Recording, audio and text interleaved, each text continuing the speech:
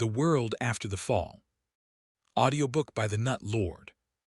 One day, a tower appeared in the skies of all the major cities. Humans were suddenly summoned to become walkers, and they needed to clear the tower to save the world. Floor 77. The stone of regression was discovered. Walkers could now return to the past. Slowly, everyone left. Humanity's last hope, Carpe Diem, was formed, joined by people who refused to abandon the world. The last walker reached floor 100. He no longer knew what to believe. Chapter 1 Prologue. Hey, if any one of y'all want to go back to the past, let me know. I'll kill y'all. From the records of Carpe Diem. Prologue. Carpe Diem. A sky hidden by the sky-soaring towers. Various ruined structures, faint sound of moans and screams, explosive smoke everywhere, and continued silence. Needless to say, this was the world after the apocalypse. You all might know of this. I will not go into the details, but you will understand once you read the history. Year 2018. Enormous structures, or the Tower of Nightmares, appeared in the skies of various cities around the world, including Seoul. I just realized it's a ton of work to go through every date. Besides, there are all sorts of similar fantasy novels that consist of similar stories, and that makes me wonder if I even need to explain everything. But this'll make it simpler, so I'll continue on for a bit. I should at least explain why mankind reached such an end. As you might know, the beginning was calm. In 2018, an enormous structure called the Tower of Nightmares appeared in the sky above the city. The tower did not state anything, nor did it explain itself, but the humans began talking. There were rumors and speculations that the end had come. Then the tower called upon humankind. Tower walkers, the ones who were later referred to as walkers. These people were summoned by the tower's message, and they had earned the power and right to climb it. This was the message: accept the summon if you want to stop the extinction of mankind. And thousands of people responded to it. It was about a 10,000 to 1 ratio if one considered the entire population, but it was still fortunate. There were that many people who were willing to do what it took to save mankind. But the information extracted from the Tower of Nightmares showed various rewards for climbing up the tower, which probably had attracted a lot of people too. Anyway, these people then received the power called the interface system, that allowed them to earn items and skills just like a game to climb up the Tower of Nightmares. People were not so eager to climb, however. There was the possibility of encountering various dangers, and the human extinction that the tower mentioned was also very vague. That was when the first tower impact occurred. The tower let some monsters loose to kill the inhabitants below, killing 1/3 of the Earth's population. Now, you might know what happened afterward. Those walkers were given an important task to climb up the tower for the sake of humanity.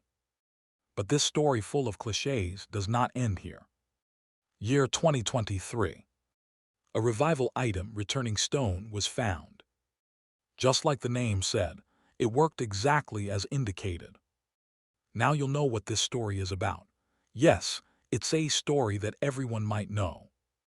Just when the world was about to end, the main character accidentally found the item that would take him back to the past.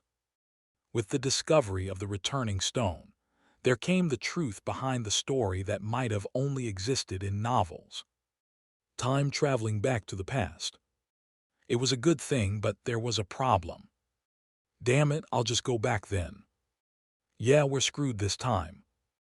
Me too. FCK at me too. Too many had gone back to the past. Yiwen spoke as he saw a group of people turning into light as they disappeared. There they go again. Is that the last of them? Probably. Yunwen answered as he watched them. They were watching those lights disappearing from the 98th floor of the tower. Those lights that disappeared through the sky were as beautiful as meteors.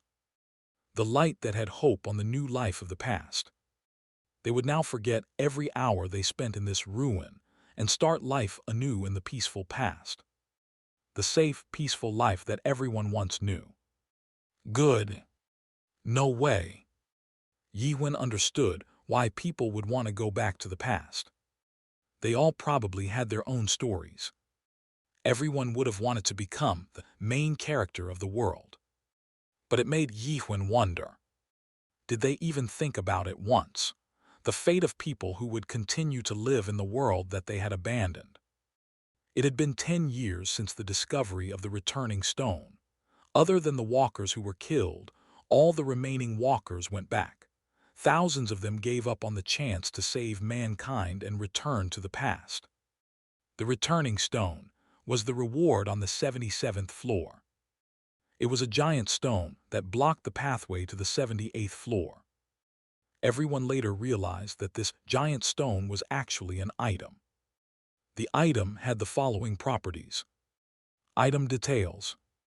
Name returning stone. Rank legendary. Description sends the user back to the past when the user was summoned. The user's memory stays intact. The stone is broken into pieces for use. Nobody believed it at first. Although the items that the tower gave were fascinating, it seemed too good to be true. But people were tempted. These walkers were those who had experienced various supernatural phenomenon in the tower, but most walkers were without skills or the items they sought. These kinds of walkers were tempted. Start all over again with every piece of knowledge they'd acquired.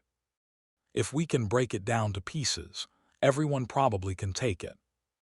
The first one who used the stone was Sword Panic, or H. Wang Inchin, the leader of the frontline adventure group Blade Walker. It might be fake, so I'll test it beforehand and let you know. And that was his last words. Yiwen was there when he said it. Everyone was fooled. It didn't make sense. If it really took him back to the past, then there was no way for him to come back to let everyone else know. But it was enough to make people panic. Is it true? Did he really go to the past? Some were skeptical, but there were a lot who took the pieces for themselves. Inchin never returned. Thus the people were curious. Why isn't he reappearing in this world? Why is the world still the same? The answer came from the team's sole Japanese member and the middle school's science teacher Sakamoto. Maybe it's only natural. He explained the multi-universe theory and the parallel universe theory, going through the possible outcomes. According to some theories, it seemed that their history probably had parted ways from Inchin's world. Inchin must have returned successfully, but the world he returned to had divided into another route where we will never meet him again. Most of the people were not very science literate, so they couldn't understand much. But two things were certain. One was that Inchin did return to the past, and him going to the past did not change the current world. Hey, is there a possibility that Inchin was transferred to elsewhere? Look at the description on the stone. As far as I know, item descriptions have displayed any lies to this date. What Sakamoto said was true. I think it will send us all back to the world, but it's all theoretical, so we can never be sure. And like that, half of the leading expedition team went back to the past. If they were to fall into the same time period as others, they wanted to be a step ahead and be top of the others who had also gone back to the past. That was when mankind began yearning for time travel to the past. Everyone began thinking about what to do if they returned to the past. There were some who thought it'd be better to go back faster, while others thought it was better to try getting to the higher floors beforehand. There were some who even took advantage of the stones and sold it to the walkers on the lower floors. Then the second tower impact occurred. It was the disaster that unleashed terrible monsters from the towers to the ground. It killed almost all of mankind except walkers who were on the tower. The walkers were left with one of two choices. Pay whatever it takes to get their hands on the returning stone to go to the past, or stay and die. But Yi Wen chose neither of the options. Damn idiots, stop going. What will become of this world if you all go? Even with the best frontline team Blade Walker dismantle, Yi Wen and a few of his friends proceeded further to higher floors. Then they were stuck on the 85th floor. Most of Yi Wen's friends were killed. There was no going forward. Yi Wen began persuading and training other walkers coming from below. He handpicked individuals who might not be tempted by the returning stone. The final assault team Carpedim was created. The final team that stayed behind to protect the world. Yi Wen led the team and broke through the 85th floor. They went up and up. There were some casualties, and some went back to the past. But they persevered. And so they reached the 98th floor. Yi Wen blamed the walkers who returned to the past. If even half of them stayed, the world would not have ended this way. Even after multiple tower impacts, mankind persevered. Many were dead and wounded, but they still somehow managed. But they were at the limit.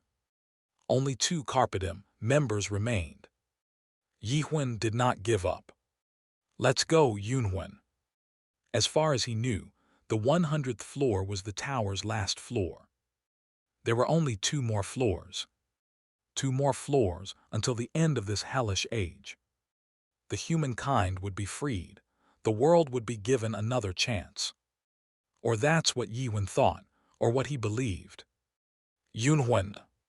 No answer. Hey. One of the final members, Smile Knight Kim Yunwen. He smiled even during the worst times, and thus the members gave him such a name. But he wasn't smiling now. Wait. Where did he get the stone? Yi Wen glanced at the small stone that Yunwen was holding. Are you going to the past also? He couldn't believe it. Yunwen lowered his head and Yi Wen tried to jump at him, but he suddenly turned his back on him. Go. I'm sorry, Yi Wen. Go away before I change my mind. Yi Wen walked toward the gate to the 99th floor, while Yunwen watched his back. It had been the back that he followed all the way here. The gate opened and Yi Wen walked in. As he disappeared, Yunwen staggered and set himself up against the pillar of the tower. His breath began to grow heavy, as blood streaked down between his clothes. There was a small hole around Yunwen's chest. It was the wound from the boss monster, Giltika's. It wasn't something that a mere potion could heal. Only a rare-ranked priest would be able to heal it, but there were no more priests left in this world. His best friend would have noticed the stone he was holding wasn't a returning stone immediately. Yunwen tightly held onto the stone. He felt the cold, rough edges. It was something he could only feel in this world. He had learned this from Yi Wen. He had learned how to clutch this rough, worthless life and never let it go. But it was time to let it go. Yunwen walked to the edge of the tower and stood there. It was nice to have known you, Yi Wen. Then his body disappeared off to the clouds and Yi Wen stopped as he opened the gate to the 99th floor. He used his right hand to wipe off his face. He waited until he stopped shivering and started to calmly breathe again. But he did not look back. He walked up toward 99th floor alone. His world was not yet finished. Chapter 2, Millions of Stabs 1. 10 years passed by. It had been a long time. Yi Wen had spent all that time alone on the 99th floor. He had gone through thousands of dangers that almost killed him. He faced many dangerous situations as he climbed from the first floor to the 99th floor, but the number of dangers he faced just on the 99th floor easily took the cake. The boss of 99th floor, Velkasis, the dragon that came from Forgotten Land, had a breath attack that Yi Wen could not resist even with his frost resistance that hit its maximum. Not only that, the durable dragon scales had crushed swords and armor many times. If it wasn't for the pieces of equipment left behind by the other walkers, he would have had to give up a long time ago. The dragon sword from 85th floor, the frost armor that Yunwen left behind, the bracelet of the Fire King that Seoil gave him before she died had been a huge help. Han Seoil. Yiwen thought of her. She had died even before she got up to the 77th floor. Jay the blacksmith of Atopos asked, Yiwen, are you going to try again? The village that formed after killing monster dragon Altaminas of the 50th floor, Atopos. People of the world still had hope when the village was formed. Many walkers were killed and wounded on the front lines, but it still gave them hope. Priests formed an emergency team to heal the wounds while blacksmiths worked to provide free repairs to those who fought. Jay's blacksmith was run by Old Man Jay, and it was one of the best. But he was now the last blacksmith left in Atopos. Yiwen. Oh right, sorry. Yiwen came back to his senses. Yeah, I think I can do it this time. Are you sure? Yiwen smiled. Yeah. It was a lie, he had no chance. He had no idea when or if he could kill it, but he had to say it this way. Jay laughed. Jay was a foreigner. As people got up on the tower, their languages were combined into the common language of the tower, but the cultural differences still remained. But Yiwen considered Jay like a family.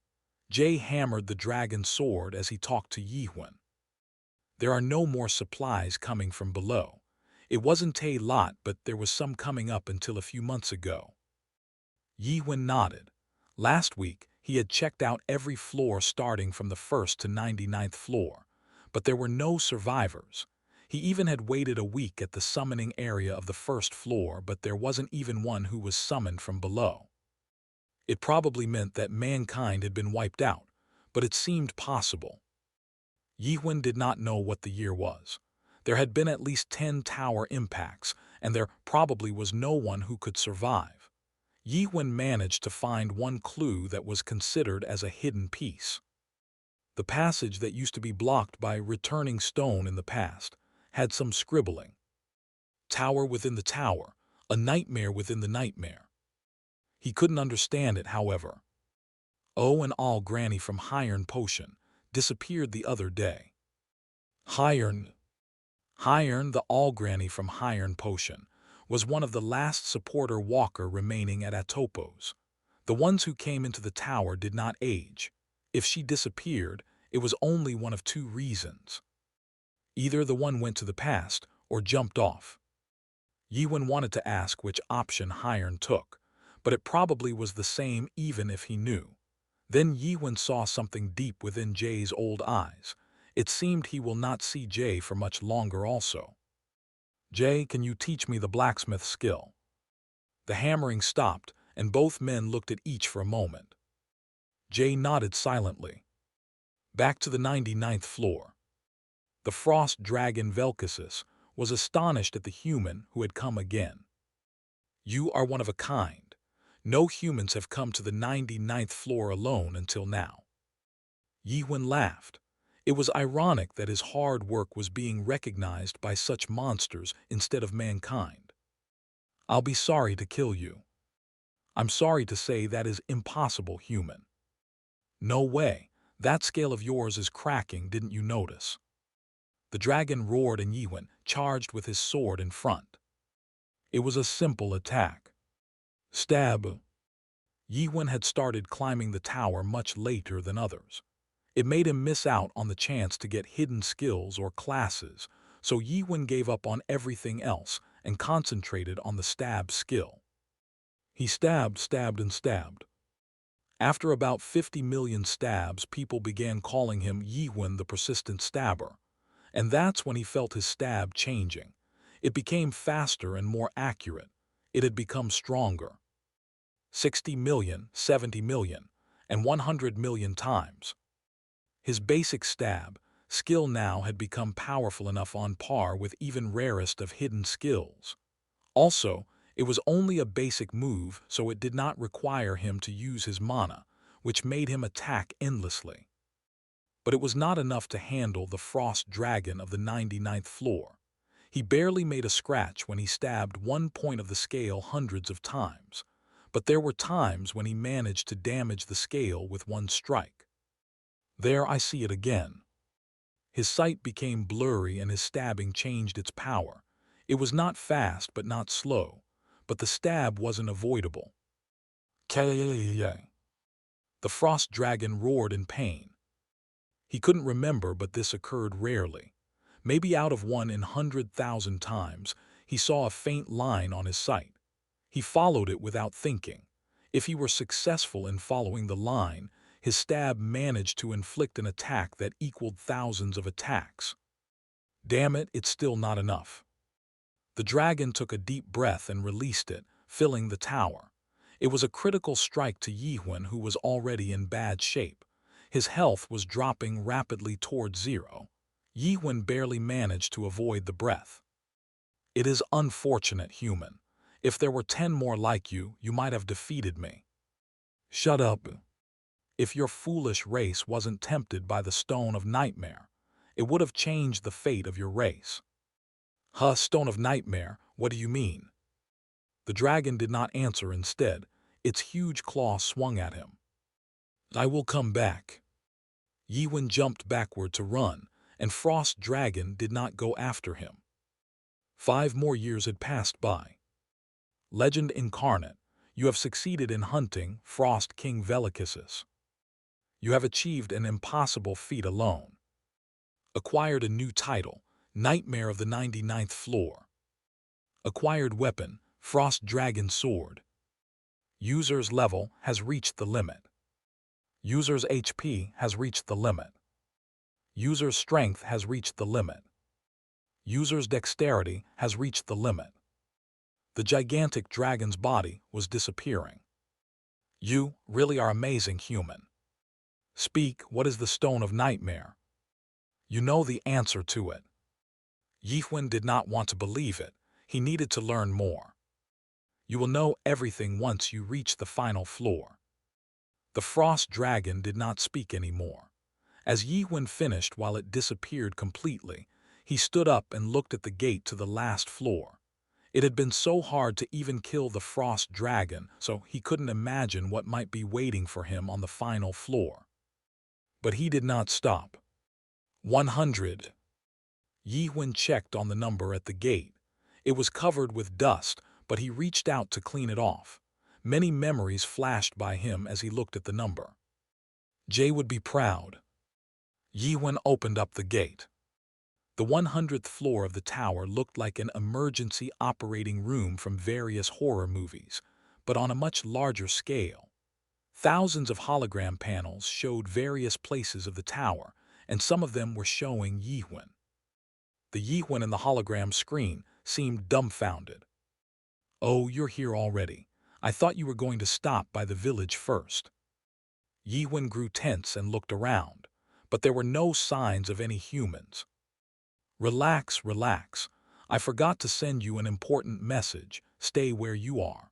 These look fancy, but they're really archaic, so I have to do some manual work.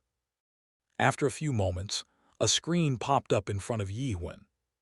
Congratulations. You are the first to clear the tutorial game of World 294. Your achievement will be recorded in the immortal library of the Akashic Records. Only the lords of the Great Lands will be granted access to the records. Yihun grew confused. What the hell is going on? Chapter 3, Millions of Stabs 2. Tutorial game. So everything had been only a tutorial. Through the various floating hologram panels, a figure walked out. Hugh, there we go. Oh. The figure looked at Yihun. Wow, we finally meet. The figure was a man in a suit with the head of a lion. He even had a gentleman's hat on him. The lion head spoke. I'm surprised. You came all the way here alone. This has never happened before. What is the meaning of this nonsense? Hugh, what a fearsome man. Still eager to fight, eh? You sure are the walker who received the attention of all the lords of the Great Lands. Who the hell are you? Right, gotta mind my manners. The lionhead then took off his hat and bowed gracefully. I'm the demon, Beastling. I'm the master of the Tower of Nightmares, which you just completed, and I'm the master of World 294's tutorial game. Tutorial game.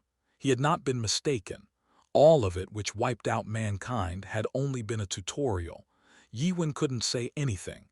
He was fighting a cacophony of emotions. Part of him told him to accept reality while part of him wanted to go mad. After a while, he came back to his senses. No, he came back armed with a colder look in his eyes. Beaslane seemed impressed. "Oh, you recovered pretty quickly."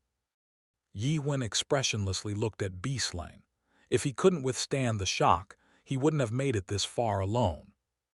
"If this is a tutorial, does that mean there's a main game waiting for me?" "Oh ho, you sure are quick to understand. Most walkers who managed to finish either tried slashing their sword at me or went mad." "What's the main game?" "It's as you expect." Beaslane then let out a horrible, eerie laugh and snapped his fingers. Then the hologram panels immediately showed various screens. First floor. Yiwen was standing within a group of many. "What is this? This is just like a game." It was the first time Yiwen was summoned. Seventh floor. 3 people were forming a party. Someone started speaking. "I'm Yunwen, she is Seoil." It was the first time he met Yunwen and Seoil. 32nd floor. Yiwen had just managed to survive through the Shadow Cavern trials for a month. It was the first time when his stab had become powerful. 54th floor. Yiwen was standing there, and there were people around him. "I'm Yiwen. I'm from Seoul and my class is a swordsman." Then he joined Blade Walker. 66th floor. While he was fighting the boss monster Succubus, he looked at the woman next to him. It was first time he fell in love. 76th floor. Among the bones of undead, Yiwen wailed as he held on the woman. He felt heartbreaking pain. It was when he lost Seoil to the Death Knight's attack. 77th floor. People disappeared with the lights, enraged. It was when the returning stone was found and Blade Walker had disbanded. 85th floor. Shout of people who just cleared it. Day of beginning of Carpetum. 98th floor. Monster Guilticas. When he became alone after losing Yunwen. 99th floor. When he just killed Frost Dragon while ago. This. Yiwen could not speak. Everything he had done all this time had been recorded. It was an epic drama that went on for 30 years. I was glad to have you. You know, if you stay here while doing the same thing over and over again, it's refreshing to see a story of a man like you. I'm almost certain that the lords of the Great Lands would have been delighted while they looked at your story." Beaslane explained eagerly. "Who are those lords in the Great Lands?" Yiwen had a lot to ask, but he held on to it. "What's your point?" "It's simple, you can now start the game all over again." Beaslane continued, with all the memory of course. "It's the privilege only given to the man who cleared the tutorial game. Isn't it wonderful? It's something only exists in a novel in your world. The one who starts anew with all the memory. Isn't it great? Isn't it tempting? How do you like it?" Yiwen became dumbfounded. He said it was a reward. But wasn't the reward of clearing the tower salvation of mankind? Or what exactly was the reward for reaching the top? Did the tower speak of it? It did not. The tower never said a word about a final reward. It only had been mankind's wish. They automatically thought, just like in other usual games, if they cleared the tower, they would be granted salvation. The purpose just appeared on top of their heads, and only thing mankind was able to do was to try to get to the purpose. And there it was, the final reward awaiting in front of Yiwen, only given to Yiwen. "So you want me to do everything I did all over again?" "Well, you can say that, but with slight differences, of course." Yiwen couldn't understand what was going to happen. He had been fighting only to save this world. to save the world, whereas everyone had abandoned it, the purpose that kept him sane as a human being. But after he was successful in clearing it, the only thing remaining was him wanting to give up on the world. "So, you want to send me back to the past?" Yiwen's voice grew cold. "If you've been watching me, then you should know. I'm not going to the past." Beastland became confused. "Past? Are you talking about the past?" "Yes." Then came the maniacal laughter. "What's so funny?" Right, you are absolutely right. You are the type that will never go to the past. Otherwise, you would not have made it this far. Beastland laughed maniacally for a while longer. He then suddenly stopped abruptly. "I will tell you a truth, one that is very brutal but very accurate." He began explaining in a cold, eerie voice. "No item within or outside this tower, not even the one at the Great Lands, can send you back in time." Chapter 4, Millions of Stabs 3. No way to go back in time. What do you mean? There must be an item that sends you back in this tower. Then Yiwen realized. Beastlane said that there were no items that could send anyone back in time. He also explained that Yiwen could start from the beginning. It didn't make sense, but there was one thing would allow all of this to make sense. 66th floor. Yiwen had fought Succubus, the lesser version of Nightmare. The team had spent a lot of time to defeat the monster. The illusion that made by Succubus caused weak-minded walkers to fall. The floor had become an orgy. Walkers who were trapped in the dreamland created by Succubus raped each other time and time again. Yiwen knew its power firsthand. He almost raped the female walker next to him because of it. Stone of Nightmare. Beastlane narrowed his eyes. "How do you know that item? That's the information you can't get." "The Frost Dragon told me." "Oh ho, that's troubling. You should not know about it yet." Beastlane mumbled quietly. "This is why AI algorithm needs the best considerations. Those stupid creators. It's because they made a stupid number of those monsters without thinking." Yiwen spoke as he watched Beastlane mumbling to himself. "So those who used the returning stone did not go to the past." Beastlane turned to Yiwen and paused. He then answered. "Well, I guess since you are the first walker to clear the tower alone, you have what it takes to know. Yes, you are right on that." Beastlane snapped and the screen changed again. "The one you found on 77th floor was not a returning stone, but a stone of nightmare. It's a stone that traps you into a dream created by the nightmare itself. It's a very special item." The screens showed countless walkers, Sword Panic H. Wang Inchin, Science Teacher Sakamoto. Everyone who had traveled to the past were there. They were living in a never-ending dream world within their fantasy. Beastlane seemed to be amused by it. "But I did not lie. You can consider that they really did go to the past, in a certain way." Yiwen couldn't speak. What Beastlane said was right. They were those who gave up on the present and went back.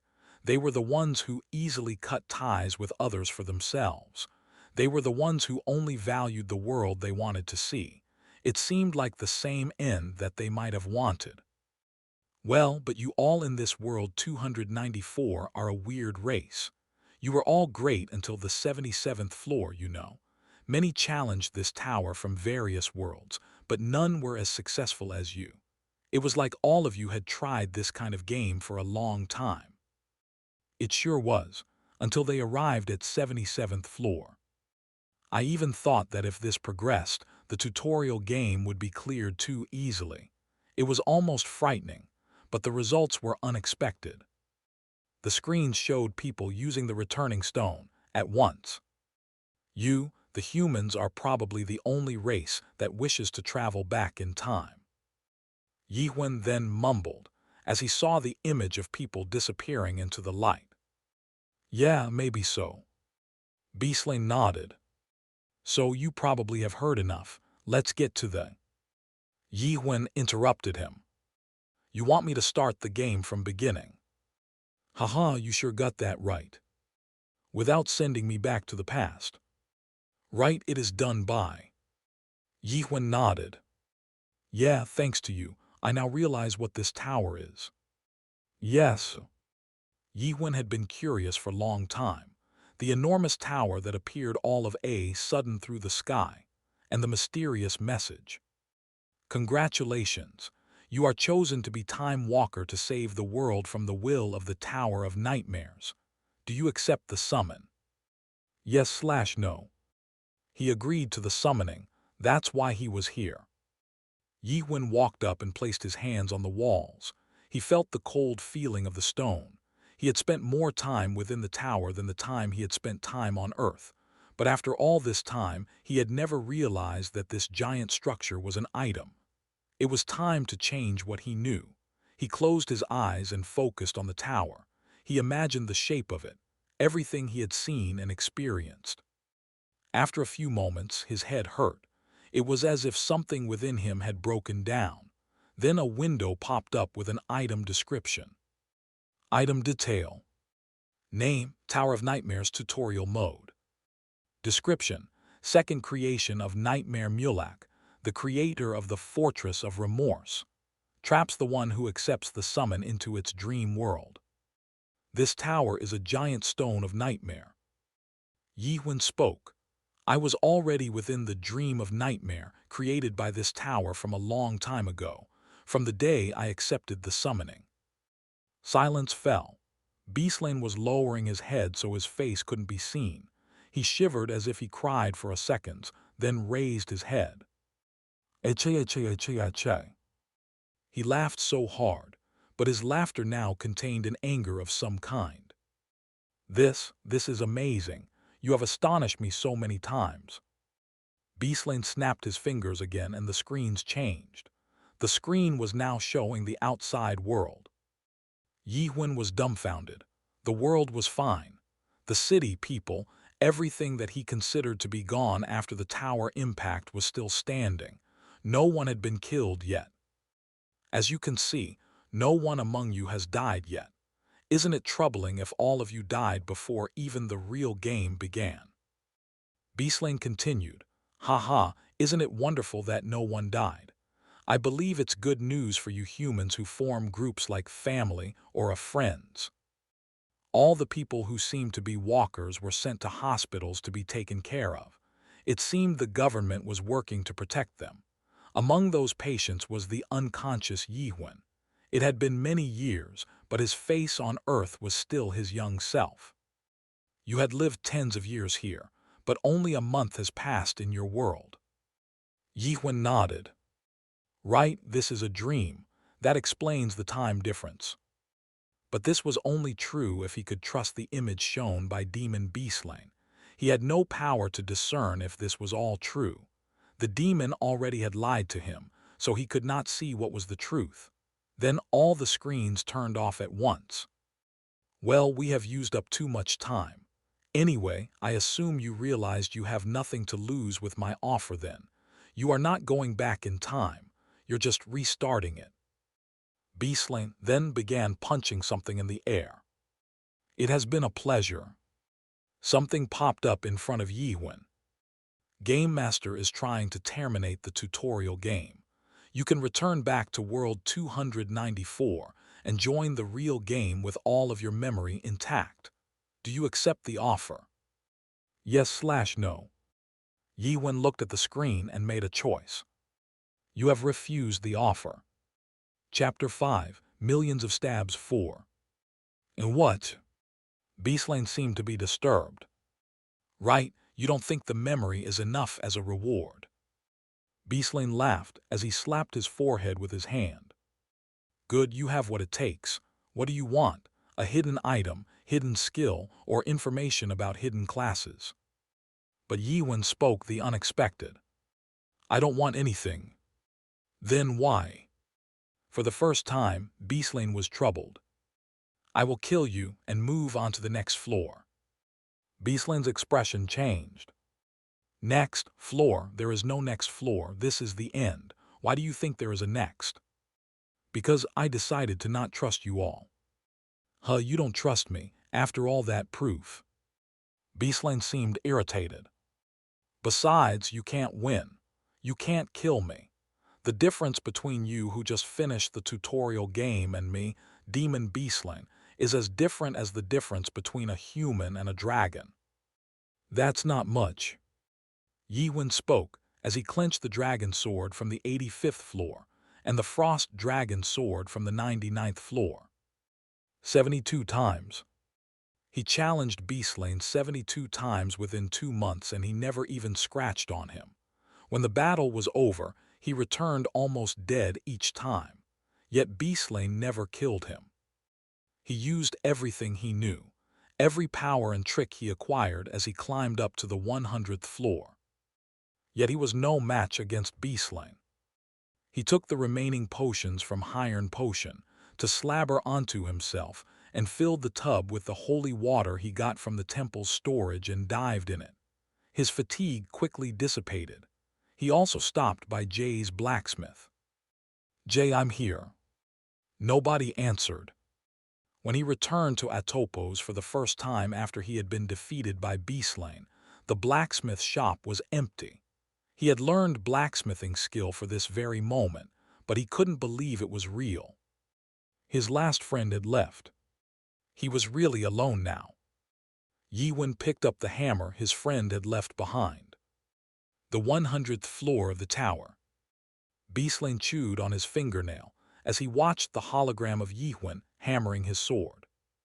It was troubling. It was the first time something like this had happened.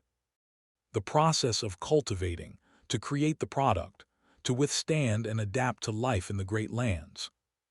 It was the first time after Beaslane had become the cultivator that he faced such a problem.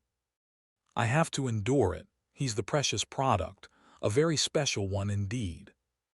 He had installed Tower of Nightmares in many other worlds, but none were like him. Why doesn't he want to start the real game? I even offered to give him everything. A single walker was now a hindrance to his entire cultivation process, and Beaslane groaned. The cultivation was divided into 2 parts. First, to sort out the best quality products through the tutorial game or the first cultivation. Secondly, raise those that were picked out by going through the real game or the second cultivation. Beaslane could not start the second part of the process for 3 months because of Yiwen. Unbeknownst of the frustration, Yiwen steadily hammered the sword. This is crazy. Beaslane was tempted to kill Yiwen and finish the game countless times throughout the day. Should I just kill him? But the harvesters won't like it if I do. The Tower of Nightmares was a creation of nightmares, who were usually called creators, that ran on the power of the Great Tree, or the Tree of Imagery, located at the center of the Great Lands. It meant everything that happened within this tower was the dream created by the Tree of Imagery. This also meant that without any special way, no one who died in this dream will have its spirits die also. But there was no telling.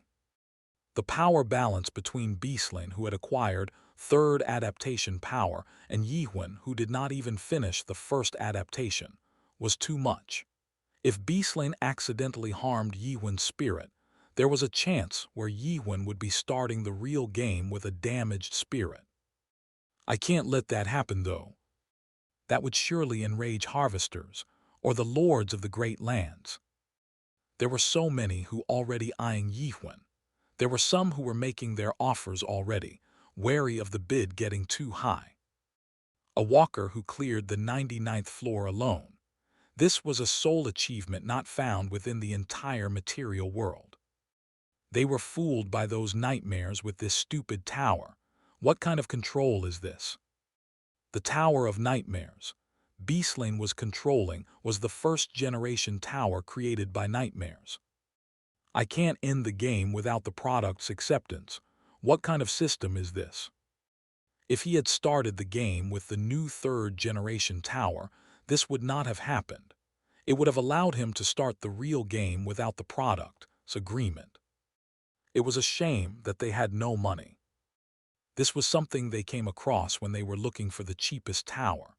This was bought because it was told that the tower was created by a master-level nightmare.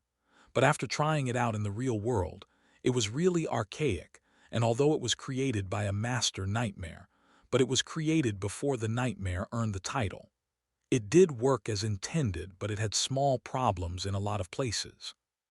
I will surely bring this problem up when this is done. Beastling gritted his teeth as he thought about the nightmares who sold the tower. Another month went by.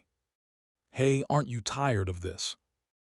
Beastling yawned as he deflected Yiwen's attack. Yiwen stabbed on various parts on Beastling, but he could not even touch the hair of Beastling's mane. If you agree to start the game, it will be good for both of us and of course your world. Why aren't you starting? Yiwen did not answer. I think you are misunderstanding because of your victory against the Frost Dragon. It's no use. That dragon was only a mere copy, and I'm the real demon. If you really want to fight me, you need to finish the real game and spend at least tens of years at Great Lands to even have a chance. Yiwen thrust wordlessly. Come on, please. What do you want? Answer me. I can give you everything you want. Beastling could not understand. All this fighting had no meaning. It meant something to Yiwen. Yiwen had not been idling around for the past 3 months. There were a few reasons he held on the tutorial game. First, Yiwen's spirit was changing. Beastling, who gained access to the tower by linking to the tree of imagery, could not feel it, but his spirit was undergoing a change. Chapter 6, Millions of Stabs 5. User Details. Name Yiwen. Level 100, at maximum level.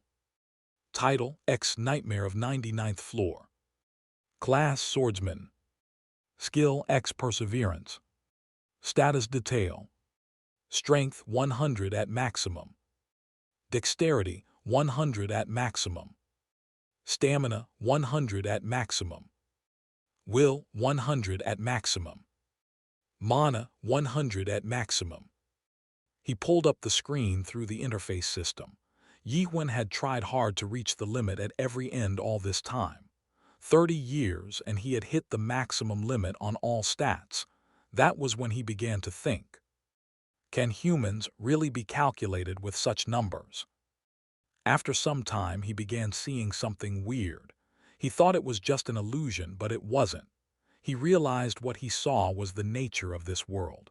It was sometimes a smooth particle and sometimes became rough rocks. It always seemed to be in various shapes and sizes. That's when his stabbing became unstable. He felt a weird sensation each time he used his stab skill.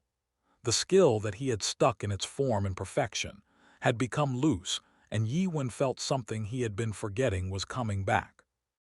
It was the feeling of being alive.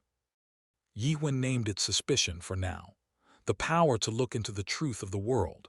However, he had no idea how to use the power yet. The quick thrust of Yiwen's dragon sword was easily deflected. Beastling shouted in irritation. Hey Yiwen, talk to me. Yiwen did not answer. Wow, this is crazy. Beastling seemed frustrated. You are not going back. You're just starting the real game. The second reason Yiwen wasn't ending the tutorial was the demon Beastling. After some time, Yiwen realized that for some reason, Beastling could not kill Yiwen. I don't know why, but he can't force me. Beastling not forcing the game to end or not killing Yiwen right here was the proof. If he had opened the tower, he must have the power to close it, but he didn't do so. There must be a reason why.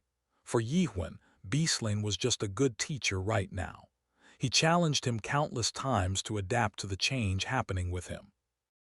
Beastling was growing even more frustrated. Damn it, the due date is coming closer. However, there was nothing he could do.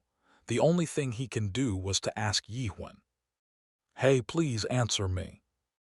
Answer what? Yiwen asked as he pulled away the sword grabbed by Beastling.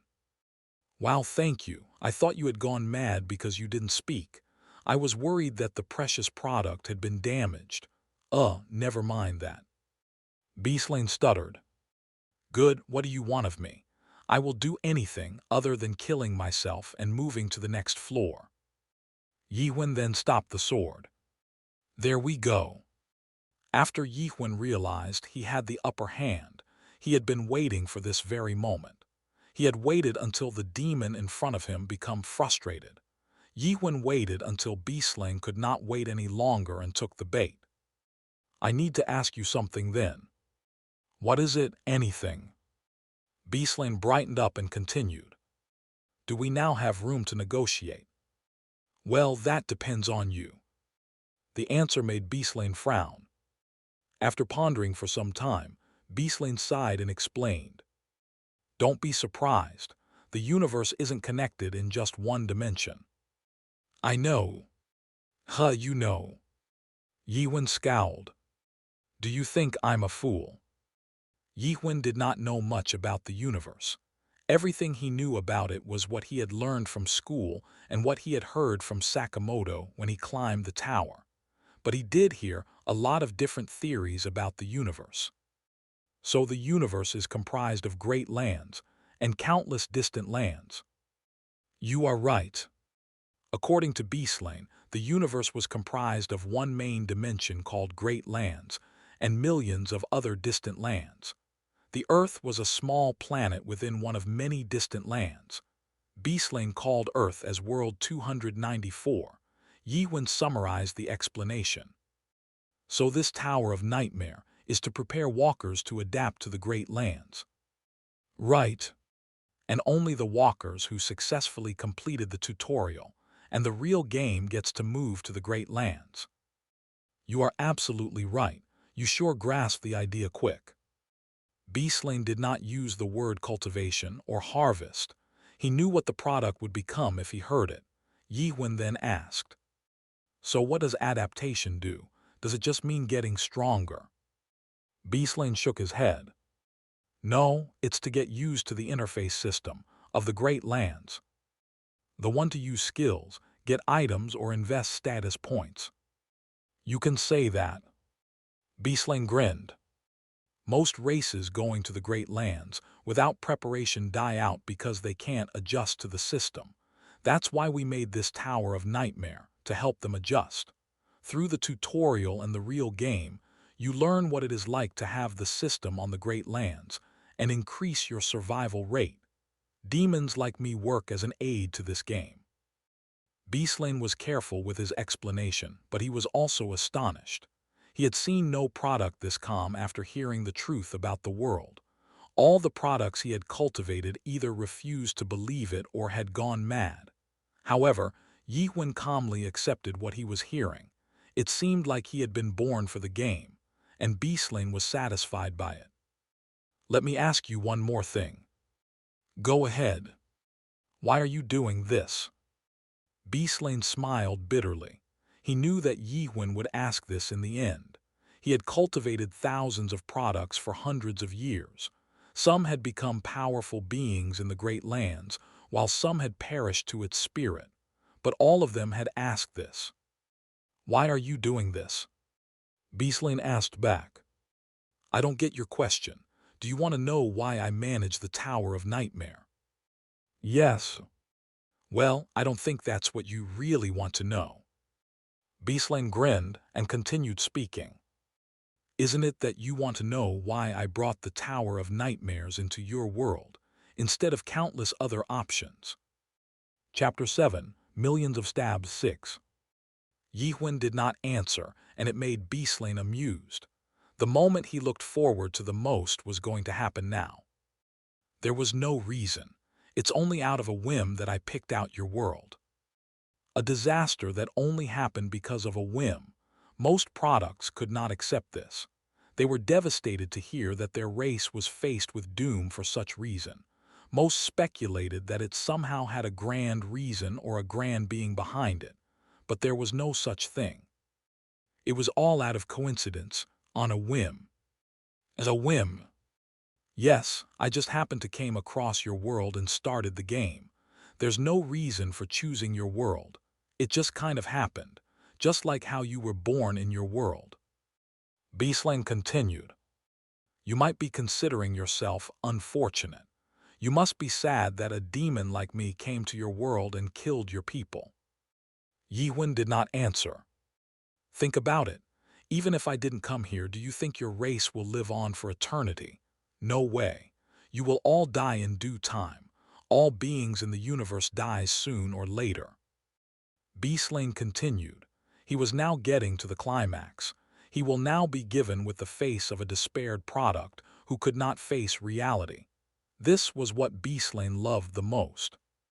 In that case, you can consider yourself lucky. At least you have received a chance to move on to the new world. It had made all the death very worthwhile. You will get a chance to move on to the great lands and challenge to become a. That's enough. Let's skip the boring stories. And what? Beaslane could not believe what he was hearing. What I'm wondering about isn't that. But it seems like you've misunderstood. Let me ask you again clearly. Please go on. The reins of the discussion had been passed on. What I want to know is that why are you managing this tower? What kind of reward do you get by doing this? Thaw that. Beaslane was shocked.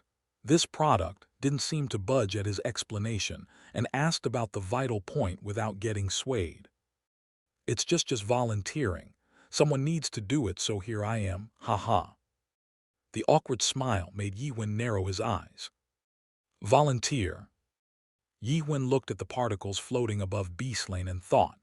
As his skill got stronger, he was now able to distinguish various particles. Some stood in its place while some moved about actively. The particles that floated above Beaslane were very distinguishable. They touched Beaslane and moved in some kind of formation, and disappeared toward the outside of the tower quickly. To Yiwen, the formation seemed like a word. It seemed Beaslane was talking with someone from afar. Lord sends message. Product cultivation harvest yet. Don't kill the product. The land not conversation. You can't do date, no time. Yiwen spoke again. Humph, let's go back to the story then. Okay. Beaslane felt sweat kneeing through his back. You spoke of a lord back then. Yes, I did.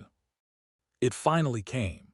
Beaslane had never spoken with a product this long before finishing up the real game, so he was being extra careful that he did not make a peep about cultivation or harvesting and such. Who are they? Are they kings? It's similar. They are the rulers of the great lands.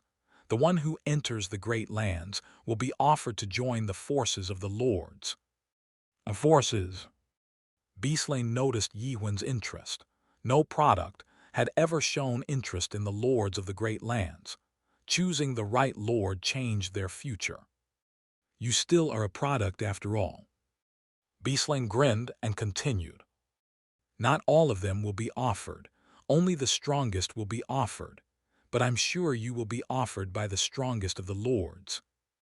To put confidence into the product, that was the first step, but Yiwen seemed emotionless. Beaslane became wary of it but continued anyway. If you follow my guidance with the honor of the demon, I will swear that I help you on your future. It means I will do my best to have you sent to the best of the lords. Of course, that's only if you clear the real game. Yiwen's mouth almost came to a scoff. He sounded like an insurance salesman. Yiwen paused for a long moment, then asked, How can you prove that you are not lying? Beaslane seemed to think Yiwen had fallen for it, that his mouth turned into a faint grin. You don't need to trust me if you don't want to. I explained everything I can. There's no more. Yiwen nodded. Okay, I will do as you say. Did you finally make up your mind? Exactly 10 days. In 10 days I will get out of this place. Chapter 8, Millions of Stabs 7. 9 days later. Beaslane was lying on the ground, watching through hologram panel, cursing with all kinds of foul words. The panel displayed Yiwen. Haha, FCK. Yiwen was still hammering on the sword. That evil SHT. Next to Beaslane was a pile of information that consisted of the great lands that Yi Huan requested. It did not contain anything about cultivation, the process of it, the product, or the harvesters. I hope he doesn't recognize it. Demon Beaslane. Ranked 8,152nd among the demons, or a middle-ranked demon. His friends in the material world called him the Gentleman of Deception. It was a shame for a demon with such a name to have a hard time against a pitiful human. He would be teased for the next hundreds of years by his friends if they knew about it. Without the message he received from the harvester, it would have been easier. Do not kill the product and have him face the real game. It is an amazing achievement to clear the first-generation tower's hellish difficulty alone. It is rare, even within the Great Lands. If the cultivation is successful, he will become an extra special grade product. If you damage his spirit due to your lack of attention, we will never make a deal with you in the future. I'm almost there, almost. Beaslane then called up another screen. Activating communication network, little brother. Let's see, what video should I upload this time? Oh yes, I should upload the moment he killed the frost dragon. The Tower of Nightmares installed in World 294 had been a huge gamble for Beaslane, but it seemed like it had paid off this time. If he managed to finish harvesting, he would be allowed to go through the fourth mort and rank up to a middle-high rank demon. With that, Big Brother would notice him and he would be offered a job as a public cultivator, and he'd be able to live lavishly afterward. He was almost certain of this. Even now, the communication network Little Brother, which was under the control of Big Brother, was receiving countless messages. Siegfried, the Lord of Destruction, likes your video. Anix, the Lord of Gold, likes your video. Abraxas, the Lord of Undying, likes your video. Eliones, the Lord of Forest, likes your video. Those lords are all over it. It wasn't the lords themselves that pressed on like button or sent the message. They were far more dignified beings to do that. It was probably their servants who did it under their names, but it still meant a lot. It was the same as receiving the message from the lords themselves.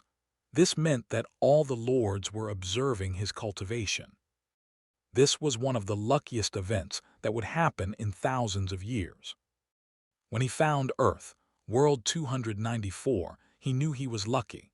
World 294 had no threats that could pose a threat to his cultivation. It was far from the angels, the other cultivator, and was a place where he can connect to Big Brother, making it easier for him to gain approval to quickly start on the work. He gained the approval from Big Brother, and he started seeking out creators right away. Makes me sick to think of them, damn nightmares. He would not have begged so hard under normal circumstances. He would have just rented the tower and returned it to them otherwise. Yet, this time it was different. He had been spending modestly because he was only a middle-rank demon, but he needed to prepare himself to reach the top ranks. He couldn't keep borrowing the tower even after he reached one of the top ranks, which would be considered humiliating. Owning a tower, that was the dream of all demons. Beaslane went out to do all sorts of biddings that those nightmares asked of him, so he could get the best tower possible at the best price. He thought he got the best tower in the end.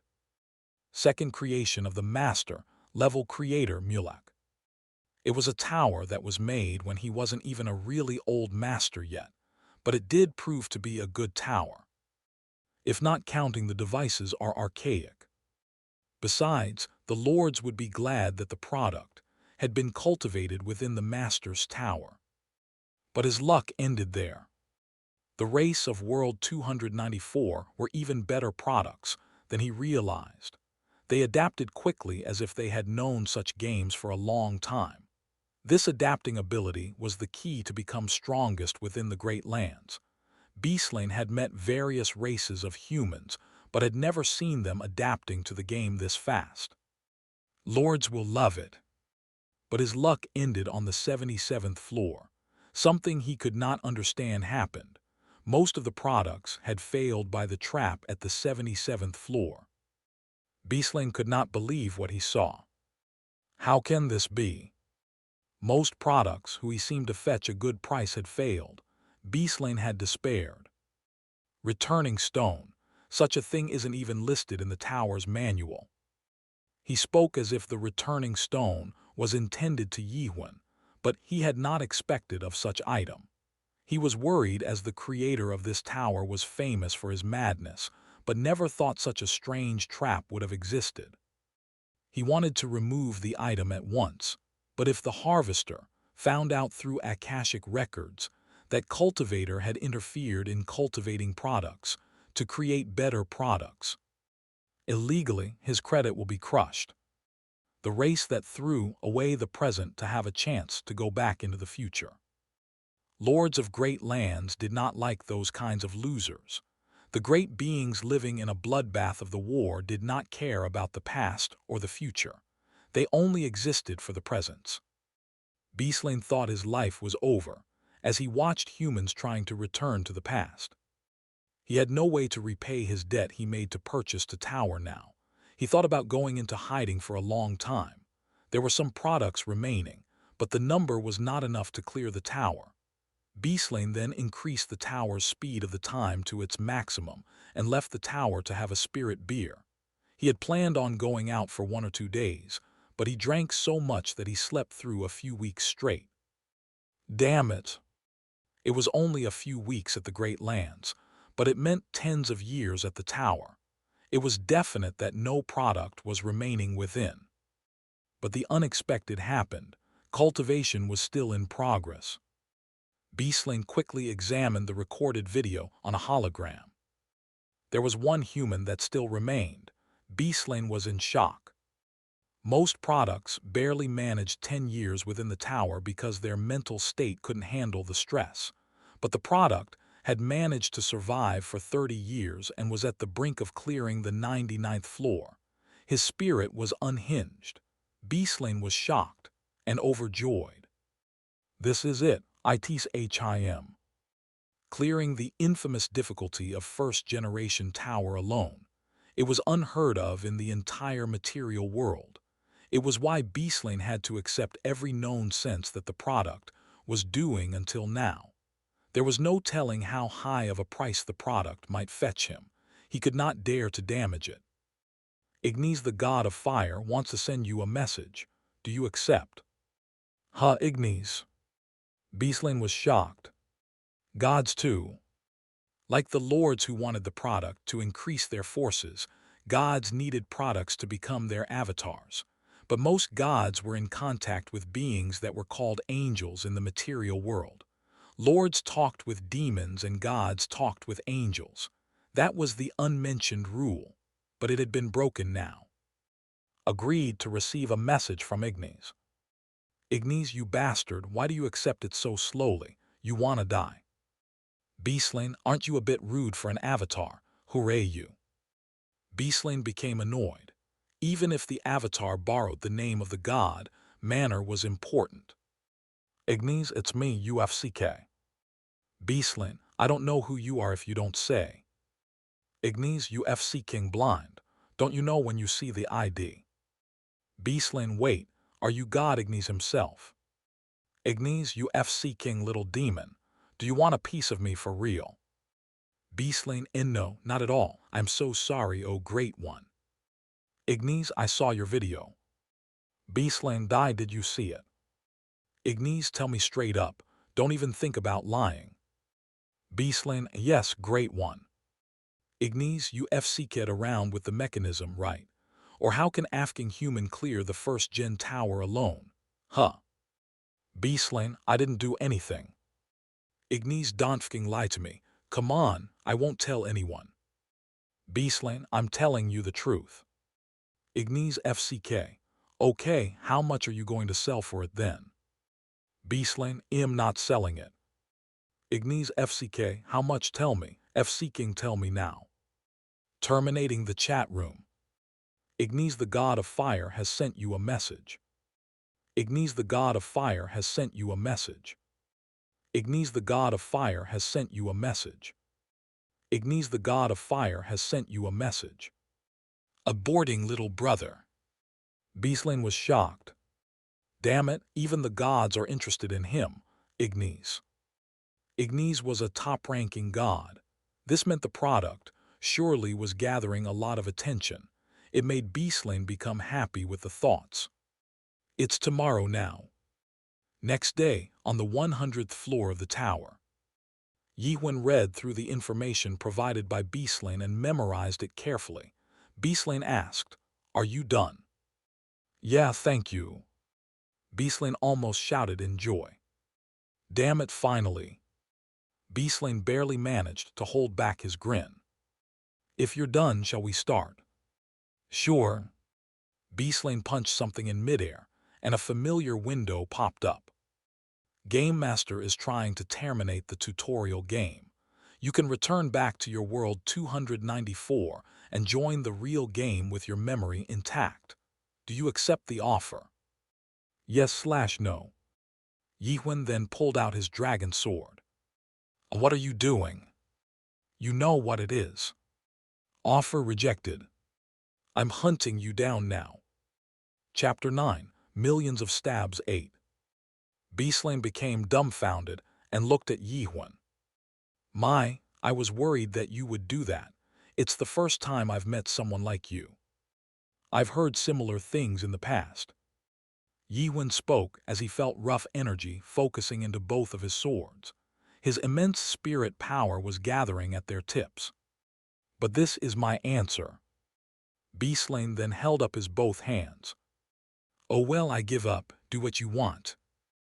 Yiwen's sword thrust at Beaslane. At that moment, a weird magical rune began to shine and sprouted black wood that bound Yiwen in his place. It was the black iron wood that existed on the 91st floor. I should have done this from the beginning. What are you going to do? You would need my agreement or you can't end the game. Well, we'll find a way, won't we? You're going to torture me, Yiwen continued. I have gone through all kinds of hell. Do you think I will lose to torture? Of course, haha, Beaslane grinned. I actually gave up on receiving any agreement from you a long time ago. What? Let me ask you this time. Why do you think this tutorial will continue forever? Wait. Haha, you should have guessed. It has never reached this point before, but the Tower of Nightmares terminates the tutorial 100 days after it has been cleared. But you postponed my due date, you bastard. Beaslane did not speak that out loud. I wanted 10 more days just because I wished to end this game in a more natural and safer way, and also to stop you from doing anything stupid. You can now wait there until the tutorial ends and enjoy the new game. It didn't seem he was lying. The tower had been slightly trembling since a while ago. It seemed that what Beaslane said was true. Beaslane felt some kind of victorious satisfaction as he looked at the face-down Yiwen. His plan had been disturbed, but now this human would accept his fate. However, it was then. Demon Beaslane. Yes. You are called the Gentleman of Deception in the Great Lands. Right, how did you know that? You have lived 784 years and worked on 128 worlds to cultivate various races, spewing your filthy lies, such as promising the products, that you will make sure they go to great lords. Oh, how do you know? Beaslane seemed in shock. What's so surprising? Is it shocking to hear this from your product? How? You're thinking of selling me to the harvester, called the Lord of Darkness. For that, you will receive a great reward that you need to go on your fourth mort. Yiwen looked up to the ceiling as he spoke. His suspicion skill that he had trained for the past 100 days was working well. The particles within the tower were chattering and Yiwen listened. Suspicion showed him a new world that told him a new story. Lord of Darkness, the first stage of Cultivate will be ending soon. The deposits will be. This product is an extra special grade. I have never seen such a product in my 784 years of life. After this deal is done, I will be a high-ranking demon after my fourth mort, if you trust me through the cultivation. Who are you? A product, the product that you raised here for over the past 30 years. Yiwen felt the tree binding him becoming loose. This was another power of his suspicion. It allowed him to deny the presence of material and dismantle it. But not anymore. Two swords were thrust into the space. Beaslane barely managed to dodge the attack, but his left arm was left with a long gash. It should be impossible. The enemy was a puny walker who just cleared the tutorial, while Beaslane was a demon that finished the third mort. Only a being who passed at least the first adaptation would be able to hurt him. Wait, Overadapter. Overadapter. A product that had grown beyond the imagination. How did an overadapter appear within my tower? There had been no records of an overadapter appearing during the tutorial. This was a top-ranking talent even in the Great Lands. Beaslane could imagine the Lord of Darkness being overjoyed to hear this. But he's still at first adaptation level. If I hold out for a while, the game will end. Beaslane bit his lip. This is pointless. You will be joining the game no matter what. Doing this to me is a loss. We will see about that. Yiwen's specialty was unleashed at the tip of the Frost Dragon sword. Stab. Or it was hard to even call it at that anymore. From the movement to its power, Yiwen realized through his suspicion. After countless times of using suspicion, he realized. I have understood the stabbing. It was no more a mere thrust. It was like a flash of lighting. Beaslane's body began spraying in blood. His eyes opened in shock. Second adaptation. The speed and the power. This wasn't possible for anyone before the second adaptation. And throughout all history, there were no second adaptations born from the tutorial. Beaslane was given no choice. If Yiwen really did manage to gain the power of the second adaptation, Beaslane had to bring out his power from the material world to fight. He quickly brought his synchronization to 80% to borrow his original body's power. Strong spiritual power covered Beaslane's body as a dark aura began swirling around him. It was the power of a demon of the third mort.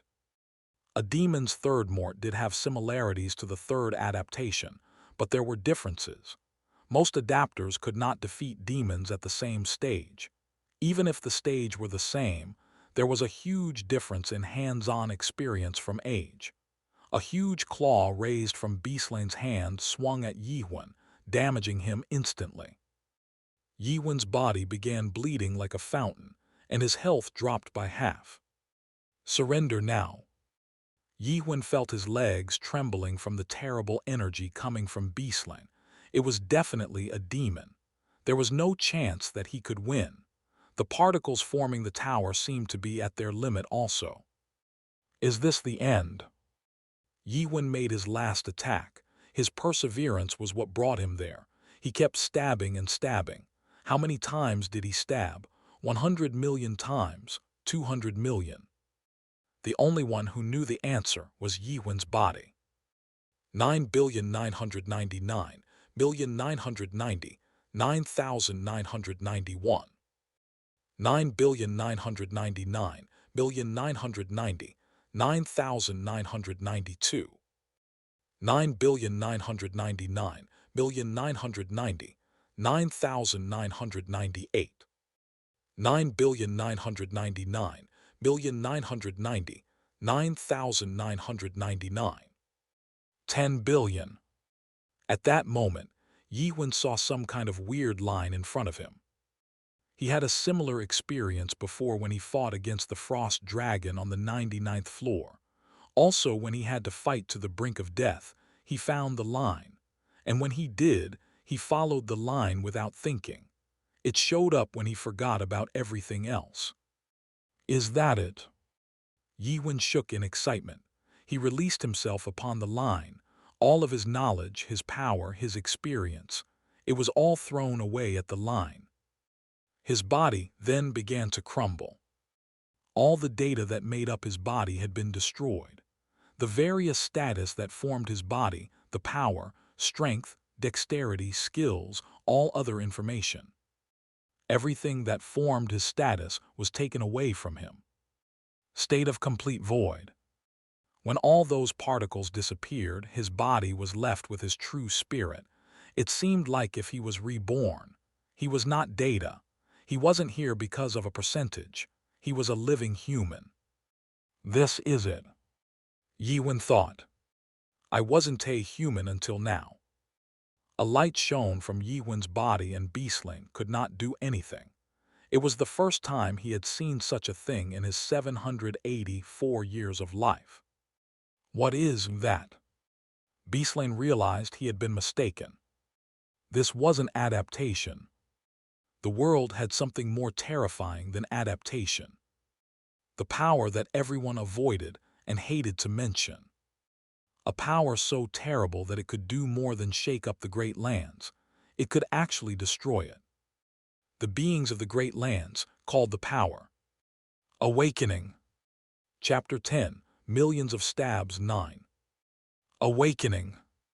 Beastling could not believe it, but there was no other way to describe this phenomenon. If that was not the awakening, then what was? However, there was no time to be shocked. A countless number of sword attacks were thrown at him. The attack power was also increasing. Beastling frantically used his claws to deflect the attacks. After blocking or deflecting every attack, and just when he thought it was over, he knew he had lost. How can this be? He felt a searing pain that seemed to rip apart his very being. His body had no visible damage, but he could feel the pain. Don't worry, it won't kill you, but it might be more painful to be alive. What Yiwen attacked wasn't the Beastling's spirit here. He attacked the line that connected him to outside of the tower. Yiwen did not know, but this was the link that existed between Beastling's spirit to its body. The link was disconnected by Yiwen's stab. Argh. Beastling screamed in terrible agony. Yiwen took a deep breath and began to speak. Listen carefully for the last time. Humans are not something you can sell. We are not something you can put some stupid levels or status and put a price tag on. The Tower of Nightmares was trembling at a visible level. Yiwen continued. I will not follow the damn scenario prepared by you all. I will destroy this place and move up to the next floor. I will keep going up and see the end of your world. Beastling, for the first time, felt fearful of this product. Even high-ranking adapters over the fourth adaptation did not give off a feel like Yiwen. Awakener at the level of void. A being whose status can't be shown by the system. Even Beastling, who was the master of the tower, could not see Yiwen's status. User detail. Name Title Class Skills A. Beastling shouted in pain. Please stop there, there's no next floor. No, there is. Yiwen had been saying next floor, not because he was guessing. I know there is. From the 1st to 99th floor, Yiwen had found scribbles from the passage between the 77th and 78th floor as he searched for survivors. Tower within the tower, nightmare within the nightmare. There were more clues like this. On the 66th floor of the tower, there was this scribble at the back of the succubus's chair. All Tower of Nightmares are copies of the first nightmare, located at the top of the tree of imagery. I only think about one thing when I make my creations. If I borrow its powers, I will always end up with the same problem. All of my creations are just roots to maintain the first nightmare. Scribbles that seem to be left by some artist. Yiwen figured this could be a hidden clue, so he took note of it. Similar scribbles were also found on the 47th floor. I came to this conclusion.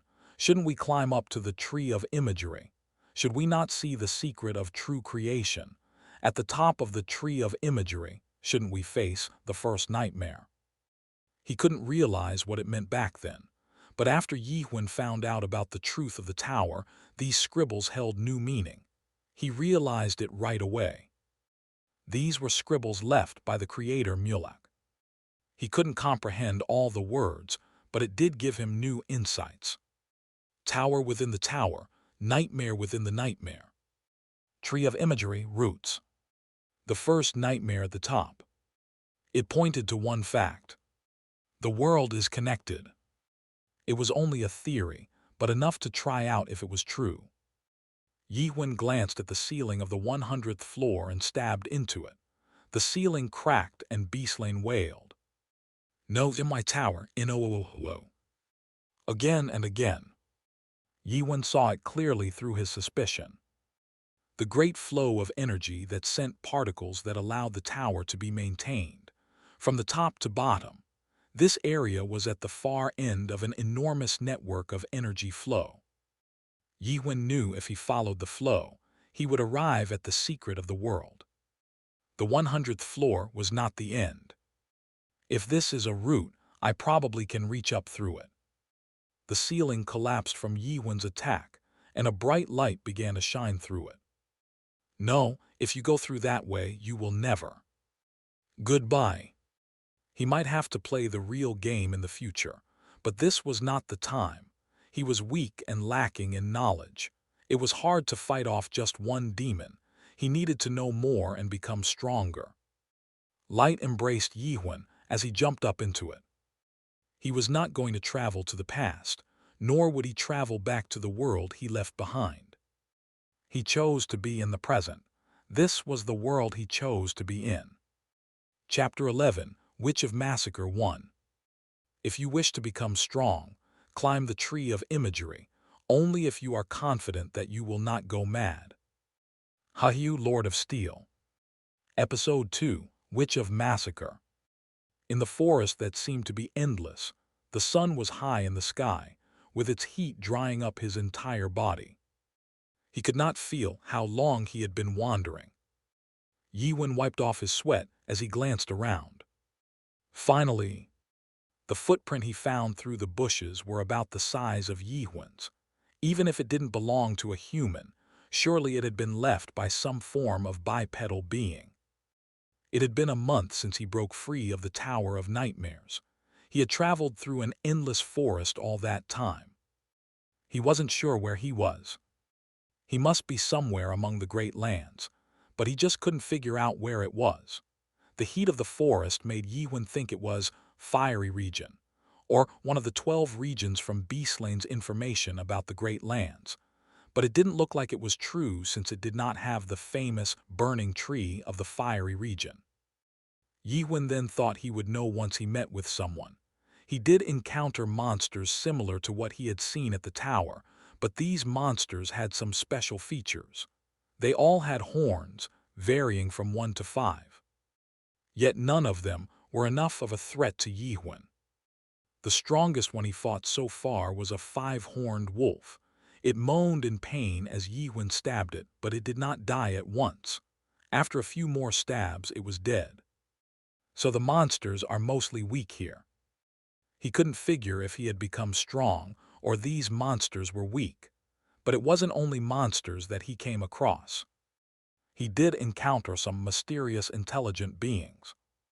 They were non-humans who wore white robes like ancient monks, but they had green skin and a pair of antennae on their heads. Worthless human how dare. How insolent hash. He couldn't understand what they were saying, but he tried hard to speak to them as it was a rare occurrence for him to meet an intelligent being. Even with his suspicion, at full power, he still couldn't understand their language. Horn. They pointed and shouted at the horns of wolf that Yi-Huan killed and carried on his belt. This puny human, horn of Pnthorn. Yeah, I'm a puny human and this here is a horn. It seemed like he was able to speak. Horn. A few of them approached Yi-Huan, and he felt a bit alarmed. Why are they coming all of a sudden? There was no way he could understand. They did mention something about a horn, so Yi-Wen flashed it as he spoke. Good, I'll give you this if you tell me where this is. Then they attacked with their swords unsheathed. It wasn't just a threat. Yi-Wen then turned to the sky. The sun-like thing was up there. It was hot. Hey! He dodged. Antennae. He dodged again. If you do that again, I'll kill you all. And he dodged yet again. Die. Soon all of them lay dead. They bled blue blood before they died and perished to dust. Yi-Wen grabbed the last surviving one by its antennae and asked, "Let me ask, where is this place?" How human. He pulled it harder. Where? Tree of imagery chaos. He pulled again. Tell me so I can understand. What are you, demons? We are famous no. He pulled yet again. I told you to say it so I can understand. Argg. It continuously spoke in a weird language while Yi-Wen pulled its antennae, and soon its eye turned back, showing the whites. Then Yi-Wen could understand what it said. Human kill, you. And those were its last words as it bit its tongue and killed itself, turning into white dust. I thought they were weaklings. It seemed as if it had a way to come back, since it committed suicide without any hesitation. Yi-Wen was astonished, and he buried the parts of antennae on a hill, which also turned into powder and disappeared. He couldn't get much information, but he acquired something. It was the items that the group had in their belongings. Most of the things weren't useful, but one was good. After checking it with suspicion, the small white bag he had on his back was as follows. Item details. Name, small dimensional backpack. Description, use dimensional space to haul various objects. Provides 2 square meters of storage space. It's like an inventory. After he got out of Tower of Nightmares, he was not allowed to use most skills that were provided by the interface system, such as inventory. It was weird, as Beaslane had said, that the interface system worked throughout all the Great Lands. It was maybe because of the weird experience he went through before he got out of the tower.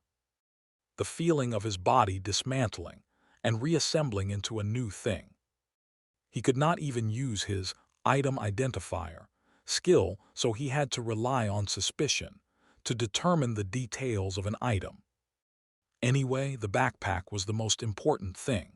Yi-Wen gathered everything left by those he killed. What is this? A jewel. They had well-cut crystal-like jewels. Most were blue-colored and some were red. 2 of them were black, and one of them came from the last one that had committed suicide. It might be of value, so Yi-Wen put it into his bag. I should throw these away. The other equipment that they had on was too big to fit in the bag. As Yi-Wen was deciding on what to do, the frost dragon sword at his waist began vibrating. Again, okay. After he got out of the Tower of Nightmares, his frost dragon sword had become weird. Weird black energy began radiating through its blade and kept on vibrating as if it now had a will.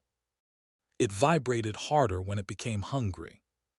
Yi-Wen took out the sword and thrust it into a pile of equipment. Then the blade opened up like a mouth and began devouring the equipment. Yi-Wen looked at it in awe. As the sword ate up the equipment, the color of the sword turned even darker. It also seemed to be increased its durability. Yi-Wen did have a speculation on what the sword had become, but it was only a guess at this stage, so he decided to leave it be. There was something more important at hand, the last good thing he earned from them. It was the map of this forest region. It was different and crude from the map of Earth, but he had no problem using it with the help of suspicion. He read the name of the map. How do I read this? Tree, I am, chaos, The top of the map read Tree of Imagery Chaos. Then he remembered Beaslane mentioning the Tree of Imagery once. Tree of Imagery is a huge tree located at the center of Great Lands. Its purpose, Well, it's not important. You'll know later. The name also appeared with scribbles left by Mulek, the creator of the tower. My creation is a route to maintain, the first nightmare at the top of Tree of Imagery. After combining of these clues, it seemed that the Tower of Nightmares was connected to the Tree of Imagery somehow, meaning the place he had arrived at after coming out of the tower was either very close to the tree or a place that was connected to the tree. What was certain was that this area wasn't in the information that Beaslane had given to him. Damn demon! It seemed like the races he killed were moving toward the mark on the map. It was possible that it was a village of some kind. After a long examination of the map, Yi Huan was able to make out where he was on the map. I need information first. He had been lucky to meet weaker foes, but there was no telling if it would continue to be the same. He needed to meet someone so he could gather more knowledge. He needed to consider himself as a newbie in this new world so he could survive. But it didn't mean he would learn how to cooperate with this world. Learn about the world, but never cooperate with it. That was what he decided when he broke out of the Tower of Nightmares. It was also what made him break out of the tower in the first place. There might be someone who broke out of the tower like me. Yi Huan wished to see a living human if possible. He thought there might be humans living here who were freed from being a product. Beaslane spoke to him once. There are a lot of humans out in the distant worlds. World 294 is only one of them. If what he said was true, there was a possibility that humans lived in the Great Lands. He was curious. He was curious about how the humans in this lands lived and what they thought about it, and what was it like to live after they left the tower. After a long walk, Yi Huan stopped. Found it. In front of the direction of the footprints was the sound of weapons clashing. He was able to see the owner of the footsteps. Through the bushes, there were about 5 people hunting horned monsters. They were humans. Chapter 12, Witch of Massacre 2. Kang Hun, an officer from the Red Fox clan, was happy. They had found a good prey. Keep the formation. Do as we practiced. Yes, sir. His teams quickly circled the monster. What they were fighting was a mid-sized unicorn. One for now. They were powerful monsters found among the entire chaos. Monsters named after the number of horns it had. They were called uni, bi, tri, quad, and pentahorns, according to the number of horns they had with the strength that only experienced adapters in the Great Lands could handle. First-stage adapters could handle 1 unicorn, and the only first-stage adapter in the team was Kang Hun. It's not necessary for me to step in for now. Parties of 5 were usually formed to fight a unicorn, but his party was special. 4 of the party members, including Kang Hun, were from the professional hunting clan, Red Fox. The others were non-adapters, but they were experienced unicorn hunters. They were waiting to become first-stage adapters. Leader, are you really going to continue? Yes, but she seems to be fishy. Are you sure? Don't worry, trust me. Kang Hun glanced at the woman shivering next to him. She was the only non-clan member of the party. She wore a dark silk robe to cover herself, but it didn't hide her beauty. She had bright red hair and pale white skin. She also had various trinkets and pieces of jewelry that sometimes peeked out through the robes. All of them seemed to hold great value. Wonderful. The professional hunting group, Red Fox. Most people knew of it, but they never outright mentioned what Red Fox hunted most. They hunted adapters. This woman seemed to have walked into the group of hunters without knowing. They did not know where she belonged and where she came from, but Kang Hun did not care. He had checked her spiritual level when he let her join their party. She's only a non-adapter. A non-adapter was nothing to worry about even with a good background. She probably had acquired all those items by luring men with her beauty. Kang Hun looked at the woman with lustful eyes on her body shape that could be seen through the robe. You might have been able to lure those men, but it will not end up like that this time. Then, when a woman made some kind of mistake and screamed, "No, I'm so sorry." "Haha, it's okay," Kang Hun answered as took the dagger out that was stuck in his leather armor. BTCH. It seemed like it was her first time coming out to hunt. She had no knowledge regarding formations, and there were many incidents where she attacked the party instead. It was her who brought the unicorn they were fighting in the first place. "I'll let it go because you're cute." But soon she had brought another unicorn. "I'm sorry."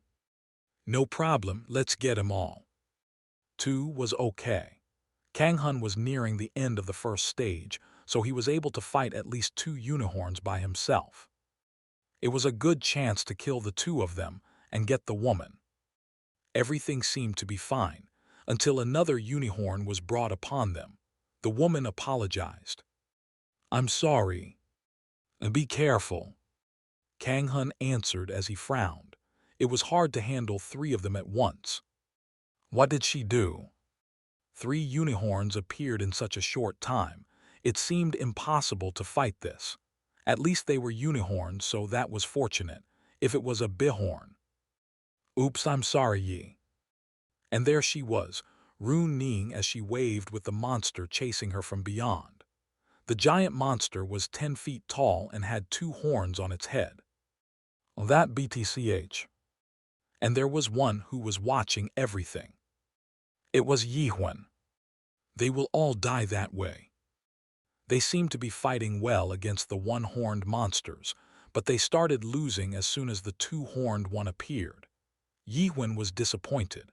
He thought people in the Great Lands were really powerful, but he now became curious as to how they even cleared the Tower of Nightmares. And they also have that weird woman. He wasn't sure if she was trying to hunt or ruin the hunt. She seems to be the strongest, though. Are they not friends? Yihuen pondered. He wanted to help, but he couldn't make a decision as he wasn't sure what was happening. Let's look into it further. Finally, they killed all 3 unicorns. It was a decisive battle. Now there's one. If Kang Hun was not at the end of the first stage, and that bihorn had fully matured, they would have been wiped out a long time ago.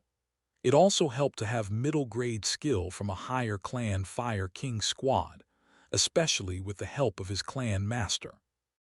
Middle-grade skill, Breath of the Fire King. It allowed the user's sword to be imbued with a glowing fire that increased its power. It was a great skill for first-stage adapters who could not yet put their spirit power into the sword. The low-level skill did not allow Kang Hun's sword to show the fire on the blade, but it did help him stay alive. He felt dazed by using the massive amount of spiritual energy, but it seemed like they would be able to win soon. A bihorn was a great reward when they killed, even without the woman's item, if they managed to bring the bihorn's horns. "Let me help, Hiya." But he. Kang Hun turned down to see the dagger stuck in his thigh. The woman looked up to him with remorseful eyes. "I'm sorry." "You BTCH." Hooray, you calling BTCH. I was only trying to help." And that time the bihorn attacked. With a crack, Kang Hun's sword was broken and the shadowy figure of bihorn attacked. "Damn it." In that moment, a bright light shot out from the forest toward the monster. The bihorn then was struck and fell down with a loud sound. Blue blood spurted out from the monster and sprayed upon Kang Hun's face. He could not understand what just happened. When the monster disappeared, he first noticed the sword covered in a black aura. It was radiating with ghostly energy. But the sword seemed to extremely fine. Everyone fell silent. Who was the one with such a sword? And when its owner showed himself under the bright sun, Kang Hun sighed. It was a ragged man who looked like he just came out from hiding within the room for tens of years. Kang Hun then came back to his senses and asked, "Who are you?" To Yihuen, that sounded like this. Athash. Yihuen thought there was no easy way. After a while, Yihuen successfully managed to speak with the party. It was the result of using suspicion to its limit. So, you are Yihwen. Yeah. And you just happen to be walking by. Yeah. And you don't speak our language. Yeah. That's weird. The language barrier doesn't happen in this place that often. Yeah. But is it really okay if we take the body of the Bihorn? Yeah. Don't take back your words. Yeah. Haha, great. Kang Hun laughed. He was so happy. He had hunted down a Bihorn and was handed over the body in its entirety. Eche. He laughed hard while Yiwen looked at him. You seem happy. Of course it's a Bihorn, don't you know them? No. Haha, you must be joking. Kang Hun's eye squirmed in irritation. What a fool. They had captured the Bihorn with a party formed to hunt unicorns. This wasn't something that could be achieved without a god watching over them. Non-adapters could not even make a scratch, and even the first stage adapter would need to do its best to at least strike against the monster. That was the Bihorn. His party was not enough to handle a Bihorn. Some might ask if it might change the result with some luck and perseverance. But that was because they do not know about the interface system. Under the system, the fight in this world was very honest. Strength was measured by status and skills.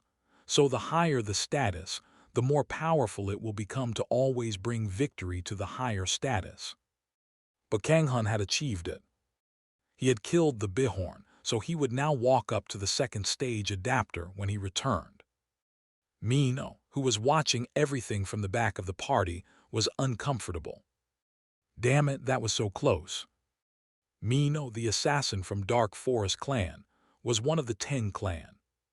She was the one whom they called the Witch of Massacre. Chapter 13, Witch of Massacre 3. Witch of Massacre in a unicorn hunting party. People who knew would have laughed. She was powerful enough to handle Trihorns alone. If she had joined the unicorn party, that meant there was only one answer. What a stupid task it is. Red Fox Clan. A clan that was infamous for hunting adapters. Mino had received a request to hunt them down from a certain adapter. The problem was that it wasn't given to her as an official request from the Dark Forest Clan. The Dark Forest Clan forbade assassins from accepting personal requests. Therefore, she did not try to kill them by herself and lured the monsters instead. She could not reveal herself.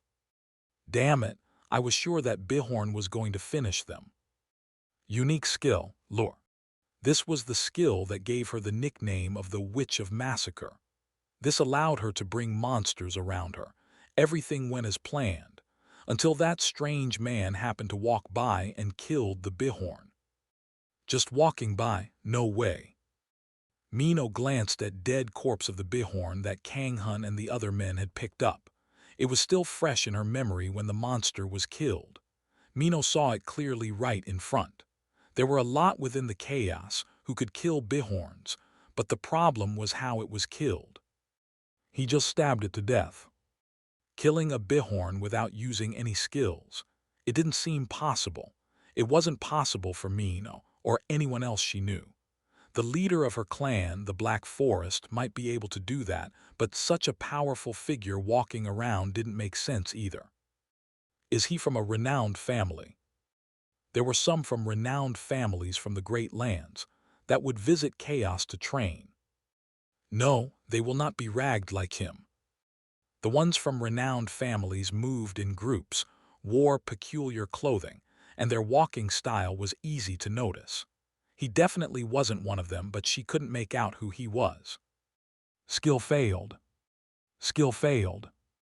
She had only been using the assassin skill close examination on the man named Yihwen. However, as if it were broken, her skill wasn't working correctly.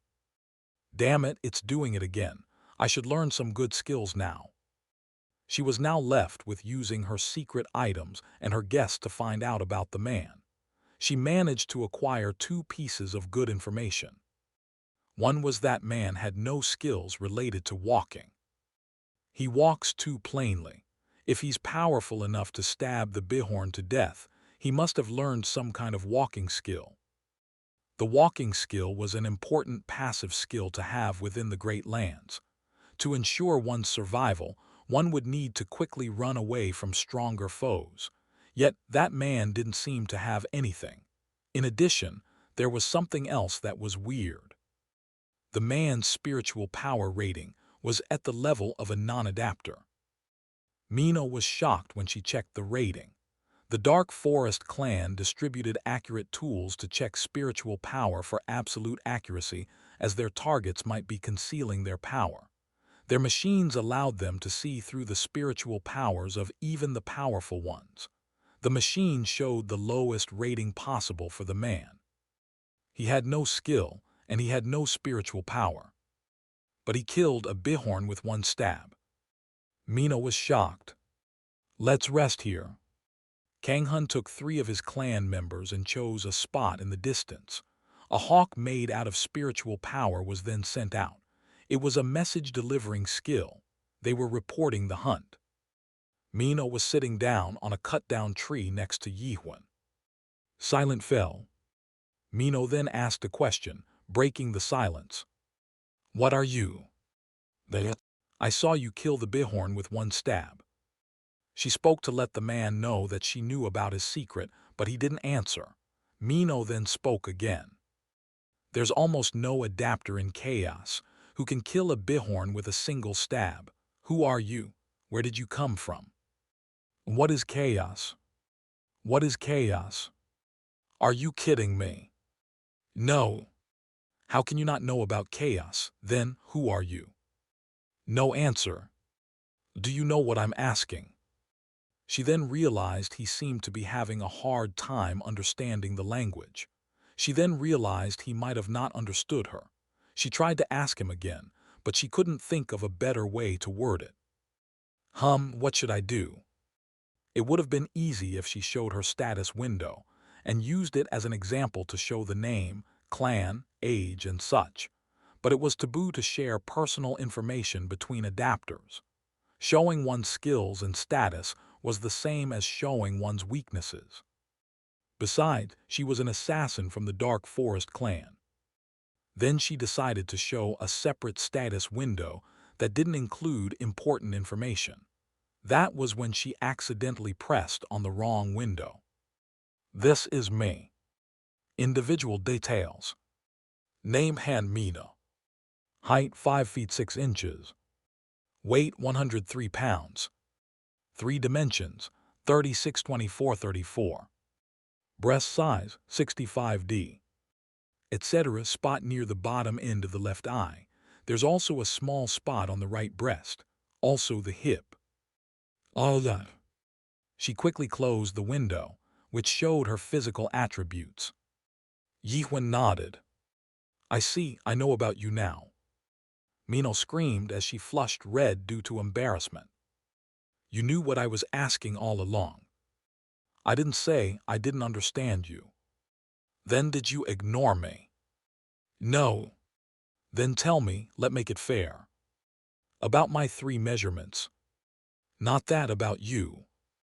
She screamed and Yihun grinned. There was a reason why Yihun didn't answer her directly. As she asked who he was, he could not think of what he should describe himself as. When he was on Earth, he was the child of someone and a friend of someone. He attended college and also joined a club. He also tried to take up a job and worried about his country. But after he came to the tower, all of that was gone. He then made new friends and memories. Yunwen, Sual, and Jay. But after the tutorial was over, all of that disappeared. The only one with that terrible 30-year memory was Yihun, because he was allowed to keep his memory for the reward of clearing the tower. His friends who he worked to climb up the tower might be alive somewhere on Earth, but they would no longer be his friends. None of them would remember Yihun anymore. Everything had left him. His past, future, and his acquaintances. But he was here, then who was he? "I don't remember." That was the only answer he could give, and an honest one at that. Mino was unconvinced. You think I'm a fool? They, do you think if you say you lost your memory with a grim face, I will just nod and agree? I didn't say I lost my memory. You just did, Mino shouted. Does he think he's a powerful one from the depth, or something? There were people who did lose their memories in chaos, but it was rare to find someone who had lost it all like this man. There was only one group of people who experienced memory loss like that. They were the powerful ones who came back from depth, above chaos. Their individual status windows were destroyed so they didn't show anything. But the man didn't seem like he had come back from the depth. That was when the sword Yihun was holding began vibrating as if it was crying. She knew it wasn't a normal sword, but a sword that cried. What was more surprising was what happened next. Okay, I got it, stop crying. Yihun then began taking something out from his bag. Then the sword opened its blade up like a mouth and began munching the item that Yihun gave it. Mino's eyes shook. Spirit weapon. The weapon that grew by eating other items. Spirit weapons only existed within the Great Lands. If that item was a spirit weapon, it made sense why the man was so strong. Killing a bihorn with a single stab. It was possible with the powerful damage that a spirit weapon could inflict. So, it was not the man's power that allowed it to happen. It was the sword's power. Mino then glanced at Kanghun and the Red Fox. Luckily, they didn't seem to realize what was going on here. Mino then scolded Yihun in her thoughts. You're so vulnerable. Whoever he was, showing a spirit weapon out in the open like this showed how foolish he was. The weapon was probably very powerful, but relying on the weapon's power had its limit. Even if he was not killed here, he would soon be killed by his naivety. Either way, it didn't matter. She just needed to complete her mission. The problem is, I'm about to fail my mission. The Red Fox was now coming back to them. It seemed like sending the report had gone well, as they were all seemed to be glad. That was when Mino thought of an idea. It was a bright idea to show some of her anger for taking a peek of her 3 dimensions and achieve her goal at the same time. Mino then held on Yihun, who was dusting his butt off as he got up. Wait. Now that I think about it. Yihun felt something soft touching his arms. He flinched and tried to pull his arm away, but Mino did not let it go. You're Yihun, right? Yihun looked at Mino, speaking to him in a sweet voice. Is she mad? He wondered if this woman was the same woman who showed off her 3-dimension sizes just now. Don't you remember me? I'm Mino Han, you know, the one you hunted with before. Didn't we promise to hunt together again? Hunting. He searched his memory just in case, but he had no such memory. It only had been a month since he came to this place after he got out of the tower. I'm sorry, but... Before Yihun could finish speaking, Mino's elbow poked his side. Mino winked at him and Yihun spoke again. I don't know you. Kanghun and other party members looked at him weirdly. One of them even laughed and Mino bit her bottom lip. Damn it, you. It seemed they were thinking Mino was trying to ask Yihun out and failed. She had expected this. Oh, so you don't remember me? Right. Yeah, I thought so too. Yihun raised his eyebrows, but Mino smiled brightly and spoke. You lost your memory, right? Chapter 14, Witch of Massacre 4. Yihun, you lost your memory. Yihun looked at Mino's face more closely. She sure was a beauty. However, this beautiful face was forcing Yihun to agree that he had lost his memory. Didn't I say I didn't? Mino grinned and answered, I see. Then can I ask you something? You must know these if you did not. Go ahead.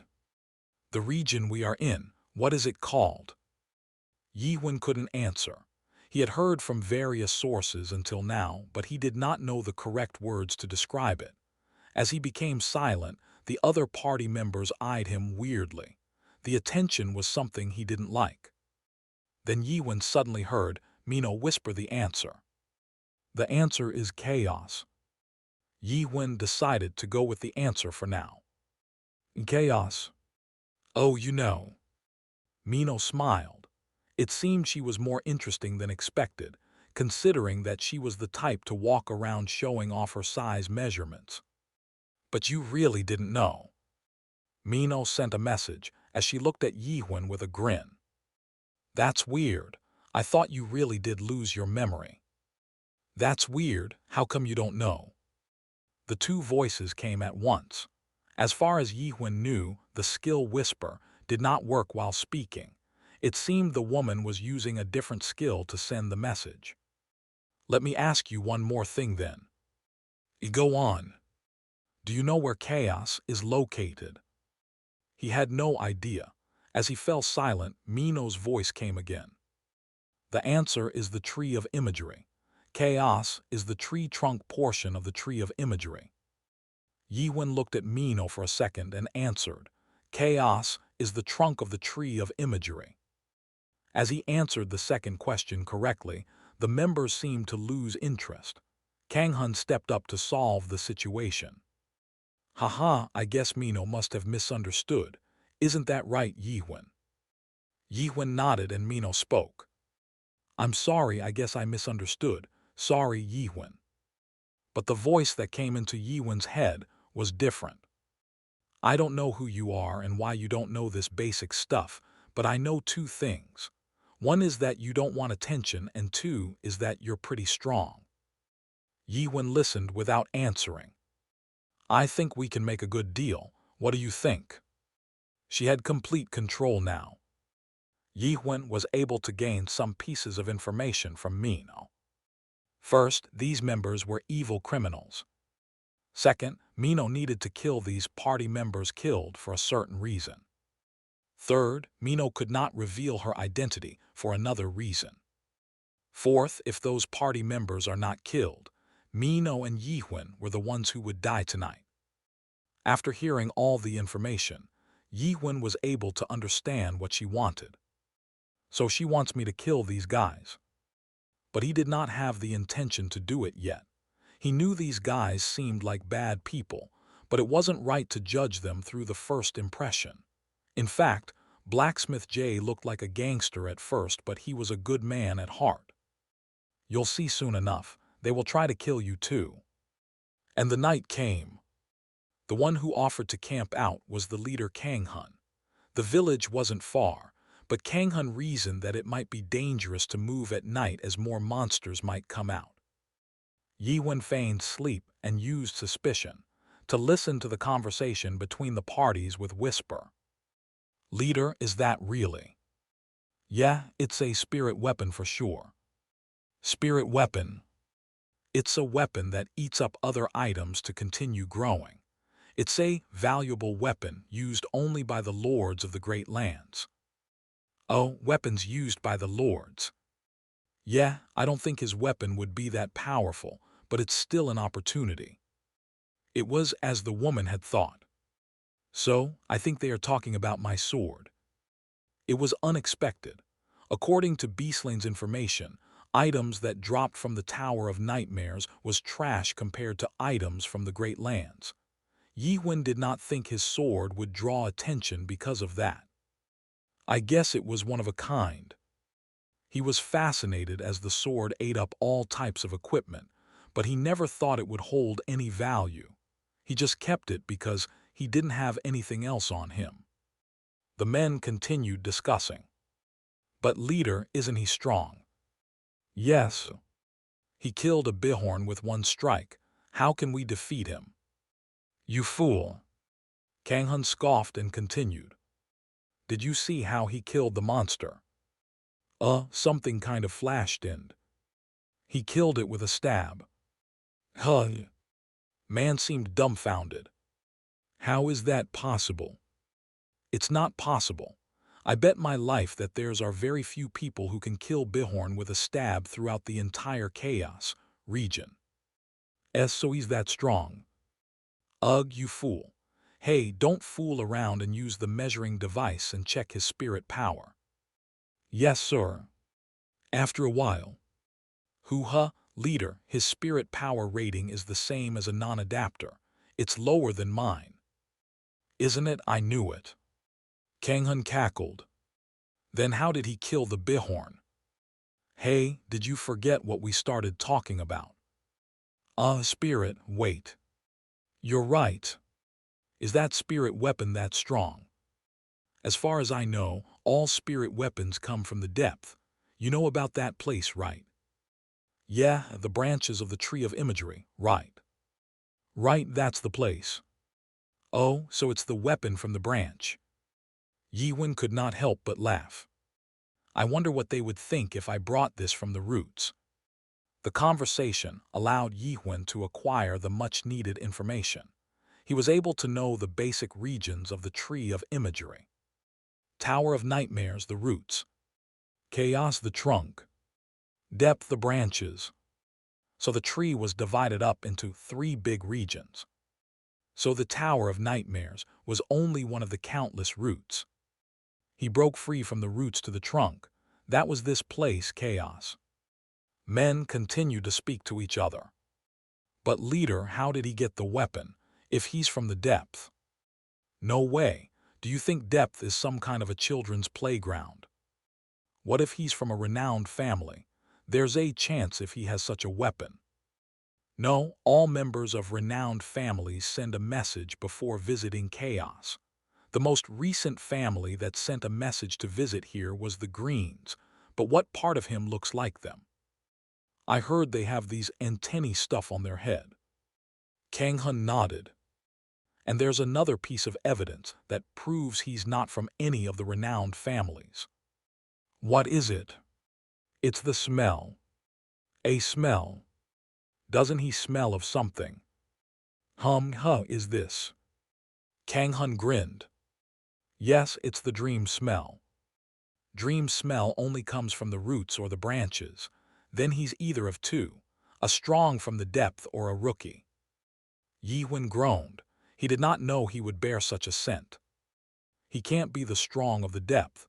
He's a non-adapter, doesn't make sense. Then is he a rookie?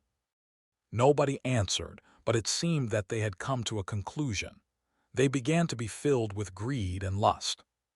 What about the woman? You guys take care of her, he's more important. Sure, we'll take good care of her then. The men began to make their move. So it did come to this. Mino was right. These guys were criminals. Yiwen did expect it, but it was a shame that his expectation did not betray him. At that moment, something rolled and bumped into him. Oops! A soft feeling came from Yiwen's right elbow. It was unmistakably a 65D-sized breast. I didn't know you were here. What are you doing? They're on the move. Oh, Yiwen, they're holding swords. Come on, do it as we planned. Yiwen, help. Whoa, are you not going to live up to the promise? The plan was to have Yiwen speak the promised words and start fighting. This was what he was supposed to say.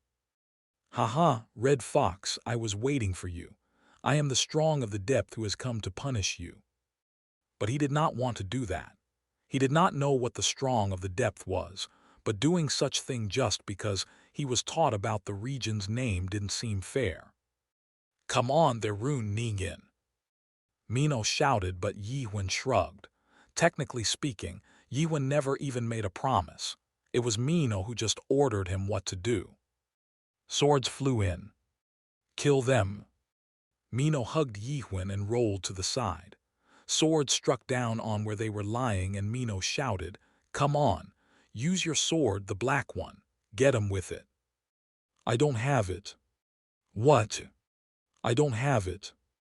Yiwen pointed at Kanghun and Mino's eye opened in shock. The spirit weapon was in Kanghun's hand. I let him borrow it. What? Why? He wanted to have a look while he stood guard. You let him take the weapon for that stupid reason. Of course, he did not lend his weapon because of such reason. Yi Wen actually had a different purpose. I'll see how strong she is now. Yi Wen grinned as he watched the swords flying in. Chapter 15, Witch of Massacre 5. Kang Hun grinned, and the men with swords circled around Mino. Stay still, we'll have some fun soon. Mino closed her eyes and looked down. It seemed as if she had given up on everything, but the assassins of the dark forest knew what happened to enemies when she made such a face. Mino's hands moved as the three men jumped at her. The movements were so quick that they weren't even visible. The three men excluding Kang Hun shook violently as if they had been struck with lightning and fell down. There were daggers in each of their chests. Kang Hun's face turned grim. Oh, I'm sorry. I may have thrown them too hard because I'm pissed. Mino smiled, but her words became more vicious as she spoke. I failed on luring the monster. This partner won't cooperate, and the spirit weapon is in some fool's hands, so everything is working out, not so pleasantly. Kang Hun felt his heart dropping as he heard the woman's ominous words. Why don't you return that sword to the owner? What if I won't? It's bad to have such weapon that's not suited for your level. You will face trouble. This weapon fits me better than that fool. You think so? Then I guess I have no choice. Mino took off her black robes and revealed her dark stealth cloth.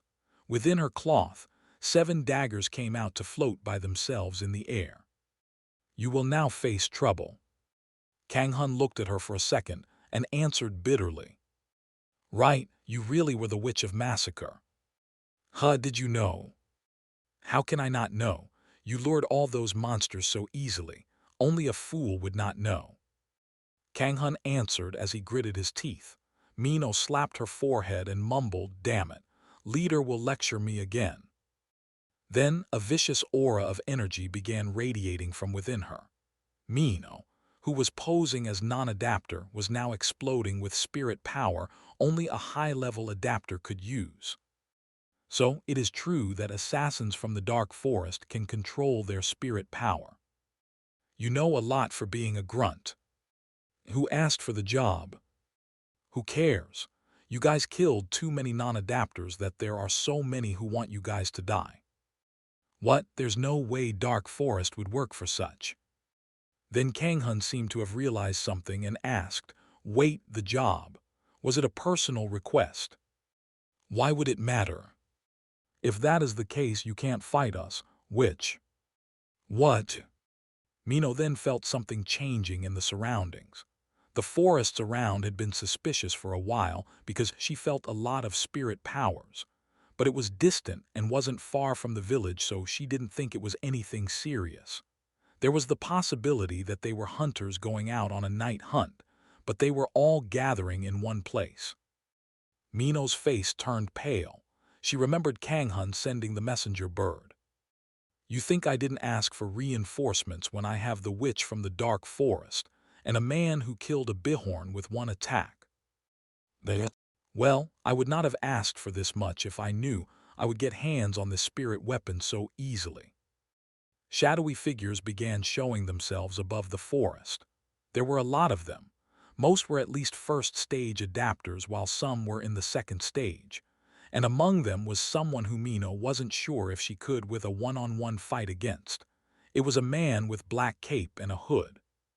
Black Fox, you're here too. Witch of Massacre. You're that bored. Think of it as an honor, that half of the Red Fox gathered just to kill you. Clant the Black Fox. He was famous around the region for being a powerful third-stage adapter and the clan master of the Red Fox clan. This is so freaking great. She spoke, but the situation was dire. Mino counted the numbers of the enemies and asked without looking back. Hey, memory loss. Oh, wait, the strong of the depth. Are you there? The voice came from behind. Yes. I know it's a bit late, but I'm sorry. I just wanted to make it look like the Red Fox had been killed by the strong of the depth. I know. You did. Mino answered in surprise, and Yi Wen repeated what he memorized in an emotionless voice. Haha, Red Fox, I was waiting for you. I am the strong of the depth who has come to punish you. So you memorized it all but didn't do it. I might have used it if it was better worded. Mino grinned. Haha, I see. Well, I'm sorry I forced it on you. Mino smiled, but her voice became serious. I'm really sorry. There were a lot of mixed emotios in it. Yihwen looked at Mino's back wordlessly. He knew she did not mean any harm, but it wasn't something that could be done just by saying sorry. Mino bit her lips and spoke. You should run. Why? Because I can't save you. That was her last way to repent. She knew that Yihwen could not run. Yihwen did not have any walking skill that would enable him to run out of this mess. So Mino threw something over her back. What is this? It's a stone of escape. You can teleport to nearest fortress. I only have one, so you should use it. What about you? Mino did not answer, and Yihwen looked down at the stone. It looked very familiar. It had the shape of the stone that Yihwen despised the most. But this wasn't the stone that would send him back to the past. This stone was to save someone of the present. It was the stone to save someone, to have them move on to the future. Yunwen. Yihwen thought of his friend, the friend whom he could not save at the 98th floor of the tower. Yunwen also held on the stone at the time. He spoke as if it was the returning stone, but Yihwen knew that it wasn't anything like it. What if Yihwen handed this stone to Yunwen at the time? Yihwen clenched the stone as if the stone was the answer he had learned.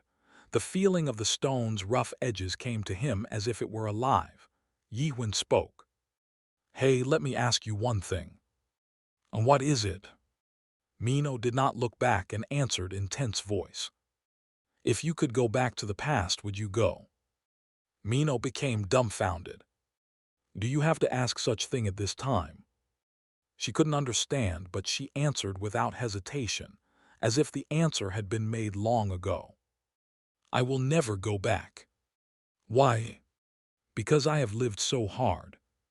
She didn't go into any details, but Yihwen felt like he understood her. If I die today. I'm not going back. However, that answer made Yihwen's heart pound. She would not know that her answer just changed her entire fate. Yes, that will do. Yihwen placed his hand on Mino's shoulder and walked up. Mino looked at him wordlessly. That was the step she could not dare to take, but Yihwen stepped forward fearlessly. You will not die today. Chapter 16, Witch of Massacre 6. Wait, you don't even have a sword. I have one more. Yihwen pulled out a sword from his dimensional backpack. It was the dragon sword that he got from the 88th floor of the Tower of Nightmares. Mino shouted, that's not going to be enough. The fight erupted before she could finish. Adapters quickly lunged at once all together. There were attacks from various weapons in a continuous strike. Some even had special skills that Mino recognized. Fire King's 14 Strike. It was the main attack skill of the Fire King clan of the 10 Clan of Chaos. If trained to the extreme, it allowed the weapon to wield fire and burn the area. So the Fire King clan really was selling skills to lower clans. The forest was burning. The fire of the Fire King burned everything in its path, and the mad fox ran rampant from within. Yihwen readied himself. Mino knew what he was trying to do. She needed to stop Yihwen. A mere stab was not enough to defeat the Fire King's 14 strike. But Mino could not believe what she saw. She could not believe her 5 senses. The law of time was being distorted in front of her eyes. Void. Mino, who was right next to Yihwen, was able to see it for just a slight moment. The swords rushing to Yihwen were slowing down, and Yihwen moved through them effortlessly. Am I dreaming? None of the attacks could land on Yihwen's seemingly frail body. It seemed as if Yihwen did not exist. Suspicion. Among the weapons, there was a way that was only shown to Yihwen. The one line that was only visible to the one who is suspicious of the world. Yi Huan's sword moved. It was a stab, a mere stab. It wasn't anything grand, but with accurate, rhythmic movement, the blade slashed the enemy's bodies. Lightning flashed and brightened the darkness.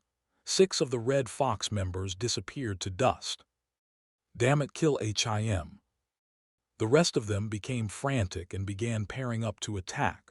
Fire King's 14 strike attacked from all 4 sides, a prison cell made from the fire. It was an attack that none would stand a chance against. Yet Yi Huan came out from it unharmed. How? There was much more to it than him, remaining unharmed from the fire. Understanding. The fire was now gathering at the end of his blade, as if it actually originated from his blade. Something bad was going to happen. Clant, the Black Fox, shouted as he felt an attack incoming. Everyone get to cover. Then Yi Huan thrusted, but it wasn't just a simple stab. The air was extracted and grew silent. In that short silence, Clant and the other adapters felt their breath stop and their lungs getting struck. Clant had felt this feeling a few times during his lifetime.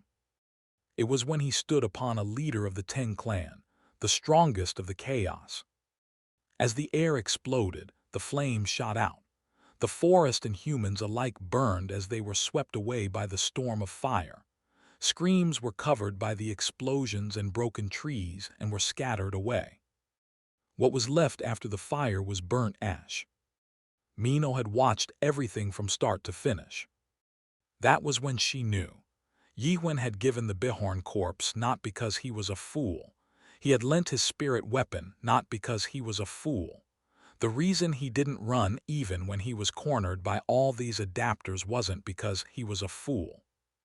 He was just plainly too strong.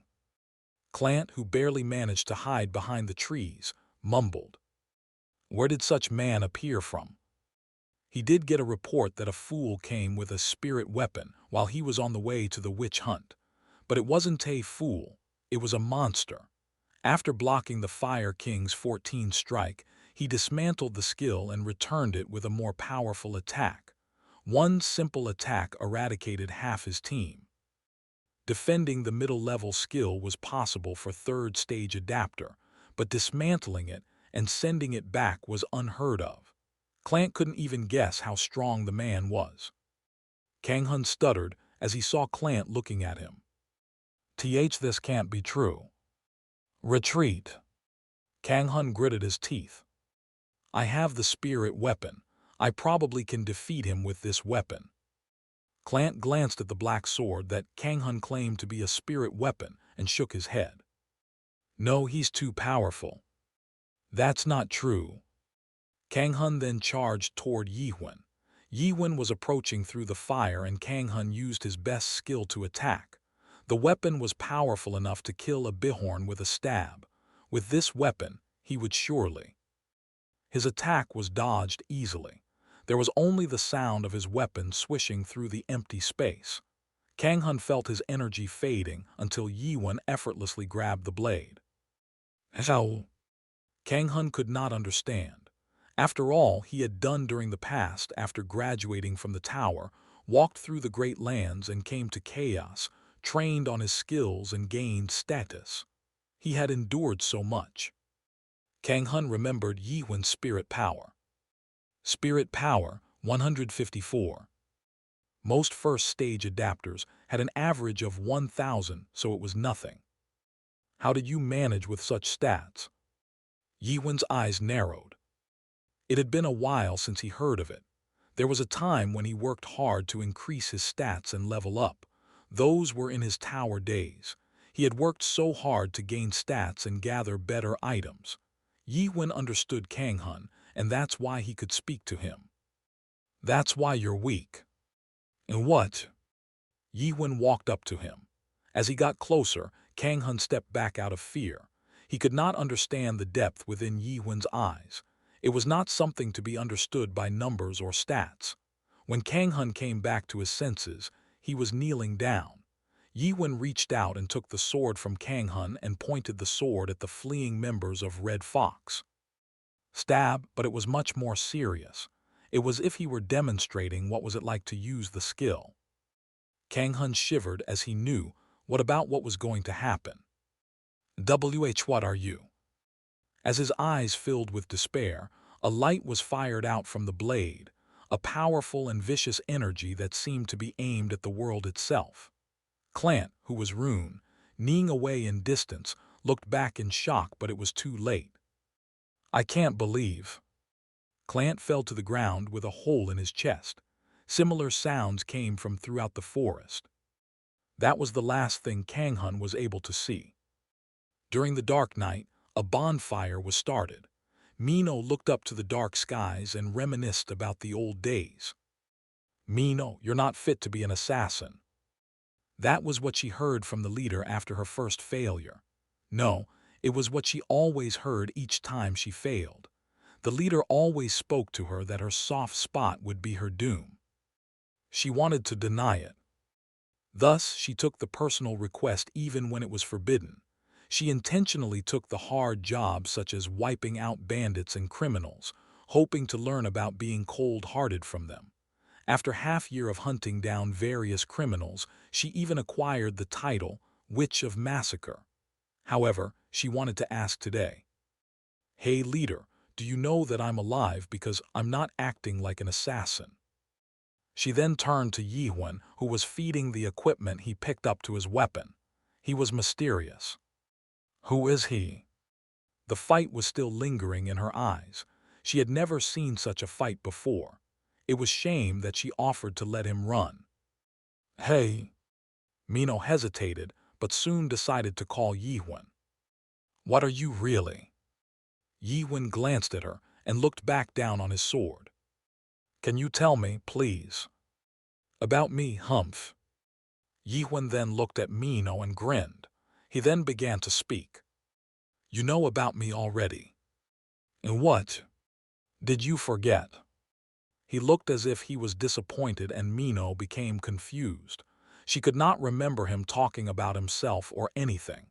As she was thinking, Yihun shook his head. Sadly, you seem to have lost your memory also. Huh. At least I'm not the only one who lost the memory. Mino then realized something and answered in dumbfounded voice. Was you really? She didn't imagine he would return what she did today at this moment. Mino laughed. Shame on you. Yihun didn't answer. Give me back my stone. I don't have it. Huh, why? Because I lost it. What, it's expensive. How did you lose it? Yihun did not answer as Mino began speaking to him. The sounds of his sword eating away the equipment and Mino talking from his side were somehow very peaceful. It seemed Yihun had traveled back to the time that he had lost. A cool breeze brushed his hair and Yihun looked up to the sky. It was interesting. There were skies and stars. Yihun thought what he had been looking for was maybe like the night sky, something that might prove that he was human in this unrealistic world.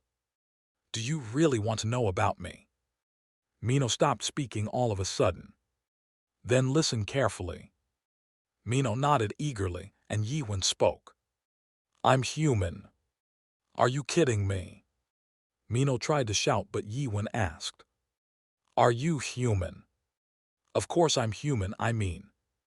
Yihun grinned. Then that's enough. What? It's enough. What do you mean? Mino tried to ask more but forgot what she was going to ask as she looked at Yihun. She had never seen a man that looked this lonely. As she looked at him for a while, she understood. Maybe he was right. Maybe it was enough. Yihun reached to his pocket. There was a small stone at the end of his fingers. It was small but well crafted, cold but dense realism. The stone that only takes you to the present, the stone that tells you that the place you should return to is only the present. Yihun then dreamed of the old days, before the Tower of Nightmares appeared. Before nobody tried to return to the past. It was harsh and sometimes full of despair, but nobody returned to the past. 1 month after escaping from the tower. Yi Wen had met a human for the first time. Chapter 17, Silver Bind 1. What do you know about the Great Lands when you didn't even go into chaos? Me, I've never been there either. Gainek, Lord of Sloth. The next morning, Mino was dumbfounded when she heard from Yi Wen on their way to the nearest fortress. What did you want me to talk about? About you. What about me? I want to know what was it like when you cleared the Tower of Nightmares. It was a boring trip, so chatting between them was natural. Mino would have considered it as such, but the problem was the topic. Don't you think it's a bit rude to ask that all of a sudden? Asking what happened in the tower was a taboo between adapters. That's why people did not even mention it by the name Tower of Nightmares, and instead called it Roots. Nobody wanted to remember the time of when they were a product.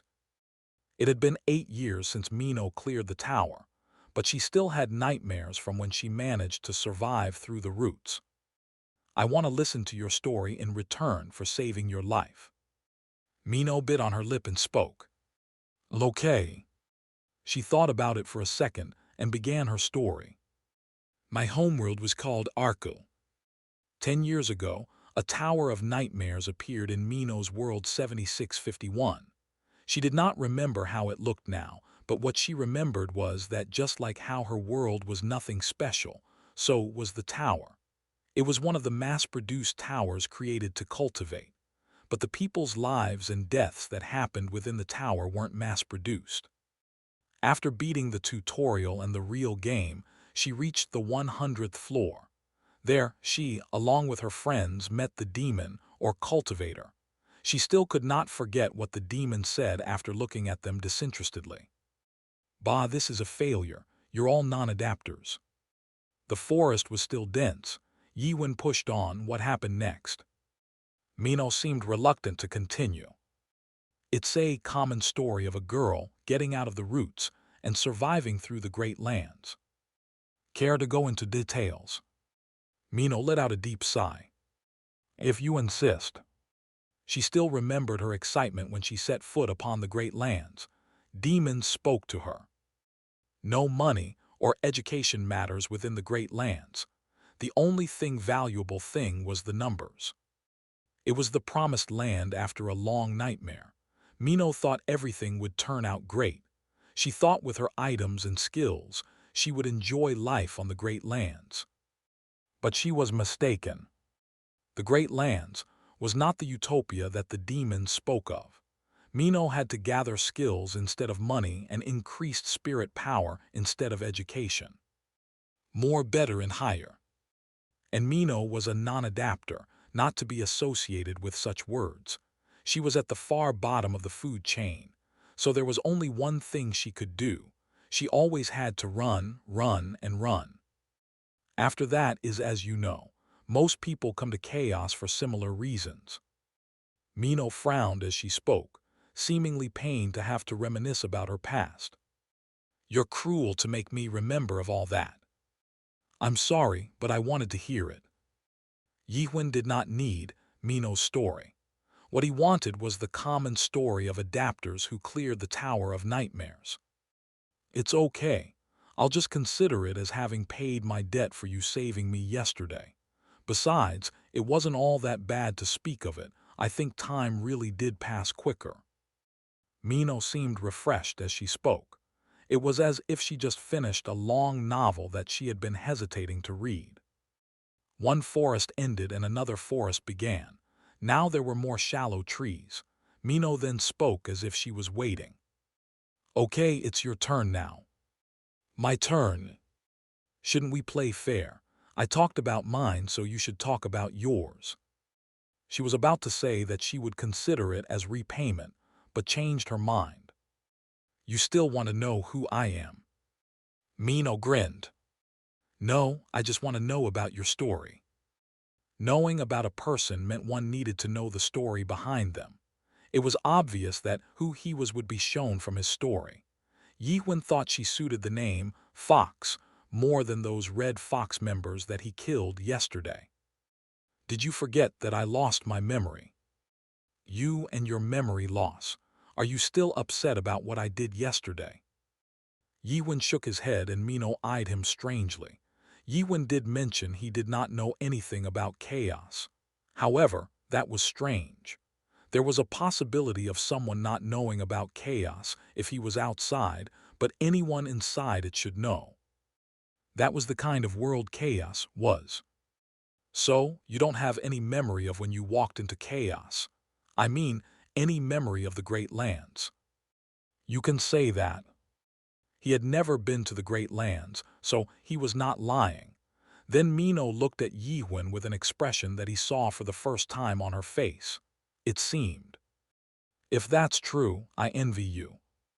It was the expression of someone who was truly envious. What? I envy that you don't have any memory of that place. Yiwen became curious and asked, what part about memory loss do you envy? Most people here will envy you also. Why? Mino did not answer. Then a tower that seemed to belong to the fortress appeared in the distance. They were nearing their destination.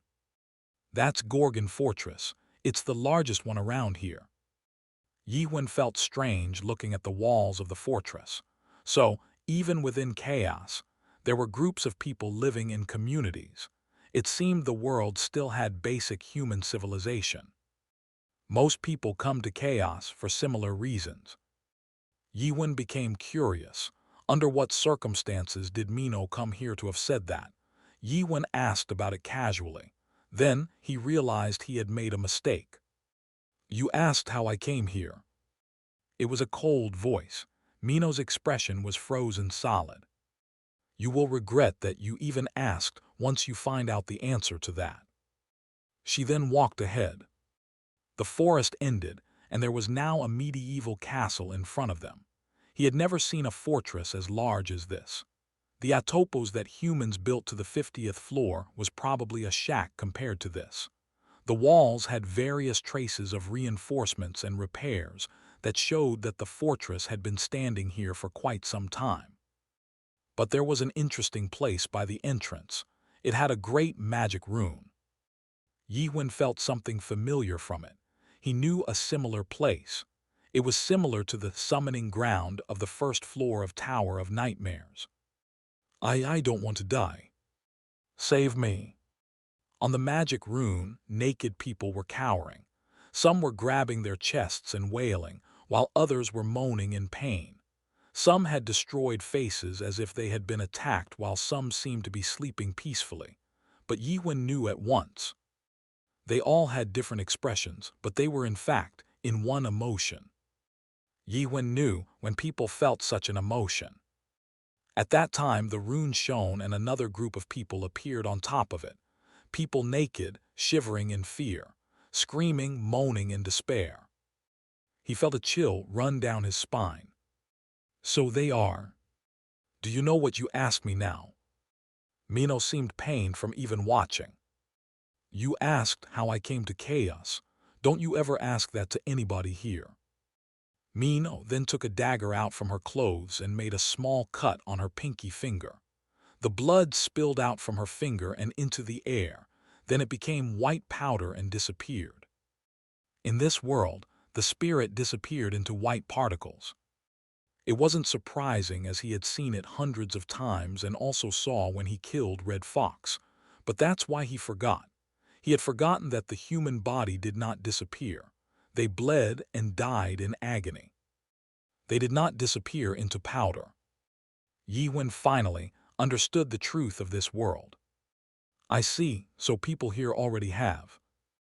Yiwen looked at the summoning ground with a sad expression, and Mino nodded. Welcome to the world of the dead, Chaos. Chapter 18, Silverbind 2. The Great Lands, the Promised Land. Adapters who had lived for some time within the land knew what the Promised Land stood for. The land did not promise any chances, but promised one thing. It was related to death.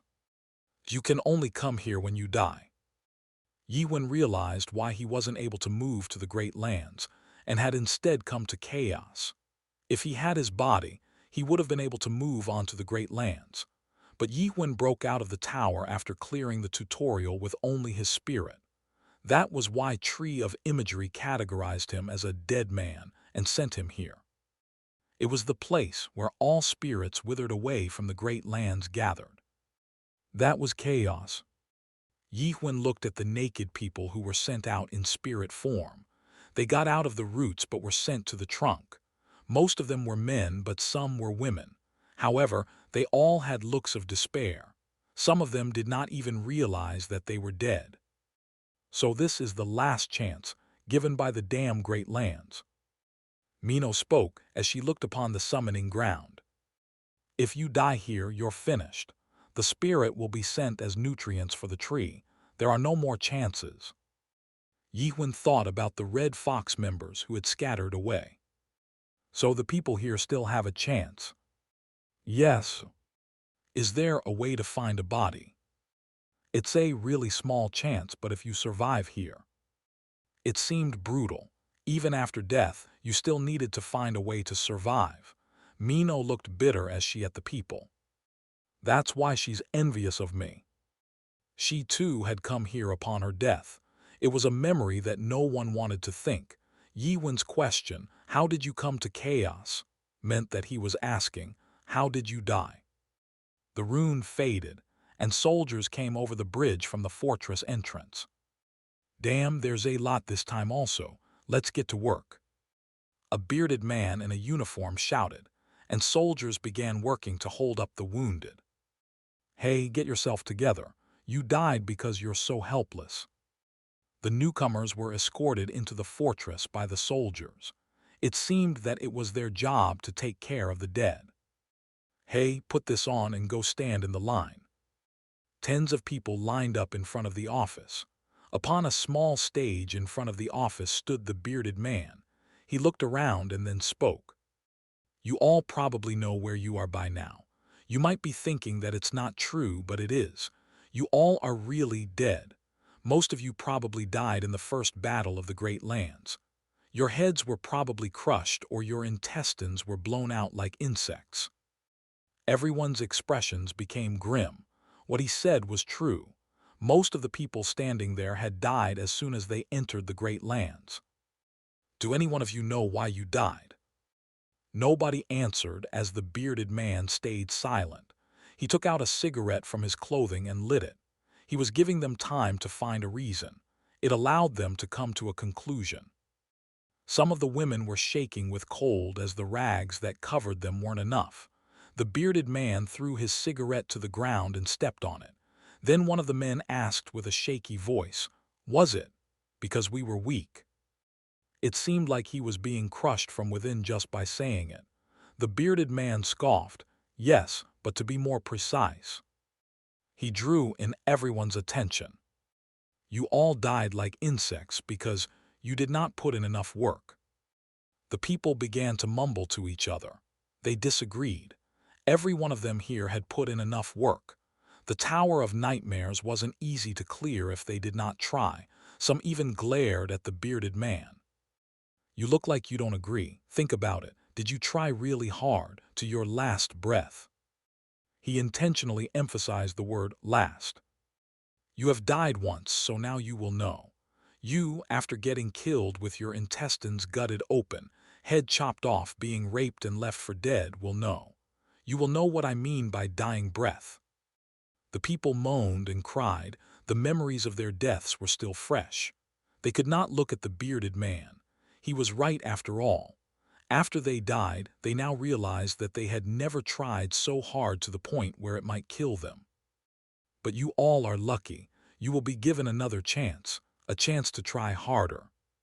Some looked up at him. You need to know only one thing. If you die here, you will really die. Those were terrifying words for the people who had died once. So what you need to do here is only one thing. Survive. Keep surviving. Survive.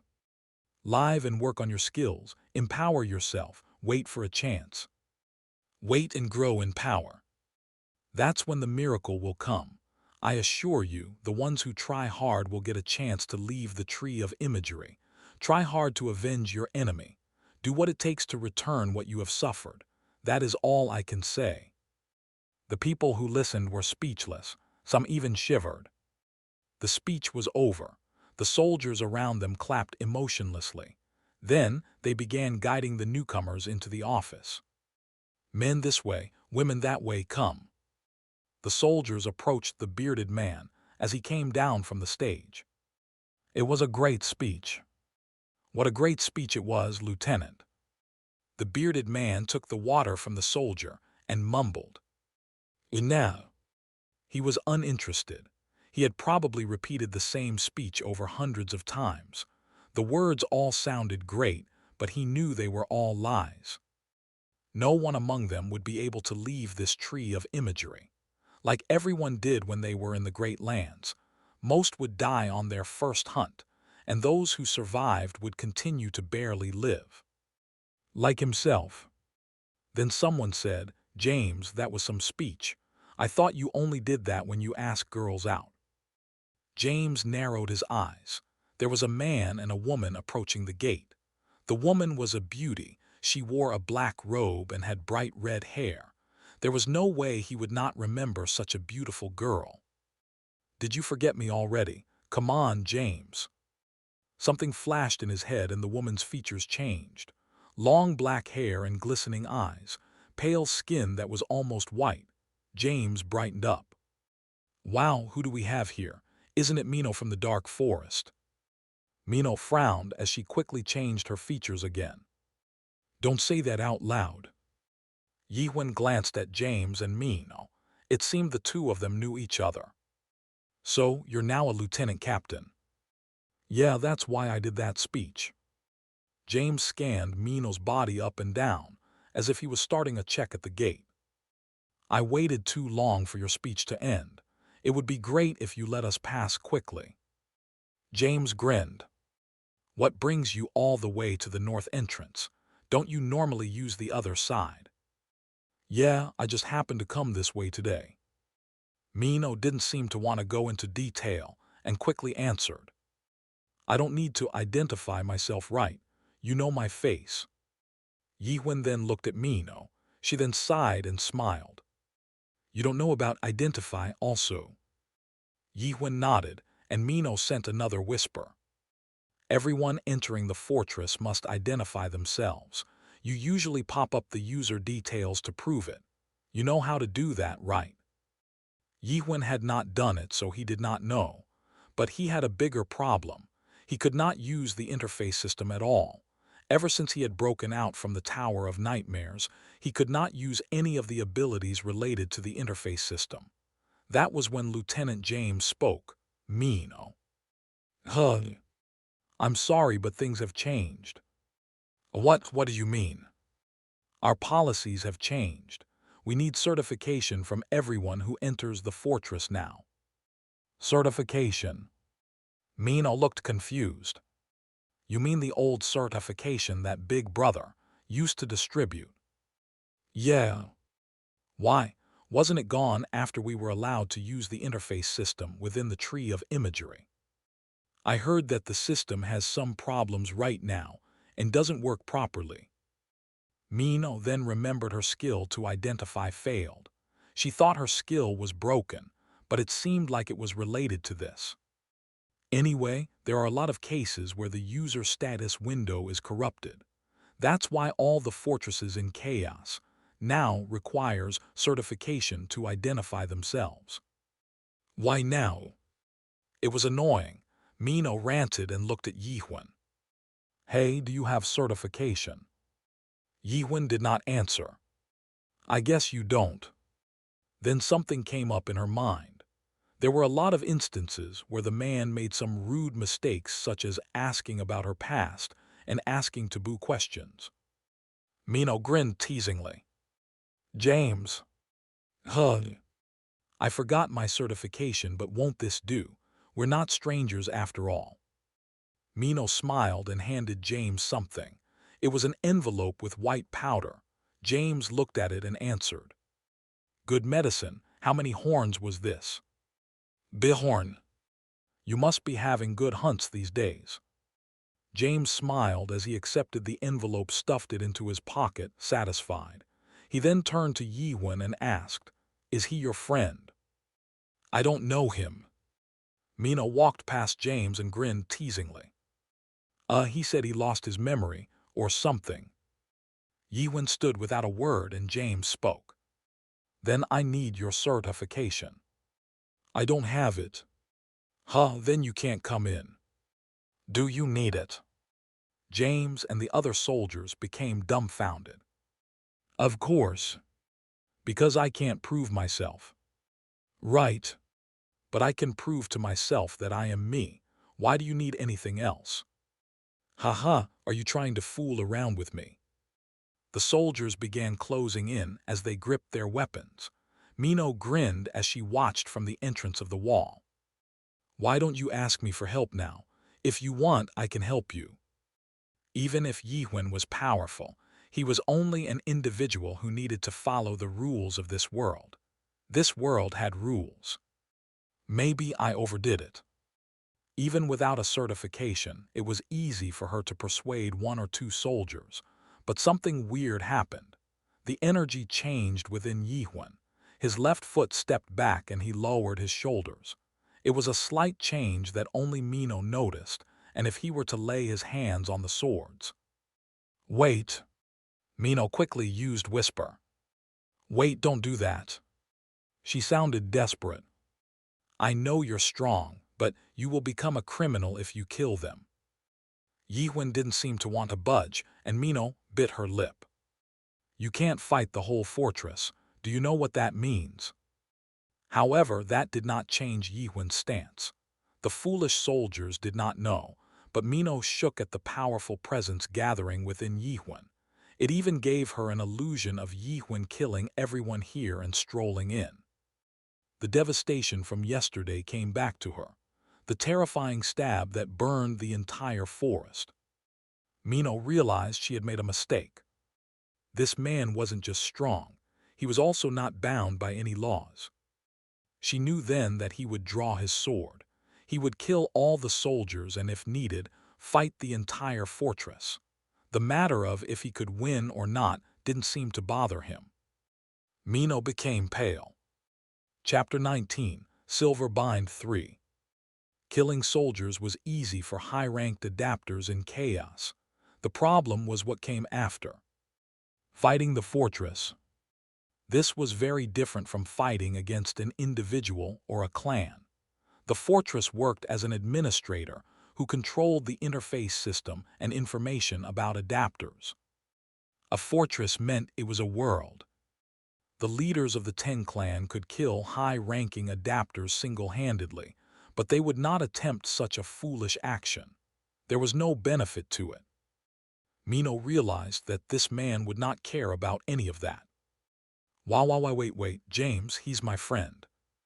Didn't you say you don't know him? I was just fooling around. Mino answered quickly, smiling awkwardly. Please, can you let him pass? James looked at the man again. It seemed like he was only a rookie in chaos. James, with his job to teach newcomers, did not want to let the man go after he did something that he was not allowed to do. What if I say no? It will mean death for all of you, you fool. But she couldn't say that. Her joke was now endangering a man's life. I'll treat you once if you let it go this time. No. Mino bit her lip. What's with you? I'll pay more if you need it. Do you want a horn? James narrowed his eyes at Mino's overeagerness. You doing that makes him more suspicious. I'll take him to the captain. Mino frowned.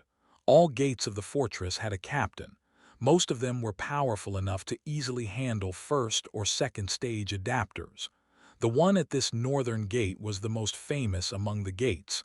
People called him Carlton the Stubborn. Mino had to go through a series of annoyances because of him in the past. Carlton was infamous, but it wasn't because he was violent, rude, or corrupted. It was the opposite. No gate captain was innocent, and Carlton was no exception. Born within the subfamily of the Sky People, the ones who inherited the blood of angels, Carlton was a person who went by the book. That was the problem. The gate captains needed to be corrupt. They needed to be bribed to let criminals pass. That would allow the fortress underground markets to thrive, allowing the officials in the fortress to gain more profit. However, Carlton never allowed any unjust habits. That was why people avoided coming through the northern gate. Even innocent people had been taken in for simple mistakes. Mino looked at Yihuen. If he meets Carlton, it will be the end for him. One was an outlaw who did not abide by the rules, and the other was a sky person who did not let such things happen. She felt sweat rolling down her back. James, he's not a bad person. You're mistaken, come on. Mino began to explain frantically. This person saved me. You know the Red Fox clan, right? He killed them all single-handedly. Killed the Red Fox clan alone. Yeah, he's not suspicious. James looked at Yihuen again. He seemed to have a good sword, but other than that, he looked like a beggar. It makes him more suspicious, you know. And no, I mean, hey, you should say something. Yihuen narrowed his eyes at that. It seemed that he was also enjoying the moment. Mino sent a whisper. Come on, I was just joking around. Mino begged and Yihuen answered, she speaks the truth. Mino frowned. Please explain in detail. Tell him how you killed them and where. Yihuen did not answer and James scoffed. Another whisper was sent to Yihuen. Come on please, I'm sorry, okay. Mino then saw Yihuen focus on someone approaching. A powerful spirit energy was approaching. It was the person that made her efforts useless. It was a tall, fair-skinned, handsome man. Other than a silvery wing on his back, he looked just like a human. The most stubborn one within the Gorgon fortress. Mino became grim as James brightened up. What is going on here? It was Captain Carlton the Stubborn. After hearing what happened, Carlton scratched his clean chin. It was his habit when he was thinking. He was famous not only for being stubborn but also for his handsomeness. It was beautiful to see how he gently touched his chin with his blonde hair tied behind him. Some sculptors even sculpted Carlton touching his chin and sold them to the women in the fortress. The most famous of all was Carlton in deep thought. But to Mino, he was just a stubborn, annoying gate captain. So Captain, he killed the Red Fox clan. Everything's fine about the Red Fox clan now, thank you. Mino closed her mouth. The situation had gotten worse. Carlton asked Yihuen, so, you want to enter our fortress? Yeah. But you don't have a certificate. Right. Then you can't enter. Why? Carlton closed his mouth. Why was he asking the obvious? He couldn't understand it. He had been doing this for over 55 years and no one asked such an obvious question. It was just not possible. There was no reason for it. However, Carlton seemed happy to hear that question. Mino slapped her forehead. It was time for that. Carlton opened his mouth. If you cannot prove yourself with a certificate, a captain has the right to turn a visitor away. It is written in Chapter 27, the fourth line of Gorgon Entrance Code of Law, and according to Chapter 34. The soldiers became excited. It's here, Captain Stubborn Encyclopedia of Law. It's been a while since I've heard it. How does he memorize all that? I sometimes think it might be a lie. Doesn't it sound different every time? The soldiers seemed excited because they trusted their captain. The one that adapters agreed to be the strongest of the gate captains was obviously Carlton. For the past 55 years, not once was his gate breached. Nobody knew how strong Carlton was. And according to the law in Chapter 2, Line 7, we can take custody of the traveler. Yihuen interrupted him. Stop, I get it. The guards immediately turned to Yihuen. So you want to arrest me? Everyone moaned. No one had spoken like that to Carlton in the last 10 years. Carlton did not change his expression, but every soldier knew. Carlton was really angry now. If you do not have the certification, I might have to do that. Why do I need that to prove myself? Because you need it. Everyone here uses it to prove themselves. What does it contain?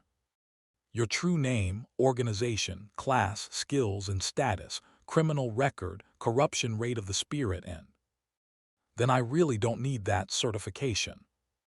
Carlton raised his eyebrows. Everyone in chaos had a certification and used it to identify themselves. It was one of the few ways to prove themselves in chaos. But this man was denying its importance.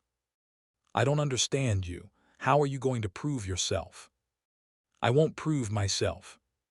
Carlton was shocked.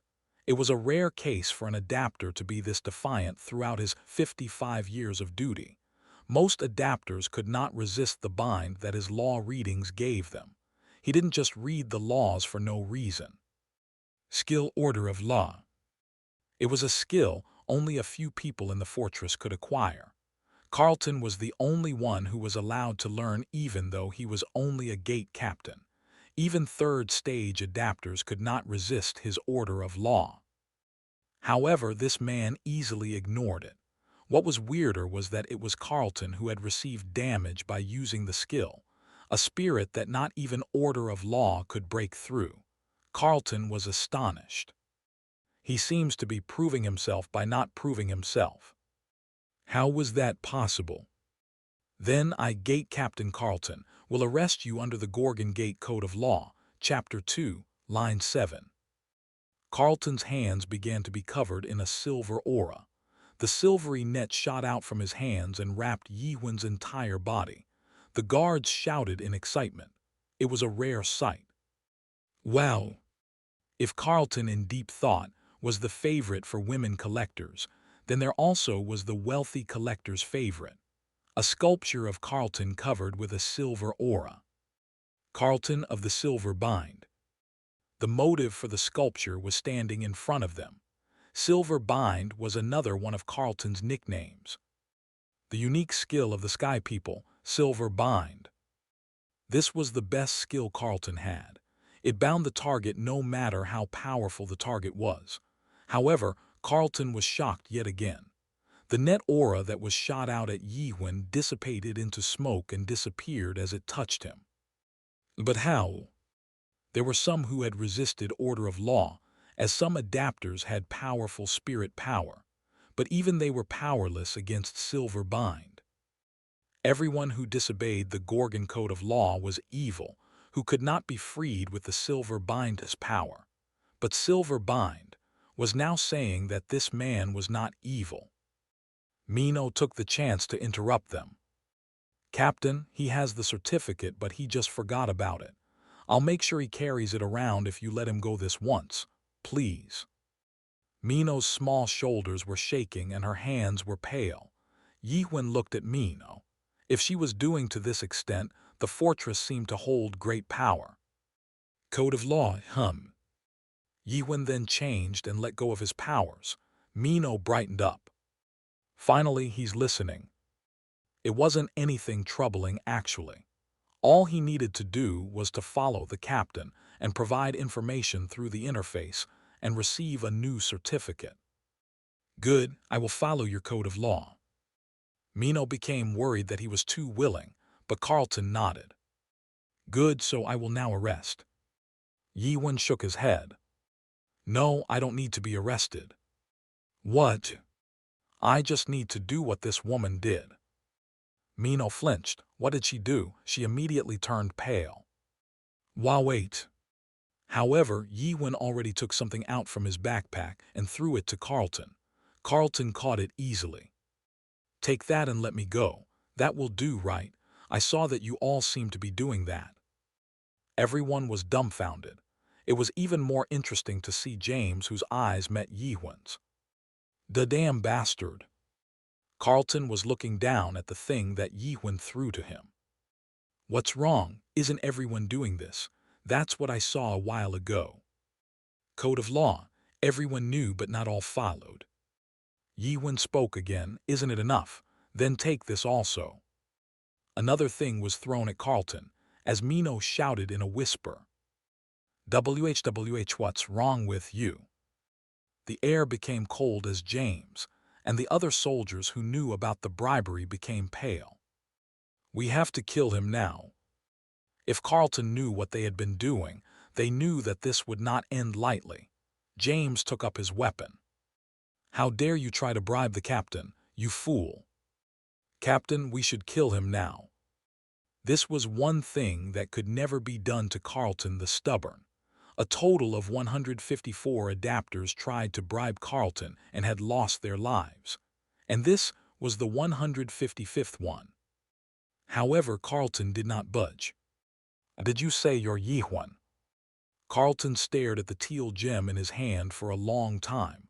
Then, something unexpected happened. He suddenly became polite. You sure know how to crack a joke. I was waiting for you, the messenger of the greens. Chapter 20, Silver Bind 4. What happened? Captain allowed someone without a certificate to enter. Did he get bribed? Be quiet. The soldiers seemed to be in shock as James glared at Yihwan. Who the hell is he? And after a while, Mino and Carlton walked out of the office. Mino seemed she had been shaken as she definitely had a hard time going through the order of law. Mino, you should always carry the certificate and never bribe again. I would have to punish you, but I'm letting you go because Yihwan asked me to. Mino looked lifelessly at Yihwan as Carlton continued. Yihwan has proved his identity. It was the object Yihwan threw at Carlton. It was the stone of forgotten spirit, created by one of 5 renowned families of great lands, the Greens. It was mostly used by members of the Greens to prove their identity, but there was a reason why it was famous. The stone would boost an adapter's spirit power when carried around with them. The one he threw at Carlton was powerful enough to change a non-adapter into a first-stage adapter. That was enough to prove Yihwan's identity. These stones have been examined, so I will return it to you.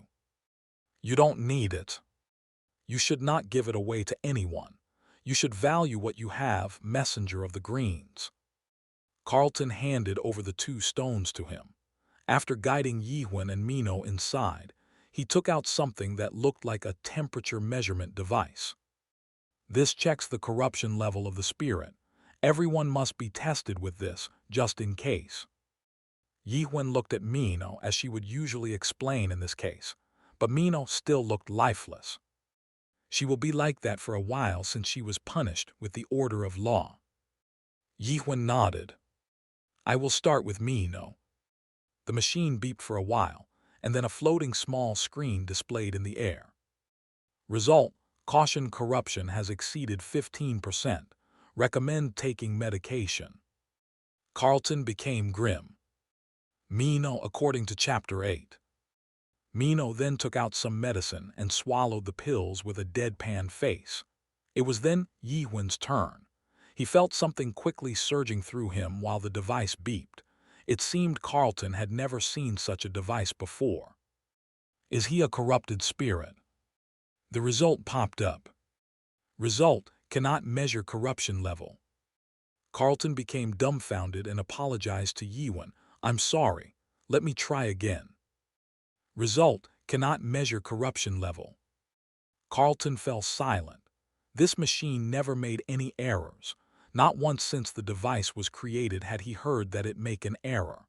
The only occasion where the device could not measure was when the spirit's corruption level was at 0%. 0% wasn't something that could be achieved just by eating good medicine. No one in this fortress had such a pure spirit. Carlton seemed to understand. I see. That's why my silver bind did not work on you. I have never seen such a pure spirit like you. Carlton remembered that all of his skills were useless against Yihwan. Everything is done. You can go now. Yihwan did not leave. He opened his mouth. Captain, can we really just let them go? James asked as he saw the 2 of them disappear. He could not understand. James, didn't you know that ones from Green are coming to Chaos? Yes, but there's no way they would not know. All 5 renowned families sent a message to the fortress before they visited Chaos. They were the only ones, along with the nightmares, who could visit Chaos without paying the price of death. James knew that they were coming. But he doesn't look like he's from the Greens. Green skin and 2 antennae. The people of Greens looked very distinct. Carlton nodded. Right, he doesn't look like them at all. Then how do you know if he is from the Greens? Carlton smiled bitterly and asked, James, do you know what the Stone of Forgotten Spirit does? Doesn't it increase an adapter's power? Right. Everyone knew about the stone. All adapters wished to put their hands on it. Then do you know about its traits? James became dumbfounded, but Carlton took off his white gloves and showed his hands. It was as if his palms had been burned. It wasn't a burn, but James knew what it was. Corruption. James could not believe it. Corruption was like a plague that existed within Chaos. Everyone in Chaos would rack up corruption little by little, just by living here, and when it reached 100%, they would meet with a fate more horrific than death. But there were ways to defend against it. It was to eat the horns. Those who took those medicine created using the horns were allowed to live longer, and Carlton was the one with the cleanest of spirits within this fortress. However, his spirit was corrupt, only at the palm. James took out medicine from his pocket frantically and powdered Carlton's hand. It was the medicine he got from Mino. Is this from the stone? Carlton nodded. James, have you seen anyone other than the Greens holding the stone? James thought about it. He had never seen anyone else. Isn't it weird? Why won't others try to take it as their own? That definitely was weird. There were Greens who traveled alone, and if they all had those stones, some might have attacked them in order to take the stones for themselves. It's because of the corruption. Carlton nodded again. Yes, no one other than the Greens can handle those stones. They are the only ones who are allowed to carry the stones without corrupting their spirits. If that was true, then it wasn't weird for Carlton to consider him to be from the Greens. But I have never seen Greens without antennae. Carlton smiled bitterly and hid the silver wing behind his back. James, who do I look like now?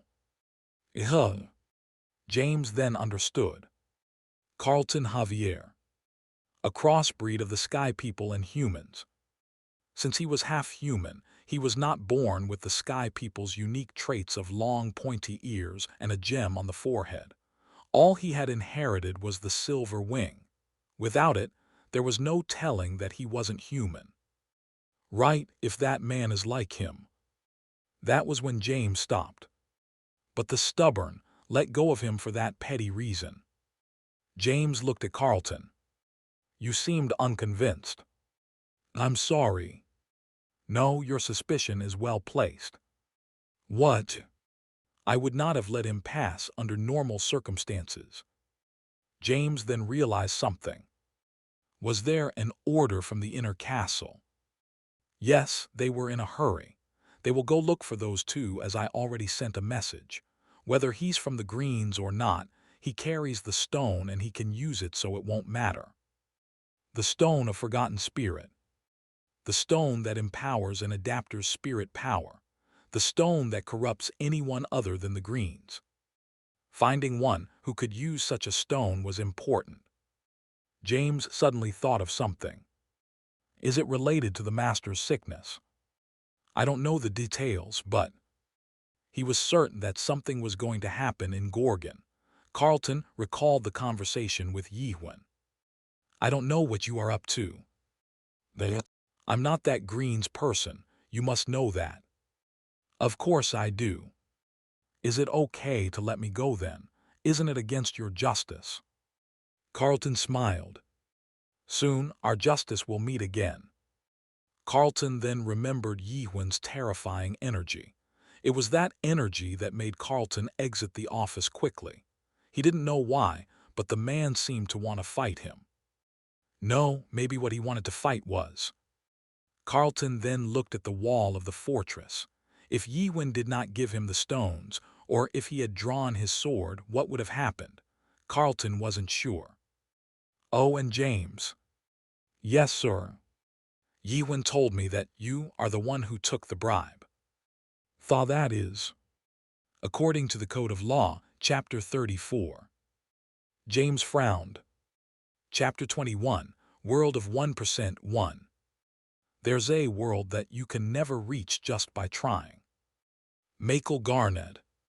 In Chaos, there were outposts that allowed adapters to rest while hunting. The most famous among them was the Three Palaces 4 Fortress. The 4 fortresses had considerably easier entry and allowed settlements that a lot of adapters loved to visit. Gorgon Fortress was one of those 4. I should have just fought him. Yi-Wen thought about Carlton reading the law to him. Yi-Wen did not trust anyone who spoke of laws. Even back in his tower, there were a lot who worked in law-related fields. All humans within the tower are equal. They first began creating laws to protect the weak. It seemed reasonable to create laws as the tower was completely divided from the outside world. They made many laws, and some even seemed to protect the weak. But it was a lie. The laws became things that only those who made them could understand, and people fell prey to the laws that they did not even know about. They had to pay heavy taxes and had to hunt in controlled areas under the guise of protection. They were also only allowed to acquire weak skills and weapons. The laws that worked considering all humans as equal had succumbed to skills, status, items, and levels. The laws were weak against the strong, vicious against the weak, and became complicated to keep in place. When the tower was at its limit because of the society that the laws had created, the ones who created those laws disappeared into the past. They were abandoned. Yi-Wen made one law after the 85th floor. All humans live today. That was the law he had been following all this time. Anyway, this place is too complicated. Yi-Wen frowned. He also had a burden. Mino still seemed to be dazed. She, however, did follow Yi-Wen as he walked. It was annoying to take her with him, but he didn't feel good to leave her be when she was the first human that he had met. Yi-Wen decided to walk around until Mino came back to her senses. He walked through merchants selling various herbs, equipment, and various foods. "I haven't seen the castle master recently. I heard he's sick." After a long walk through many merchants, Yi-Wen realized he had lost his way. He was now in a back alley of the bazaar. Deep in the alley, people that looked like gangsters were inhaling the medicine that Mino took. "Where the hell am I?" Yi-Wen activated suspicion and understanding. It was so he could gather any information he heard from his surroundings. However, he ran into a problem. It was his first time visiting such a crowded place. He was bombarded with information and received a headache. That was when he obtained an important piece of information. "Hey, it's about time you woke up." Mino slowly came back to her senses. "Why am I here?" "Don't ask and lead the way. I'm having a headache." Mino looked around and then guided Yi-Wen. "Let's go that way first." As they walked out to the alleyway, they arrived at a big road with fewer people. Yi-Wen felt his headache disappearing. "Good, you can go now." "Don't you think that's rude?" She now remembered everything that had happened. Mino's face blushed. "You're a hindrance." Mino shouted, "I was just trying to tease you." Mino then felt every strand of her hair rise as Yi-Wen glared at her. "I'm sorry." It was too much for a simple tease. After all, Yi-Wen did save her life. The incident that they had just gone through might not have happened if Mino hadn't tried to tease him. "I'm really sorry." Mino looked at Yi-Wen, but he did not answer. She waited for an answer, but she realized that Yi-Wen always did not answer. She didn't even know who he was. The one thing that she knew was that he was a human. He was the kind to ask, not to answer. He asked if she would go back to the past, and he also asked Why would he need the certificate to prove himself? He asked questions that she had never even thought about. That was all that Mino knew about Yihun. Where are you going now? It doesn't concern you. Tell me anyway. Mino looked hurt from such a cold refusal. I need to find something. What is it? Maybe I can be of help. Yihun paused for a second and answered. Nightmare. It was a name Mino had not heard for a long time. The beings that were called creators in the Great Lands. The beginning of every nightmare. What are you going to do when you find them? Yihun did not answer. Avenge them. Mino thought Yihun might actually do that. You won't understand even if I explained. Mino opened her mouth to speak, but closed it. She figured asking more questions might anger Yihun, and she probably wouldn't understand anyway if she heard the reason. It's hard to come across even in the Great Lands. They never stay in one place either. So they're not here. There might be one if you look through chaos. They are one of the few who can enter the tree of imagery without dying. It was interesting information, but it made sense. The Tower of Nightmares was a part of the tree, but there was a demon on the 100th floor. He was sure that these cultivators or creators knew how to access the tree without dying. I can't guarantee anything. Mino spoke after hesitating for a long time. I know a place where a nightmare might be at. Where is that? There's a blacksmith, the one made by Nightmare. Yihun looked at his frost dragon sword. He needed to stop by a blacksmith anyway. Oh. Mino nodded. Carrying around that kind of valuable sword without a scabbard would draw too much attention. Shall I lead the way then? Yihun nodded as he gripped his sword. Yeah, but after I beat those that have been following us for a while. Yihun turned. At the corner, there were the ruffians that were sniffing medicine back in the alleyways.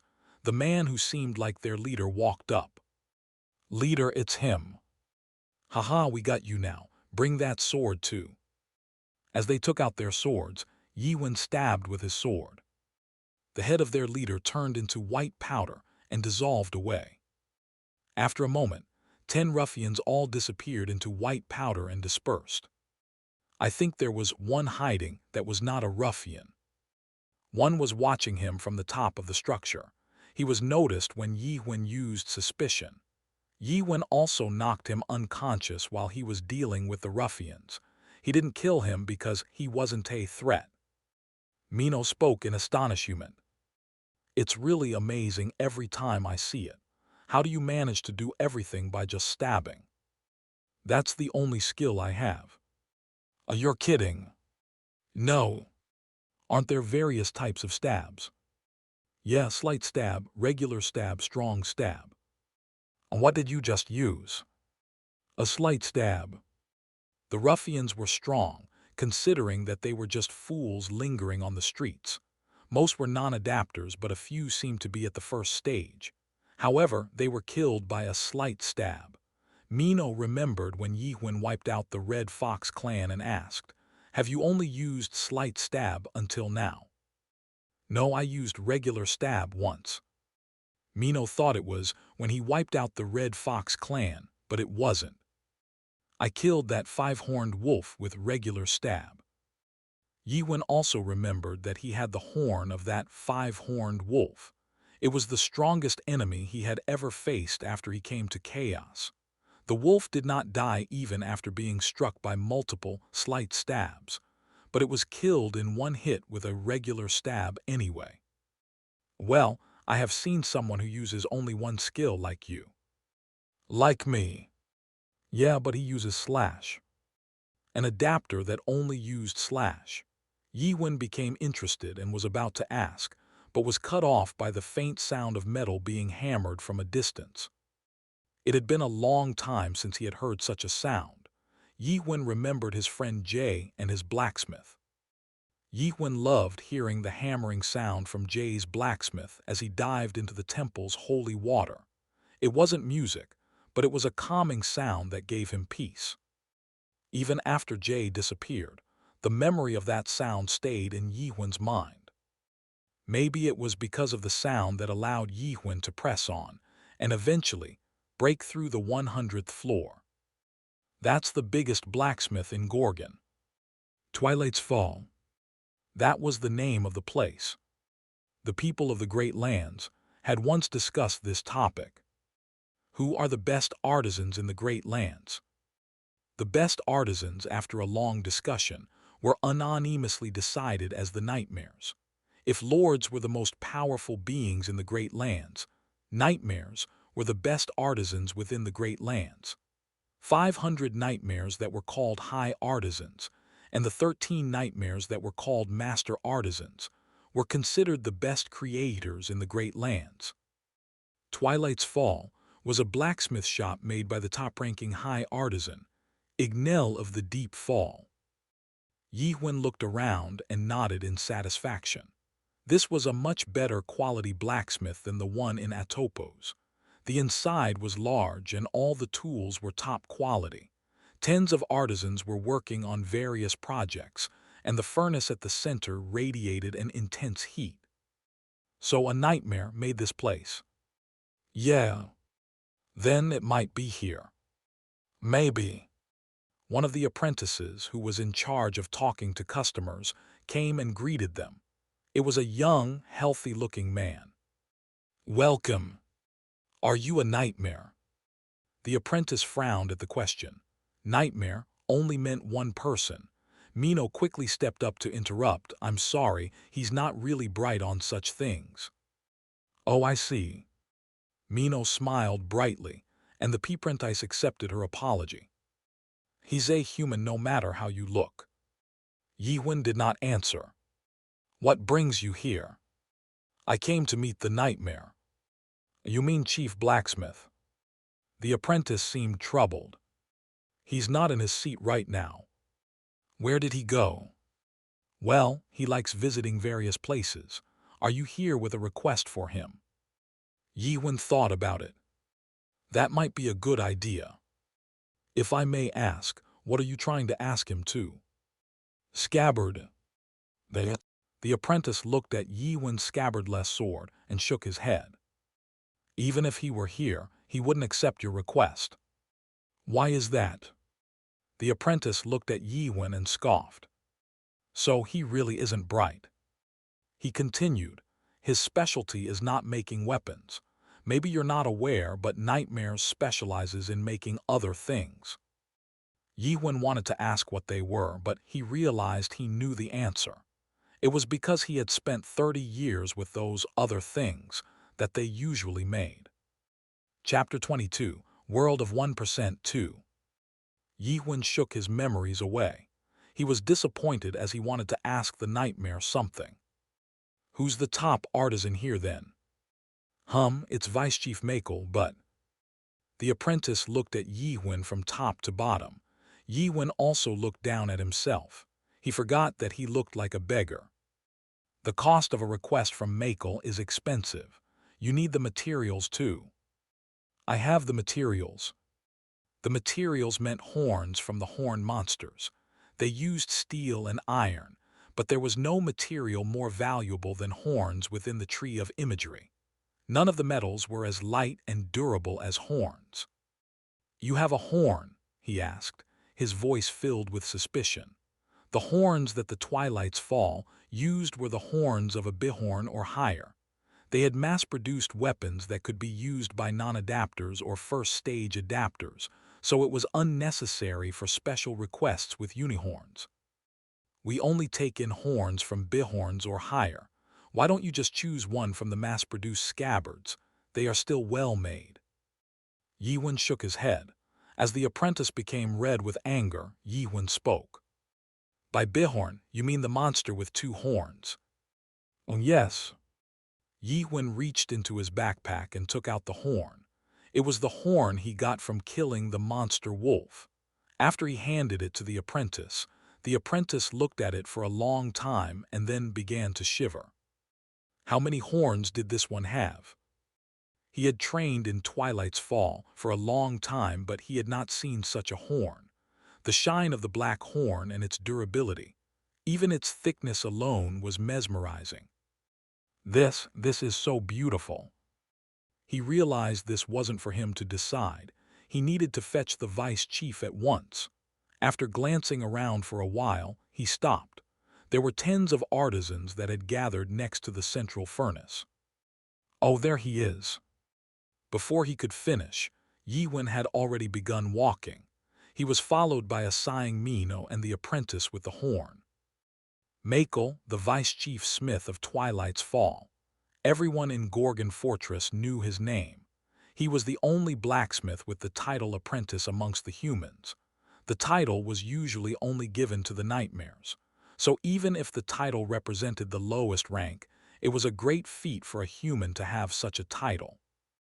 I'm an old man now. Makel remembered the day he first earned the title, tens of years ago. A nightmare had come and spoken to him. Blame your heritage.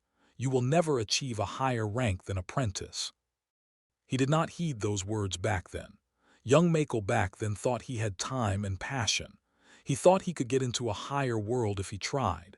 He practiced while nightmares slept and studied metallurgy while nightmares played.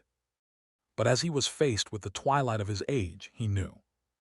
It was something that could not be achieved no matter how hard he tried. I guess I've been doing this for too long now. Makel mumbled as he looked at the horn in front of him. It was the horn from one of the 10 clan vice leaders from Chaos. It was to make a sword, and the work was almost complete. The only thing left now was to put in the final touch. I need a place to fit a gem in the center of the sword hilt. Shaping the quad horn wasn't easy as it was too durable. It was hard to tear it apart. He barely managed to craft the blade and shape it, but that level of finesse wasn't easy. Nightmare's unique skill craft. When he became an apprentice, he received the skill from the Nightmare. Even with this skill, carving the horn out still wasn't easy. Makel put it down for now. He needed to rest before continuing the job. After he stopped working, artisans around quickly began reaching out to him. Master, can I try? Let me try. Makel grinned. It was good to be young. You should train more if you want to work on this one. Makel knew none of them would surpass him, but their passion motivated him. All he could do now was to make sure that the youngbloods and their efforts were put in the right place. Good. If any of you can make a hole in this horn, whoever it is, I'll make you vice chief for the day. He was giving them hope in achieving something even though it wasn't possible. Makel thought it was his job to provide such hope. Wow, is that for real? Young artisans lunged at the horns and obviously no one succeeded. Even the ones who had a bit of spirit power couldn't even make a scratch. That was when someone spoke up. Let me try. It was an unfamiliar face. Makel looked at him weirdly as he fanned himself against the central furnace's intense heat. No, you can't do that. Then Makel noticed young apprentice Rune after him, holding onto something. He was a young apprentice who was in charge of the entrance. Makel asked, Navin, who is he? What is it that you're holding? This. Navin wasn't sure how to reply. He glanced between Yiwen and the horn, and Yiwen answered instead. You need a socket in this hilt. Makel narrowed his eyes. The man looked like a beggar, but he sounded like an experienced artisan. I guess he's a traveling young artisan. Makel waved his hands to let other artisans stand back. Let him be. It was astonishing to see a man with such confidence in Twilight's Fall, while being cornered by many experienced artisans. However, he was still foolish. The reason why Twilight's Fall was famous because of its classes.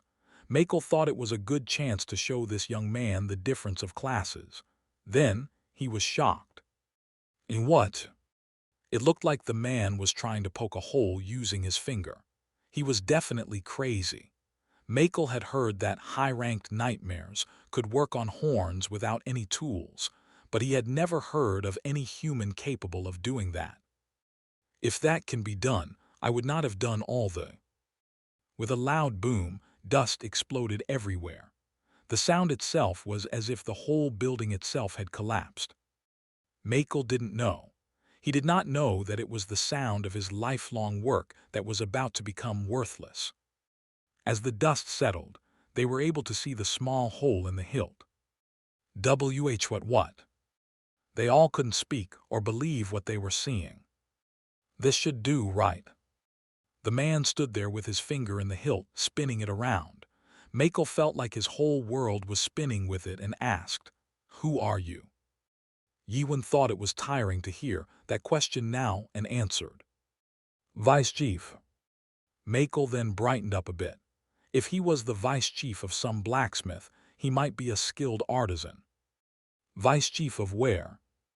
Yiwen answered, "Twilight's Fall." At that answer, some of the artisans frowned and shouted angrily, "Don't mess around." However, Yiwen spoke calmly, "Didn't you promise earlier?"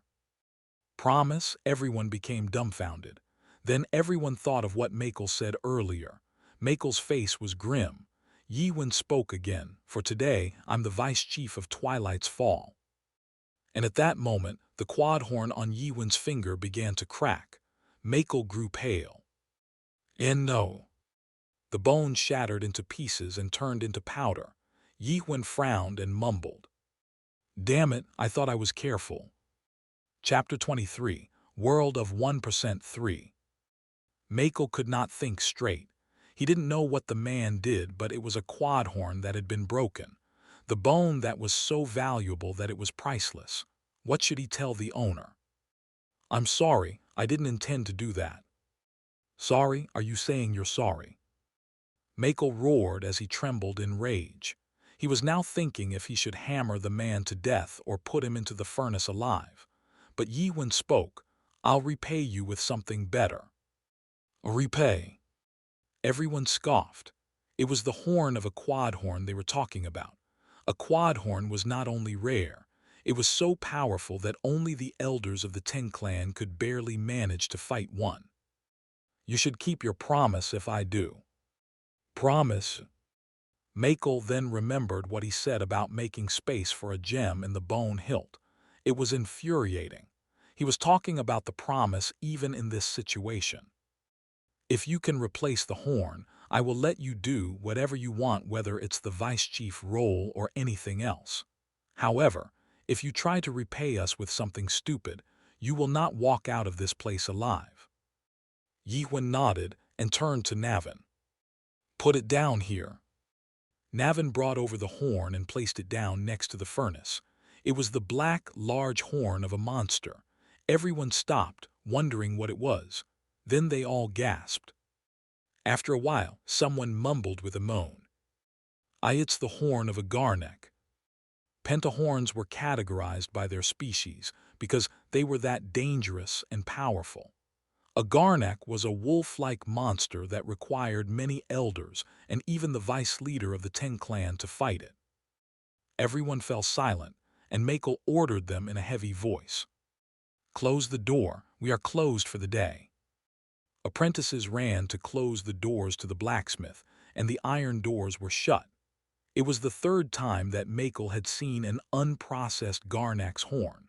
The first time was when he had just come to Chaos, while he was at another famous blacksmith, and the second was when the former vice chief of Twilight's Fall worked on one. "It's amazing." It looked like it was cut from a young garnek, as the horn had taken no damage. Everyone was focused on the horn. "Is that enough?" "Yes, it's more than enough."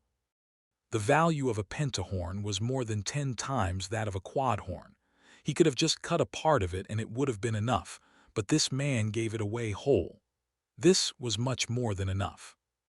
Makel pondered and answered, "For today, Twilight's Fall is yours." Everyone began mumbling, but Makel shouted angrily, "Quiet." Silence fell again, and Makel asked, "Where did you get this?" "I killed it."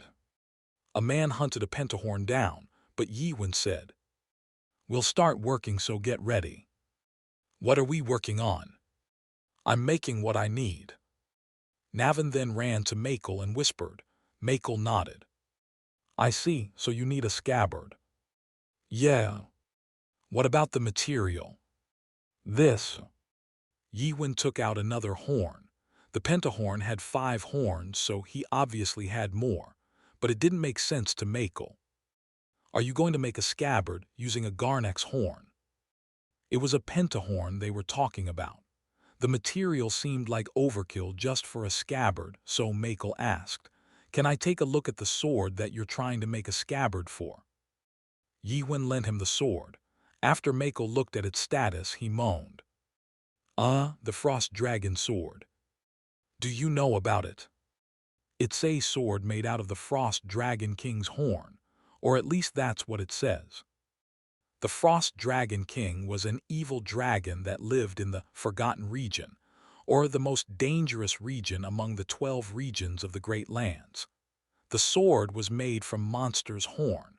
It was bound to be a powerful weapon. However, it was a shame that this sword was only a replica. It was obvious. Makel had listened to the news of the Great Lands and had never heard of the evil dragon being hunted down. It seemed like a certain nightmare had witnessed the Frost Dragon King and made a replica afterward. It's valuable since a nightmare created it, but it's a bit of an overkill to make a scabbard for a weapon at such a level. It might be better for you to make a new sword out of the horn. However, the sword began to cry. Makel dropped it in shock, and it landed on top of the Garnex horn. The sword then vibrated even harder as it opened its mouth and began devouring the horn. It's a spirit weapon. The Frost Dragon sword began glowing as it finished eating the Garnex horn. I'm witnessing a lot of fascinating things today. Your sword is evolving. The blade became sharper and the durability became tougher. It was now tough enough to compare to the Garnex horn. The black aura that the blade was radiating was now so dense that the only way to hide it was to cover it up with a cloth. It was in dire need of a scabbard. This kind of spirit energy needed to be covered up to keep unneeded attention at bay. It seems like the spirit of a higher race is absorbed within. Why? The blade kept on crying. Makel checked the sword and spoke.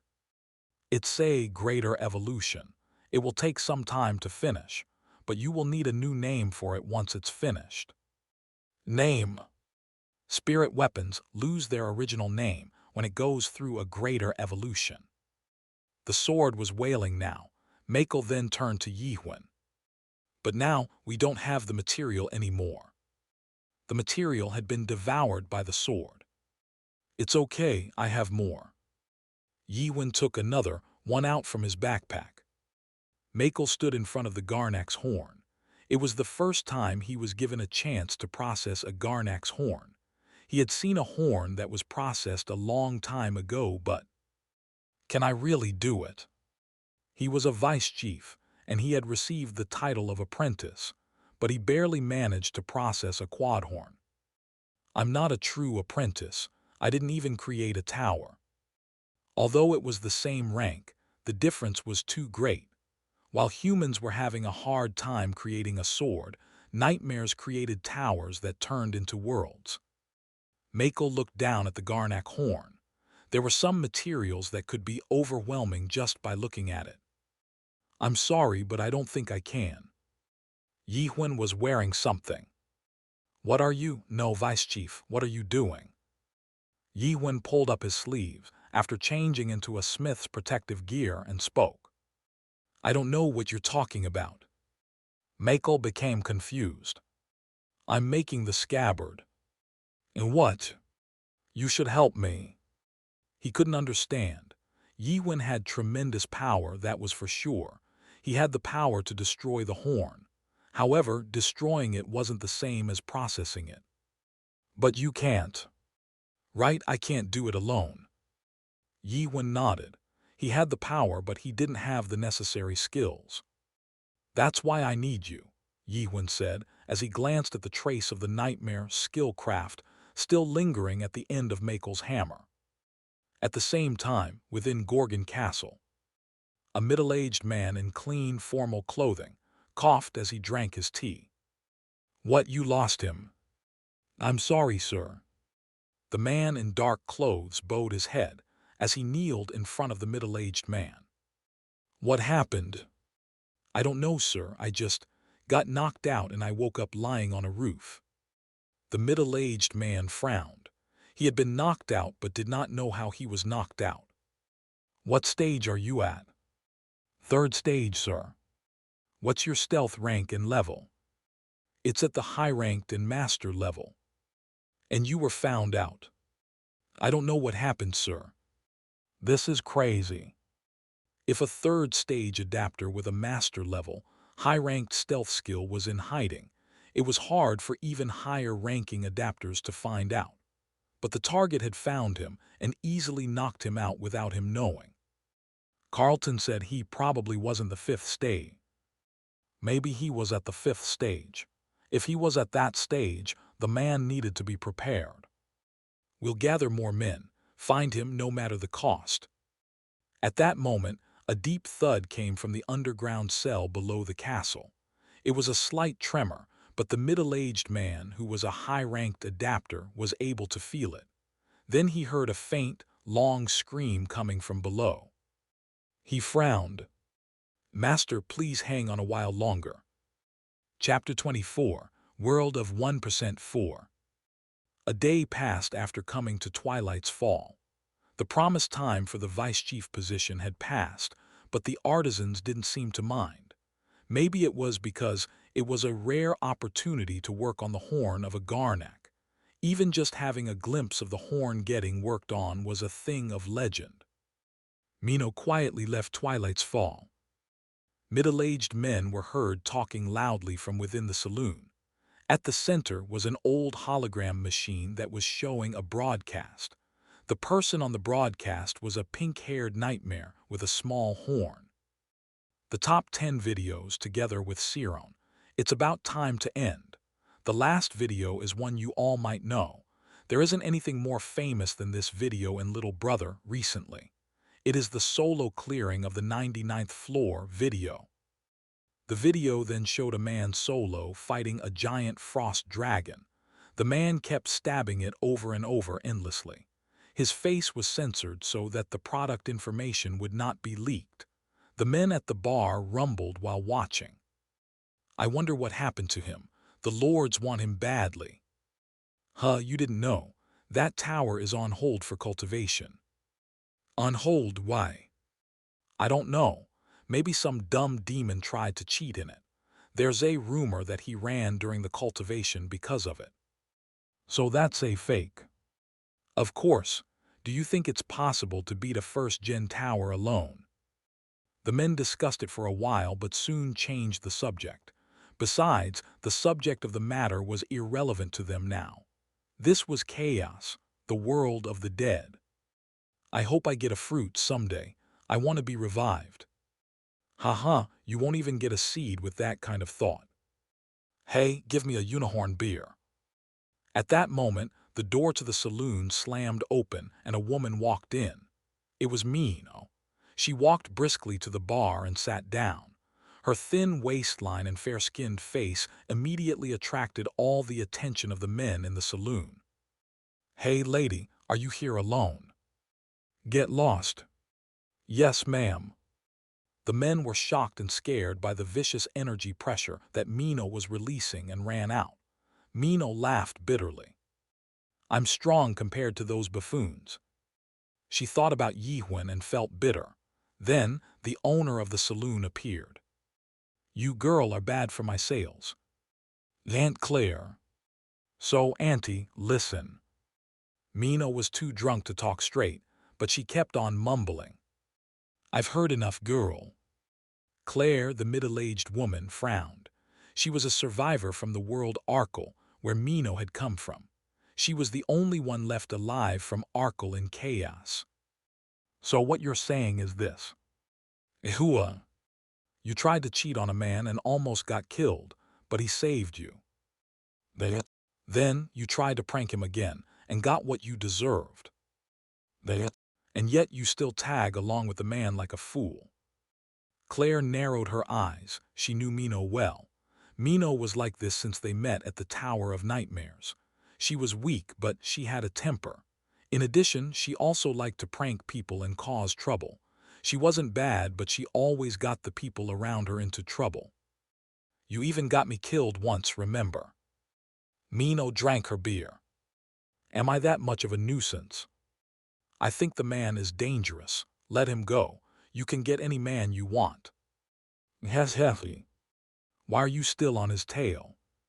Mino's eyes shook. She thought for a while and then spoke. It's just when I look at him. Claire had heard many stories that followed starting with those words. She braced herself for a long love story or something similar. However, he makes me so mad. It was unexpected. He's so arrogant, he's ill-mannered and talks crap, but no one can stop him. He does whatever he wants, but no one can stop him. Red Fox Clan, the stubborn, Twilight's Fall. None of them. Claire, do you know what that makes me think of? Mino glanced around the saloon and continued.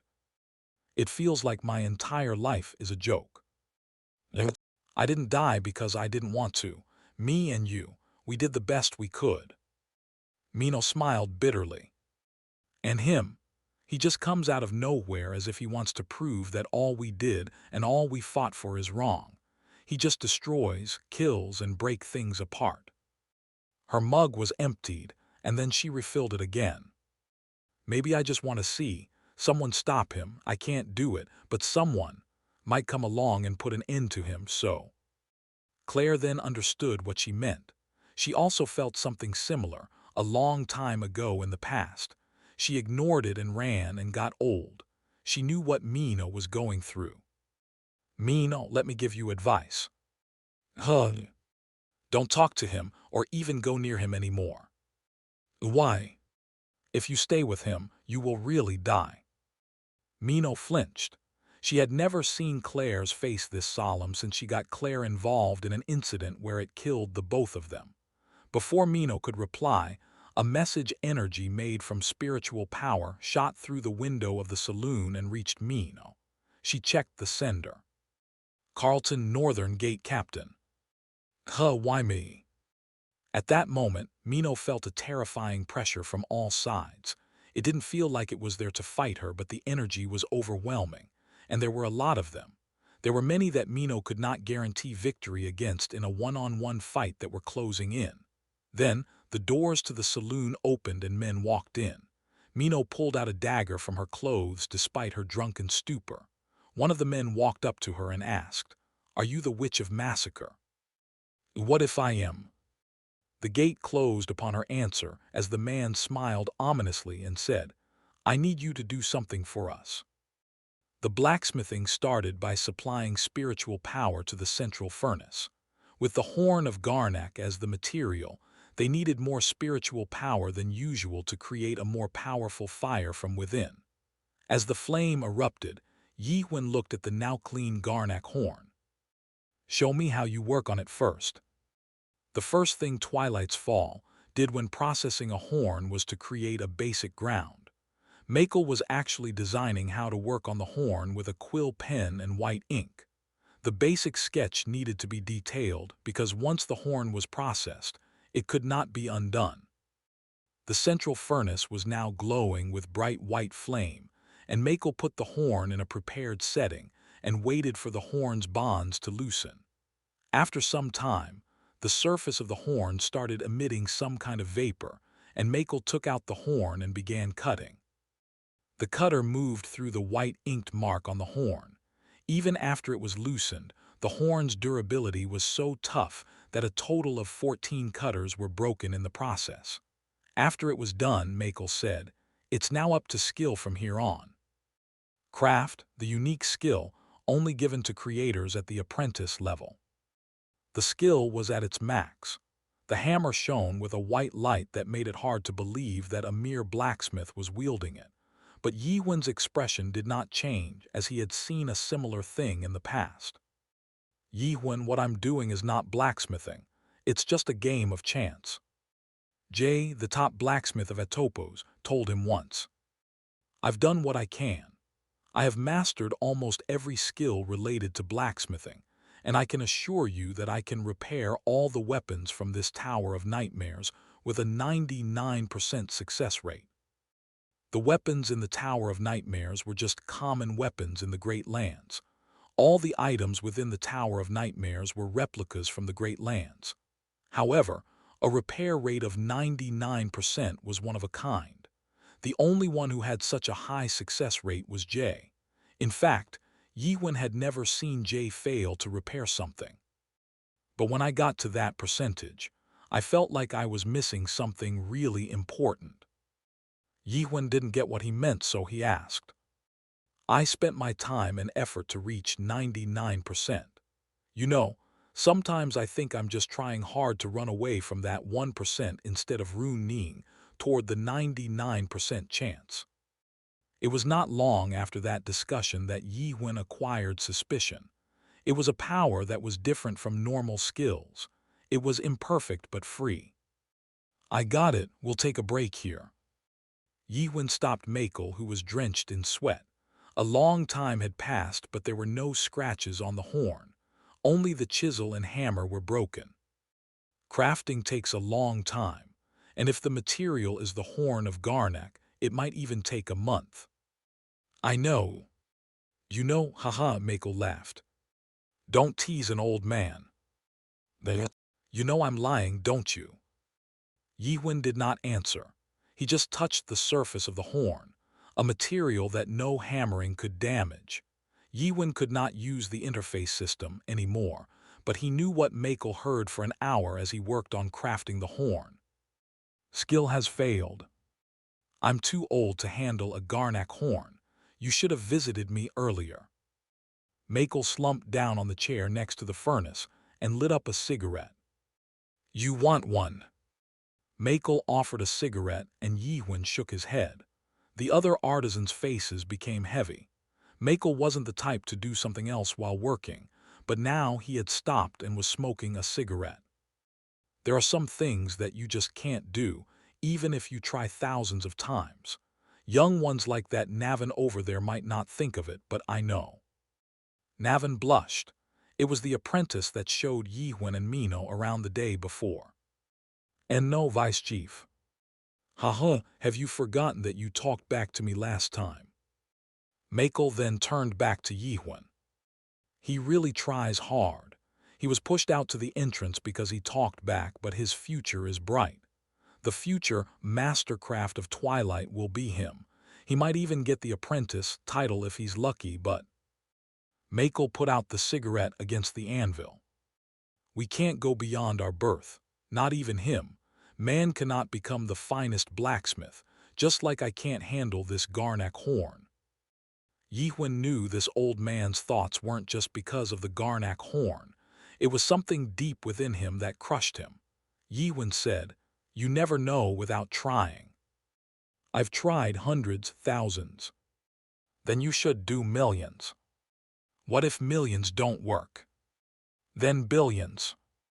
Billions? Haha, you're young, Makel laughed. You probably think that I didn't try hard enough. But I did. Believe it or not, I did. I'm not sure if I tried 1,000,000,000 times, but I something close to that. I tried and tried. That's how I got here.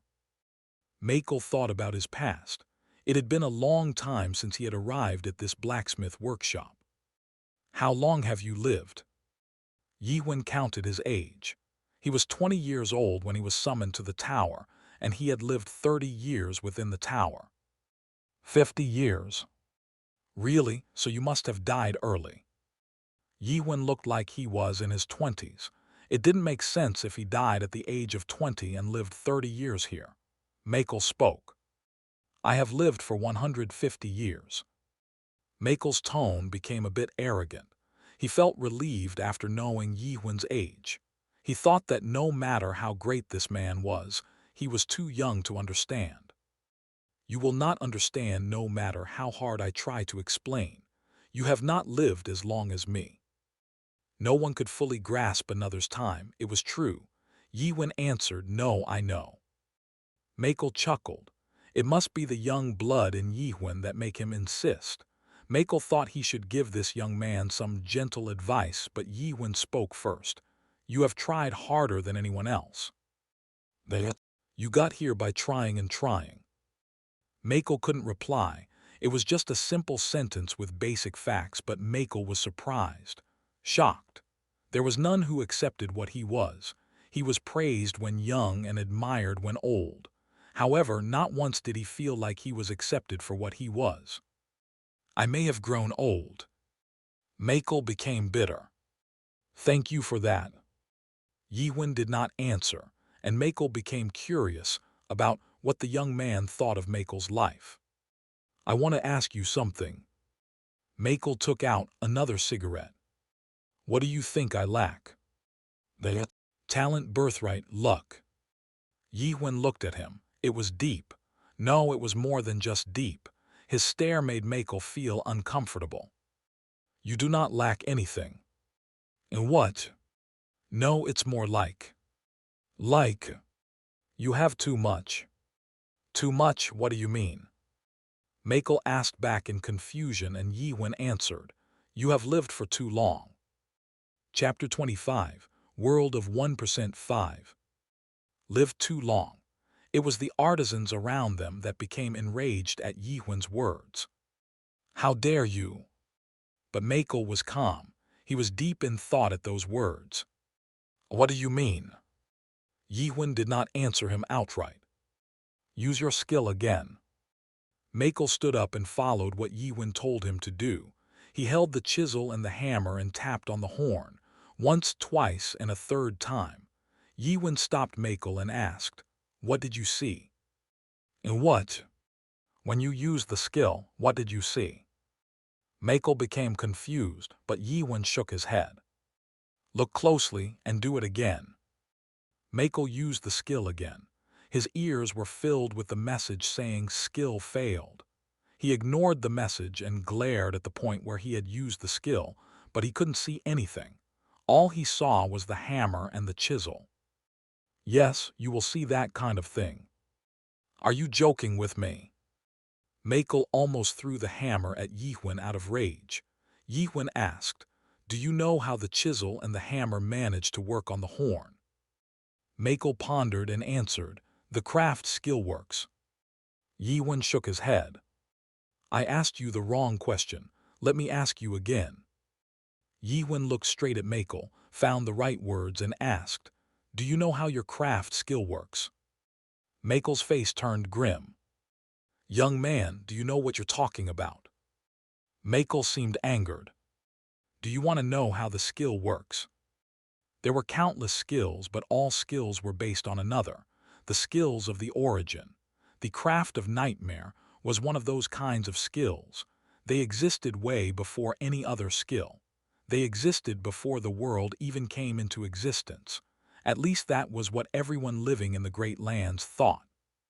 How could a human explain the origins of such an existence? And what was the point of doing that? Yiwen nodded. Right, so you do not know what exactly you are doing and just kept on using your skill. Makel gritted his teeth. Yiwen's words had injured his pride.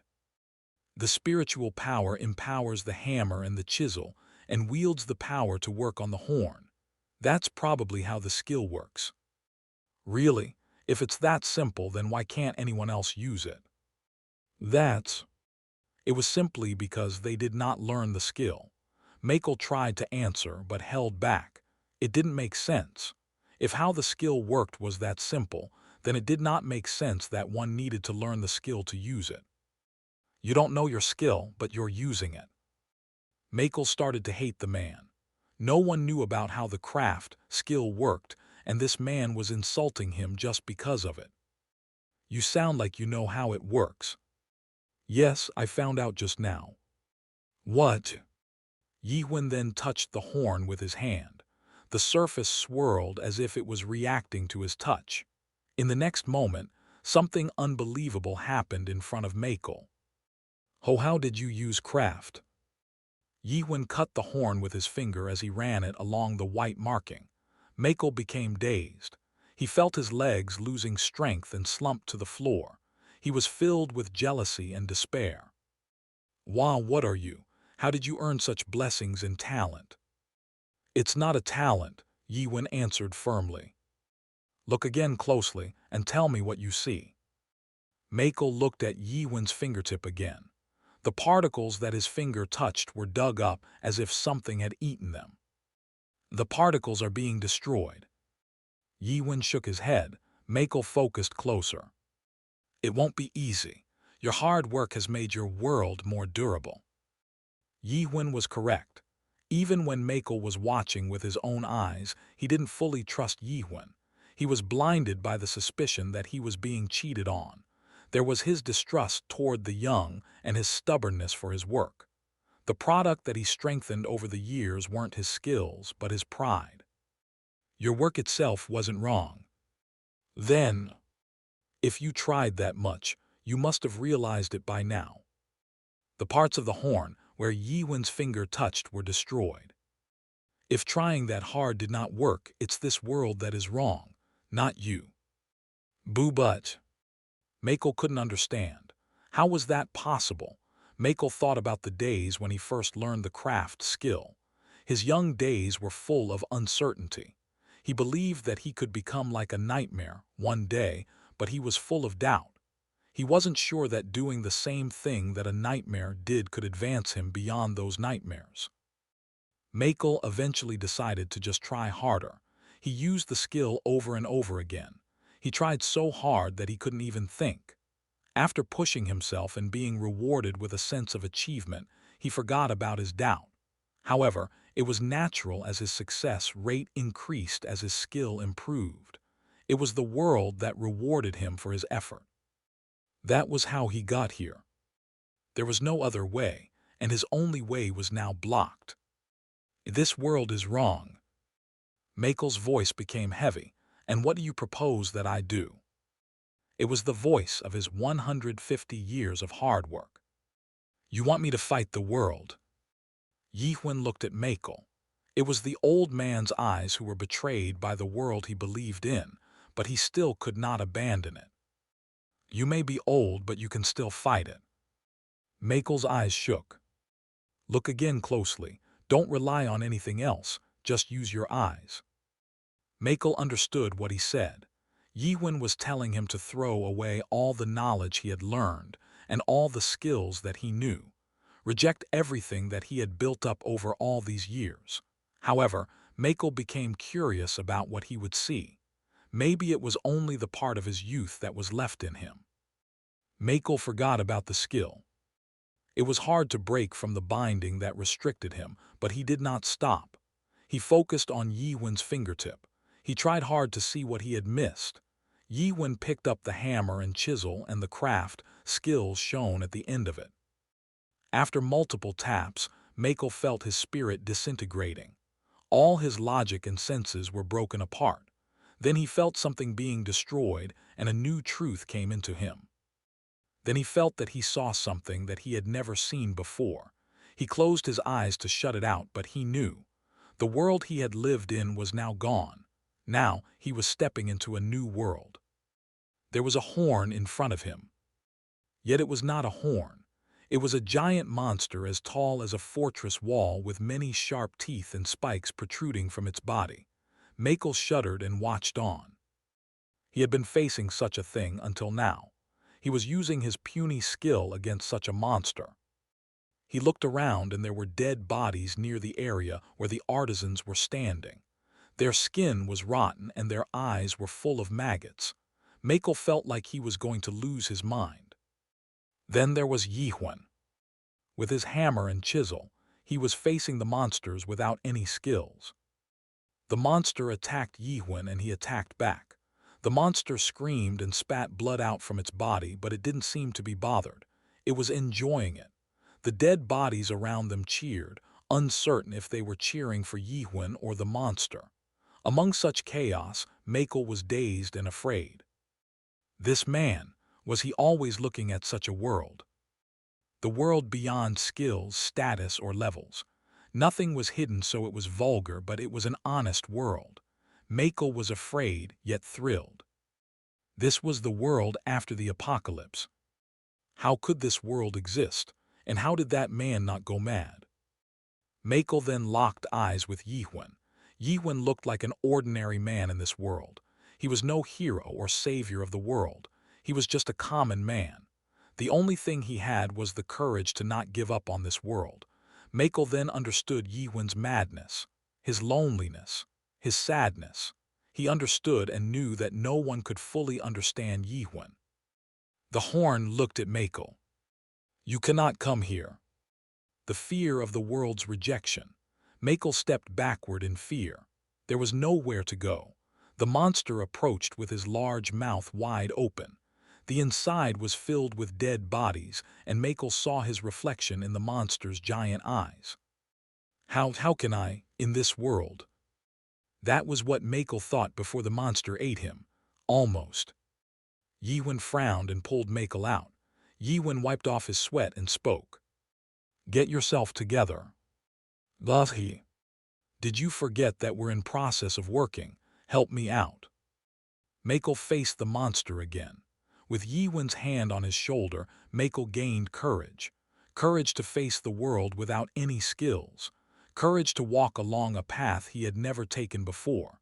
Courage to take the step that he could have taken a long time ago. Then his hand became covered in flesh. The veins appeared within and new blood flowed. His heart pounded and his sight cleared. He felt his body was filled with energy, just like in the days of his youth. He charged at the monster, toward the Garnek's horn.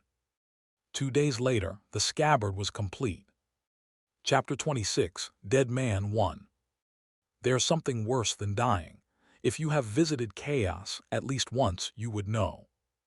Yu Surha, the 2nd Squadron Captain of Rupture. Episode 5, Dead Man. 3 days later. Yi-Wen was standing at the entrance of Twilight's Fall with his scabbard. The work that he thought would take 1 day actually took 3, but it was still much shorter than the average of 3 weeks for processing a horn. Mako and a few artisans came out to say goodbye. "Are you really going on your way?" "Yeah, I got what I needed." He also had some unexpected information. When Yi-Wen understood the craft, he acquired some interesting information. Those monsters were not naturally occurring. The Garnek horn had already been crafted before they worked on it.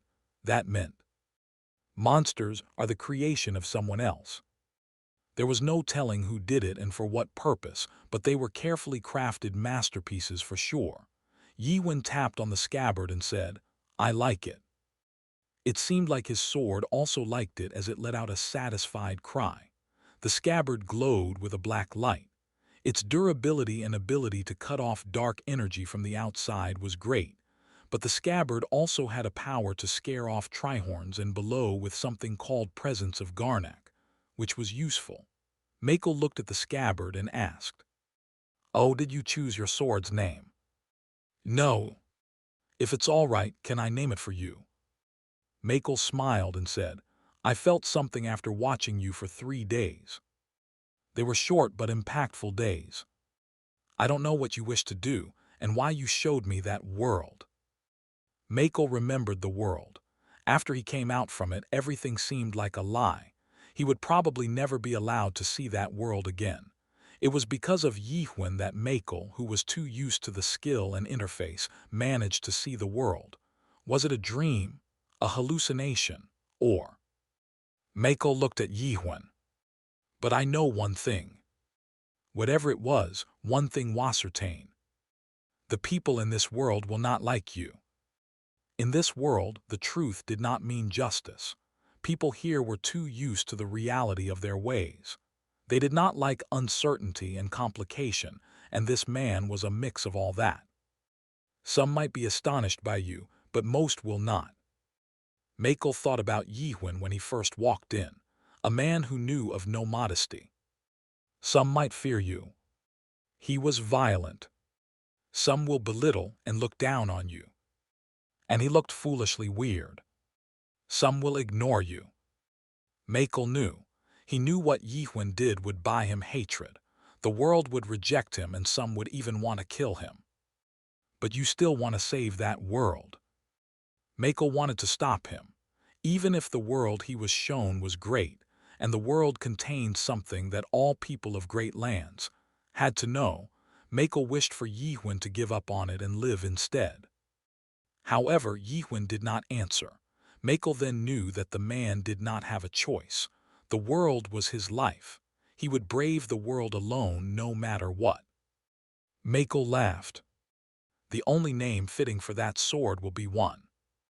Mako ordered someone to bring a hammer and chisel, and used the craft, skill to engrave the letters on Yihun's scabbard. Loan denied. Farewell. Yihun nodded and walked away. Before Yihun could walk too far, Mako said, "Let me ask you one thing." Yihun stopped. "In the world that you see, what am I?" Yihun did not turn back as if he refused to turn. He answered, "A human." He then walked away. Mako knew why he did not turn back. Mako sighed. Who can understand his world? There was a woman walking toward him. Mako laughed. Youth A. Yihun felt something had changed as he walked. Something that was normally beside him wasn't there. It sometimes poked him while he was at the blacksmith and lurked around like a cat, but it had gone missing since yesterday. Maybe it was finally gone. Are you looking for me? Mino appeared in clean clothing. She wore a short dark top with black tights. She still had the dark robe over her though. Where have you been? Somewhere close. What did you do? Stuff, I'm a busy woman, you know. Oh, and take this. What is it? Your clothes. You can't keep walking around like a beggar. He then remembered his clothing was still ragged and took the clothes. It had a medieval style, but it was okay. Everything was black up to the coat. It's just a token of my apology. I see. Maybe you should say thank you. Thanks. Mino then turned around to look at twilight's fall in distance. Makel and the artisans were still watching. They must have liked you. No way. You looked like you were close to that old man, though. You've got it wrong. But he looked at you like a lover or something. Yihun did not reply. They walked the wide streets for a while. Then they came to the side of the road with more people. Why are you still following me? Why, do you think I might have some dark motive or something? I'm also considering that. Mino's expression changed for a short moment, but Yihun noticed it.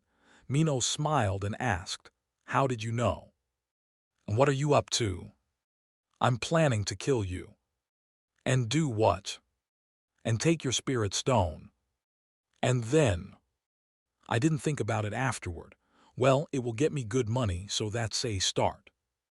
Yihun smiled. Whether she really meant it or not, it was not going to happen. Mino felt her pride getting hurt. I'm serious, you know. Sure. Mino was curious about where Yihun gained such confidence. She thought it came from his sheer strength, but Mino knew other powerful individuals like Yihun, such as the leader of the clan she was in. But Yihun's confidence was different from theirs. Mino then felt that Yihun was not from this world. What are you going to do now? I'm going to meet up with the nightmares. How? Makel taught me how. And what will you do when you meet them? Ask about Tree of Imagery and find the way to go to the depth. Mino's face turned weird. Why would you want to do that, to become strong or be reborn? There were people who wished to go up to depth, the branch of the Tree of Imagery. Many failed to do so, and those who did mostly never came back. Even the ones who returned and earned the title of the Strong of the Depth became victims to PTSD, which destroyed them. Tired, Yihun asked, Are you that curious about my motive? Yeah. Yihun looked coldly at Mino. Mino flinched but did not step back. You won't believe me even if I tell you. Try me. Yihun turned up to the sky and Mino looked at him.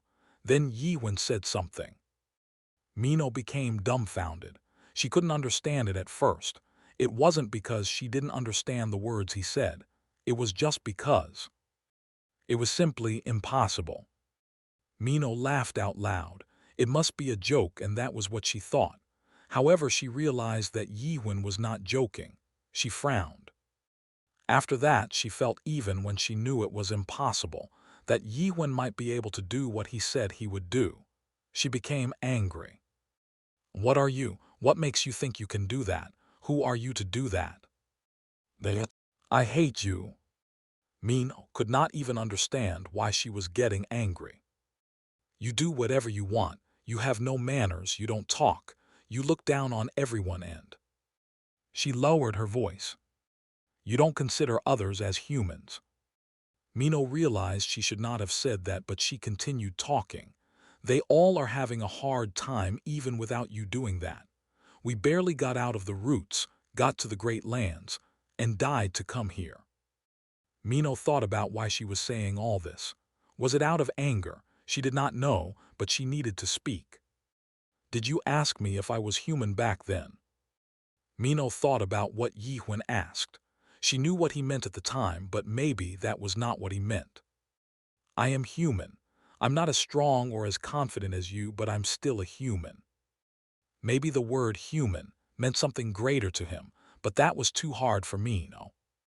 As far as I know, a human is someone who lives day by day and considers it happiness to survive, not living with some big dream. There was a fork at the end of the road. Mino felt this was the fate laid out in front of her. In that sense, you don't seem like a human to me. And they reached the fork in the road. We should part ways here. I can't stay together for that kind of purpose any longer. Mino then ran into the road that was full of merchants. Yiwen stared at her until she disappeared into the crowd. The first human he had met. After a while, he mumbled, I should change clothes first. Mino arrived at the saloon. It was Claire's. What brought me here? Mino thought as she stared at the door. This wasn't the plan. Yiwen should have followed her here and opened the door first, but she couldn't do it. She had lectured him about humans and stuff and could not bring him here. She wanted to let the man know that the humans here weren't bad. They might lack the requirements that Yiwen had set, but they were still humans. Mino opened the door and walked in. I'm sorry, Auntie. Am I late? Claire was tied down to the chair with an empty expression on her face. She turned to Mino and grinned. I knew it, you brat. I should have stopped you earlier. I'm sorry. Claire shook her head while laughing. You are really getting us killed this time. Claire cleared the Tower of Nightmares with Mino and even stayed with her in chaos. Mino bit her lips as she glanced at Claire. She would not be able to save her friend anymore. Witch of Massacre. A cold voice filled the saloon. It wasn't only the saloon. The entire area around the building was filled with terrifying energy. The owner of the voice was the man who had come to visit Mino days ago. What's happened to our deal? He's not coming. The atmosphere was horrifying. However, Mino just laughed in that atmosphere. Maybe she had been influenced by Yiwen. He's gone to destroy the world. Chapter 27, Dead Man 2. Mino thought that everyone around her had met a bad fate since her days in the Tower of Nightmares. In fact, her nickname, Witch of Massacre, wasn't something she actually acquired in chaos. When she was in the Tower of Nightmares, the first party she joined was attacked by monsters and was wiped out. She was the only survivor of the group. The people back then considered her to be lucky. Mino felt strange. She felt like it was some kind of premonition. It was only after the second and third party were wiped out that she knew for certain. She had survived all alone again. People now were suspicious and began to wonder. After similar happenings occurred a few more times, people began to be wary of her and stayed far away. Is she the Witch of Massacre? The witch who brought the monsters, the cursed woman who killed all her party members. People shunned and abandoned her. The abandoned 16-year-old girl, that was Mino. Mino later found out that her bad luck was her passive skill. High-grade skill lure. It was the sole hidden skill in her Tower of Nightmares. Mino still thought of the day of the clearing, about what might have happened if she did not have Claire and her other friends with her. When everyone shunned her and she faced clearing the tower alone, they were the ones who came to save her from the danger. That was why Mino still trusted humans. Even if there were terrible things in the world, even if the world was filled with evil people, there were still some good people. Some were not strong or did not have talent, but they would still willingly die for others. Mino survived because of them. She tried hard to become strong and survive. If she was cursed and brought misfortune to others, she needed to be stronger than the curse. Thus, she joined the Dark Forest clan to learn powerful assassination skills and gain spiritual power. The result was in front of her. Girl, don't hesitate if you've come this far. Claire was biting her lip hard. Her face was bruised and bleeding. Being weak doesn't mean we don't have the right to choose death. Mino became saddened. Hang in there, Auntie, I'll save you. Claire smiled bitterly. She and Mino both knew that it was impossible, but Mino couldn't give up. She glanced around. The situation was worse than expected. There were more than 10 third-stage adapters. The man in the center was even more powerful than what Mino could measure. They were much stronger than those Red Fox members. There were not many organizations that had the ability to mobilize groups with these kinds of people within Gorgon Fortress. It was either the Ten Clan or someone with power. There were only 2 from the Ten Clan within the fortress. The Fire King clan led by Kangwang, and the Arms Extreme clan led by Shin Mukuk. But these people didn't seem to be related to either of those clans. Kangwang was known for his freedom, and Mukuk was known for his noble manners. Both would not allow themselves to do such dirty work. Besides, some of these men were comprised of assassination targets that she had been assigned to before. Desert Serpent. Desert Serpent was a third-stage adapter who hunted down newcomers in the desert region, east of Chaos. He hid his face with a mask, but his cross-shaped scar on his eyes was not something he could cover. She couldn't find him before and had to give up on the request, but here he was. Wait, all of them.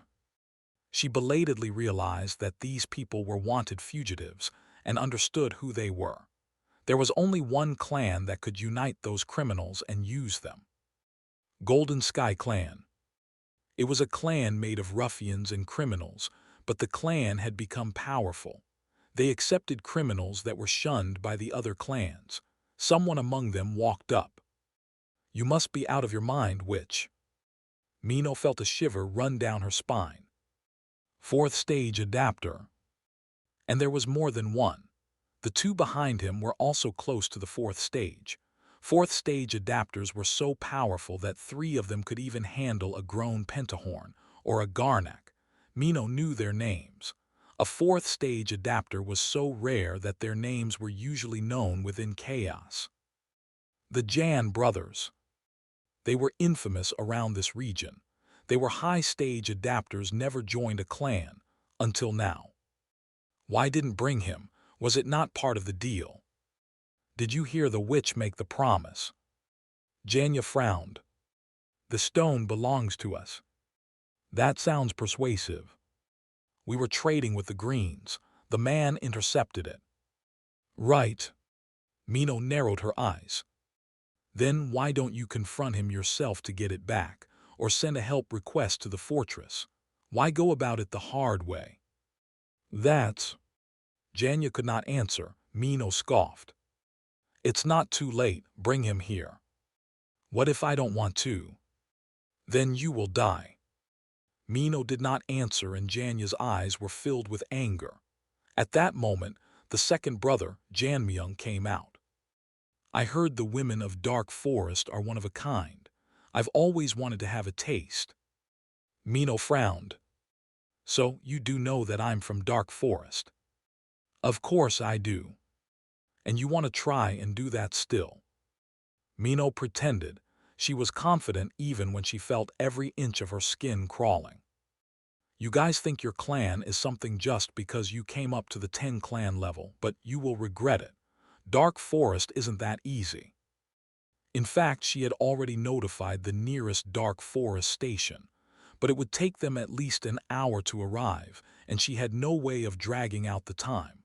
Suddenly, the third brother, Janming, laughed. "You think we are fools? They We know there is no dark forest branch within Gorgon Fortress. You will lie naked before they even come here. You will be hunted by dark forest. That's for our clan master to deal with." Janya flicked his finger, and all of the Golden Sky members cornered Mino. "Enough, we cannot waste any more time." Mino bit her lip. "Damn it." The Jan brothers' specialty lied in the shadow skill. It was the leaked version from the renowned family Black Spirit, and while it did not match theirs, it was still very powerful. However, Mino's skill did not fall far behind. 7 daggers floated behind her. High-grade skill, 7 daggers of Akaram. It was what she had inherited from the clan master of the Dark Forest clan. It was said that the skill was given by a nightmare, and was proven to be very powerful. Haha, so the witch knows how to fight. The Jan brothers left images as they moved through the shadows and swung the hidden blades at Mino. Mino's robes were cut as her white skin was revealed. Her right arm was left with a long cut. "It will be fun to strip you naked." She managed to kill 2 third-stage adapters, but there were still a lot of enemies, and the Jan brothers attacking from her blind spots was troubling. If only this was outside the fortress. Outside fortress, she could use her lore skill and she might have been able to bring in monsters to fight in the chaos, but this was inside. She sent out a few daggers imbued with spiritual power and made a side of the roof explode. The hole was big enough for everyone around to hear what was happening inside. "You think you're smart. It's no use. We already laid silence magic around this area." Her last trick didn't work. It was obvious that they had someone who could use silence magic if they had come in with this crowd of people. They might have even bribed the guards. "You recalled the massacre during hunts, but what about now?" Jamyung's sword cut the side of Mino's thigh. It was a deep wound. "What about naked, brother?" Jamyung laughed as he saw Mino's clothes torn off from her shoulder. This was not a fight. Some of them were now touching the other female employees of the saloon. They knew they didn't have to fight. She had to send a message to tell the Dark Forest clan to hurry. The criminals of Golden Sky were now shaking the already fainted Claire by yanking her hair. "It's not too late yet. Bring him here before that old hag dies." Mino's patience broke at the pitiful state Claire was in. 7 daggers of Akaram, final skill Frozen Blades. The 7 blades released a freeze with the spirit power that filled them. The storm covered all of them. Janmyung and Janmeng were left with some wounds. The one who stopped the skill outright was Janya. "I will rip you apart myself." Mino felt her legs losing strength as her spirit power was now close to 0. She could barely hold onto a pillar to keep herself from kneeling. She saw Janya walking closer and thought, is there no salvation in this world? It was a world filled with criminals. Even if there were some good ones, if those criminals stood on top, then that world was hell. The humans that Yihwen spoke of, the humans Mino spoke of, would all be left to die by those criminals. Mino closed her eyes as she saw his blade. For the first time, she thought she wanted to go back to the past. What if she had followed him at the fork in the road? She might have been able to watch the world fall and later tell the others about it. Mino became jealous of herself in her imagination. However, she knew that there wasn't that kind of future. She would never meet with Yihwen now. After a moment, she realized something was wrong. She did not feel the cold blade on her. The surrounding air seemed to be still. She knew this feeling. She opened her eyes and saw the Jan brothers staring weirdly in her direction. She knew that look. She thought she hated this cliché and felt her legs finally give way. Someone kept her from falling down. The hands were rough but warm. He was tough but reassuring. Mino looked up and saw the man's face. "Weren't you going to destroy the world?" Yi-Huan then held up a bag. It was the bag that contained the clothes that Mino bought for him. "They're the wrong size." Chapter 28, Dead Man 3. Yi-Huan knew everything when he and Mino stood at the fork in the road. "Don't be foolish, witch. If you don't keep to the deal, that old hag is dead." Whispers kept flying to Mino. Yi-Huan knew what was going on. Someone was threatening her and was holding a hostage, and the criminal wanted Yi-Huan. Yi-Huan thought Mino would betray him. After understanding the world through countless suspicions, he realized that this world was full of stats and data. It was filled with people selling even their spirits for higher stats. To Yi-Huan, Mino was the same kind of dead corpse. The suspicion that was never wrong warned Yi-Huan that Mino would betray him. That was why Yi-Huan did not listen to Mino. "As far as I know, a human is someone who lives day by day and considers it happiness for surviving, not with some big dream." When Mino's story ended, Yi-Huan came back to his senses. "In that sense, you don't seem like a human to me." With those words, Mino left him with no hesitation or betrayal. His suspicion was wrong. That's when Yi-Huan's thoughts went blank. Suspicion lost power, and the words that came to him from all around stopped, and his world was covered in silence. He felt his heart ache. Why did she look human? He couldn't understand.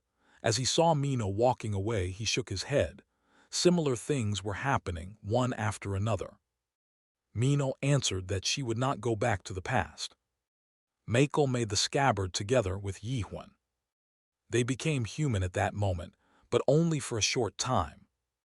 They soon returned to being dead bodies. Yi-Huan knew, focusing on each of them would not change the world. No matter how many times he saved them, they would not become human. Yi-Huan turned back. That was when his suspicion returned with the voices. "The witch has betrayed us. Send the message." "The nightmare we brought is no use then." "Nightmare."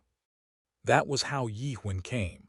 Mino looked up to him and asked, "Did you really come because of the size?" She thought Yi-Huan really would have come because of that, but he did not answer. Janya was thrilled by Yi-Huan's appearance. "I don't need to go looking for him then." He was sure that Yi-Huan had the stone, as Janya could feel the power of the greens in him. Yi-Huan asked, "Hey, you guys have a nightmare, right?" Janya's face darkened. It was top secret, even among themselves, that they had a nightmare. Janya sent a whisper to ones working on the silence barrier outside. "He knows about the nightmare. What happened?" "That can't be." It seemed they were too shocked. Yi-Huan asked again, "Where's the nightmare?" "I won't tell you," Janya blurted out accidentally. He realized that he had confessed that they had a nightmare, but it was too late. "Bring the nightmare here." Janya frowned. "Is he mad?" He appeared suddenly and asked about the nightmare, and now was ordering him to bring the nightmare here. Why am I listening to him anyway? Janya became angry. He was the eldest of the Jan brothers.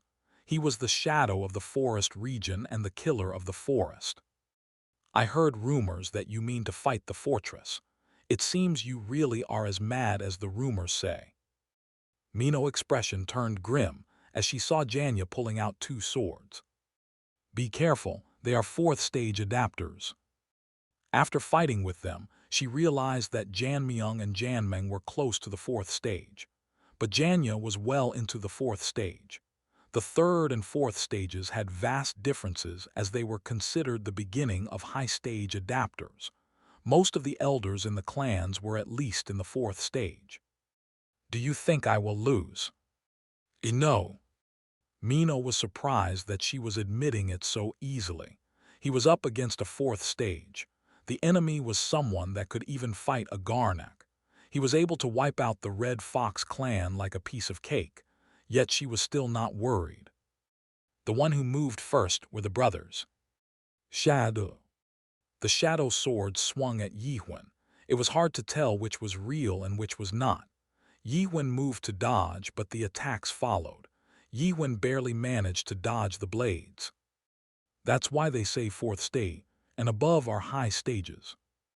The skill that the man was using was very powerful. Yi Wen was planning to find the real ones by using suspicion, but their spiritual pattern was not easy to recognize. Yi Wen became annoyed and decided to deflect all the blade attacks. White light filled the air as Yi Wen used slight stab multiple times. There were so many that the attacks left traces lingering in the air. Janya frowned. This can't be. Chapter 29, Dead Man 4. Yi Wen had deflected every single shadow blade and aimed for Janya's head, but his attack barely missed. He dodged. It was Yi Wen who was surprised. There was no one who had dodged his slight stab until now. No, there was one, but he killed that with his normal stab and was now his scabbard. Brother! Janmyung was holding Janming while he was shocked by the unexpected damage. It seemed Janming's thighs and right arm were wounded by the stabs. Janya was shocked. He could not believe what he had just experienced. The man in front of him had just deflected every attack just by using stab, and even aimed for his head. The only reason he was able to dodge the attack was because he was lucky. If his instincts did not warn him, he would have been killed. He messaged the members outside again. Isn't the man a non-adapter? Yes, we are sure.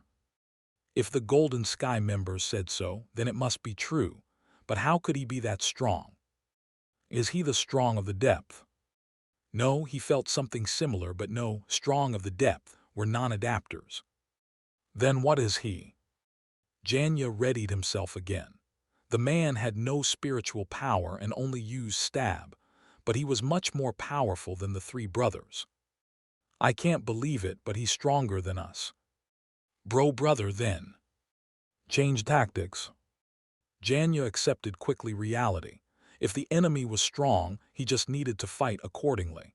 Yi Wen frowned at the change in tactics. The Jan brothers quickly grabbed the hostages and began fighting while holding onto them. It was a tactic to fight against Yi Wen, who only used stab. Stab was quick, but it was also very simple. If the direction of the attack was blocked from the start, it was easy to deal with. It proved to be very useful in fighting Yi Wen. However, that didn't matter. What? Yi Wen's right hand began gathering spirit power. It was so powerful that the whole building was shaking.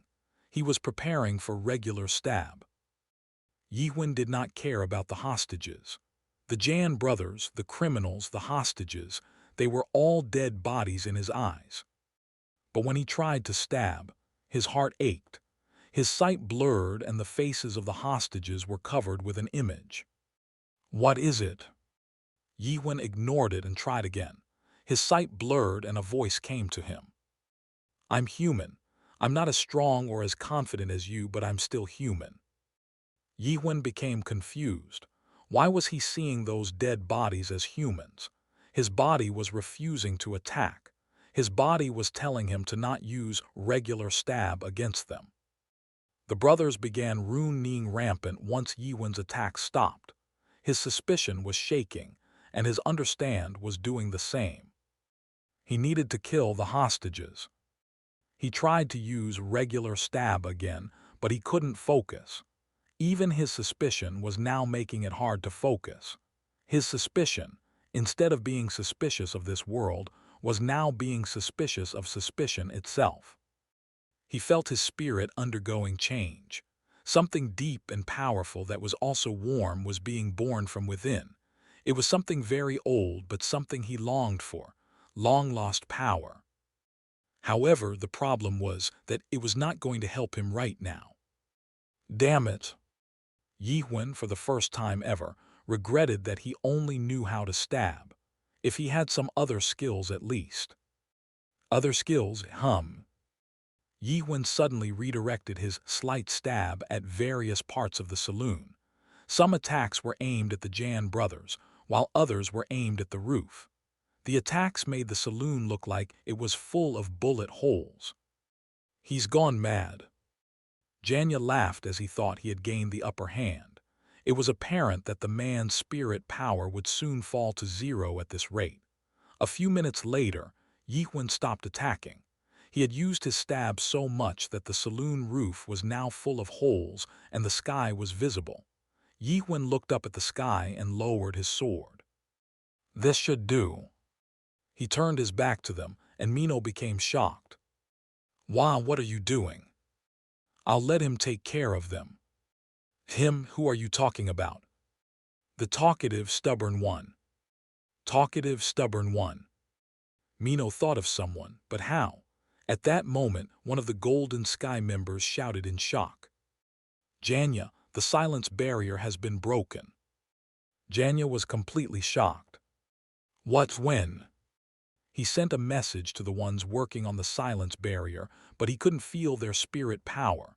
He then glanced around the saloon. The holes made by the stabs, those attacks.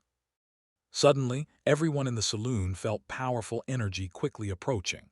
It was powerful enough to confront a fourth-stage adapter with ease. It was a powerful, yet pure energy. There was only one who had such spiritual energy.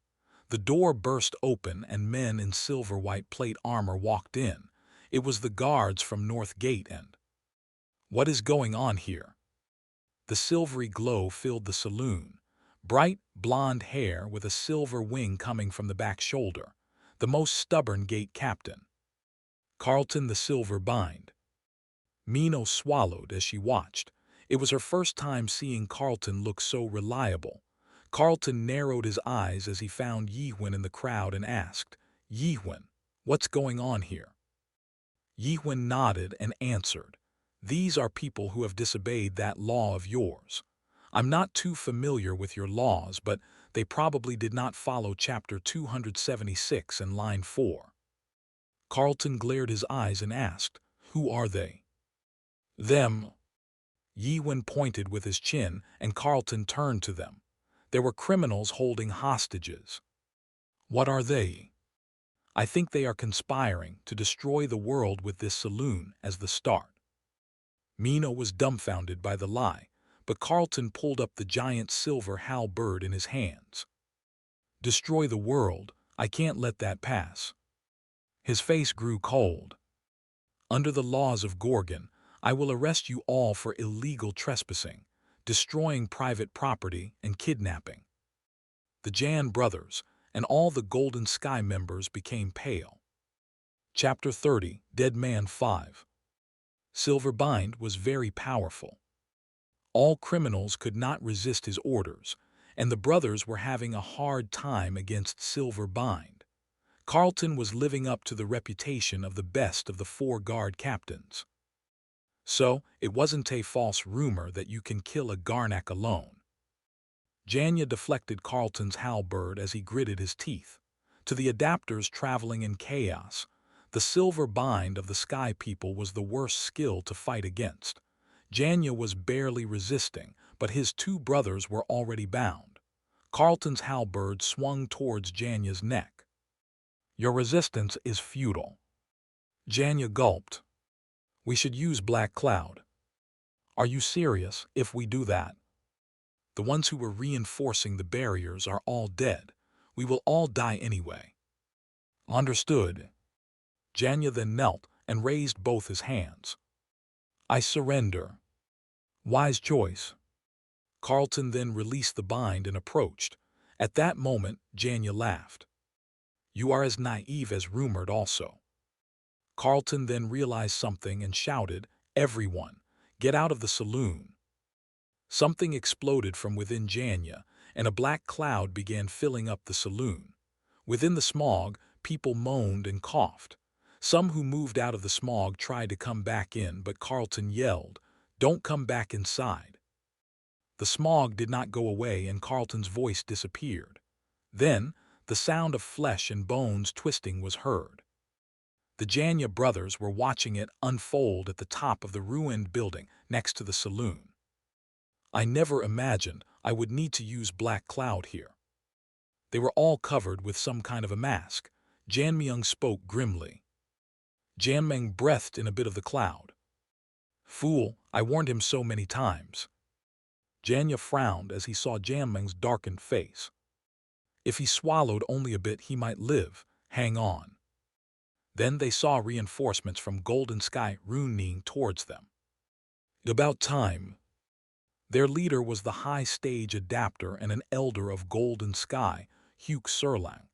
He was famous for his sexual desire in the Great Lands, and was eventually killed by adapters with his tongue and penis ripped out. Janya was ashamed to side with such a man. Janya, look at you, how pitiful. You shut up. What happened to the witch? You need to hand her over to me. I didn't have time for that. Serling frowned. He then checked the cloud in the saloon. You were in a hurry, I see, using the cloud with the leader's permission. Silver Bind was here. Silver Bind. Serlang's voice shook. Wait, so Silver Bind is in there right now? Yes. Serlang cackled at the world. Haha, that fool swallowed up the black cloud. That's a sight to behold. No criminal had a good impression of Silver Bind. Even Serlang had bad memories of Carlton. That's a good sight to watch, Serlang said, but Janya didn't seem too excited. What happened to him? Silver Bind wasn't much of a problem. Under normal circumstances, he would have defeated him already. The problem was the man who cornered them with just a stab. And he couldn't stop thinking that the man was probably not affected by Black Cloud. Oh, and where's the stone? Not yet. Don't tell me you let the fortress take it. Don't worry, we just need to pick it up now. Janya adjusted his mask and readied himself to walk back into the saloon. The saloon was covered in black smog. Even the smallest effect was enough to corrupt the spirit, so he did not want to go back in. The ones inside had probably reached their limit of corruption already. I don't even want to think about it. He knew what became of the ones who reached the limit of corruption. There was no one in chaos who did not know this. Suddenly, Serling stopped Janya and asked, Janya, who is he? Janya turned and found a man looking at him. He had casually walked out of the smog-filled saloon. Janya was shocked. It wasn't possible. Even the greens could not stay normal after breathing in the cloud, and he was not one of the greens. He's the one with the stone. Oh good, get him. The men who came with Serlang charged as the man took out his sword. Step by step, with each step he took, Janya felt the ground shudder. One strike equaled the death of one of his men. Serlang bellowed, what is he? Who was he? That's what Janya wanted to know.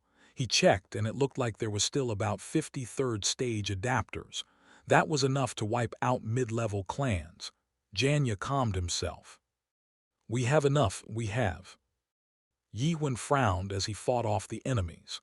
There were too many to stab each one, and there was a chance that more bad things might happen again if he wasted any more time. He did not use his sword because he did not like relying on an item's power, but it was time to use it now. Yi Wen drew the sword from the scabbard. It was then that Janya first realized that the man had been fighting with the scabbard on. So I was only fighting a scabbard. The sword cried out with ominous power as it was drawn. Everyone, excluding Janya and Serling, froze. It was as if a giant horned monster was standing in front of them. Garnek. The skill within the scabbard, Garnek's presence, was activated. Janya stared at it dumbfoundedly. The reinforcements were smashed like insects, and when he came back to his senses, the only ones left were himself and Serlang. But Serlang was already far away, fleeing. Bastard! Janya then looked at his brothers on the ground. He would not survive. There's one way for you to survive. To survive, Janya's eyes opened wide. Where's the nightmare? Nightmare? Why do you laugh? Yi Wen asked Janya, who was laughing maniacally. I can't tell you. He knew if he told him about nightmare, He would die even if he survived. He thought of one man, the strongest in chaos and the only one who could unite chaos. The leader of Golden Sky. Even if this man was strong, would he be stronger than the leader? He couldn't agree.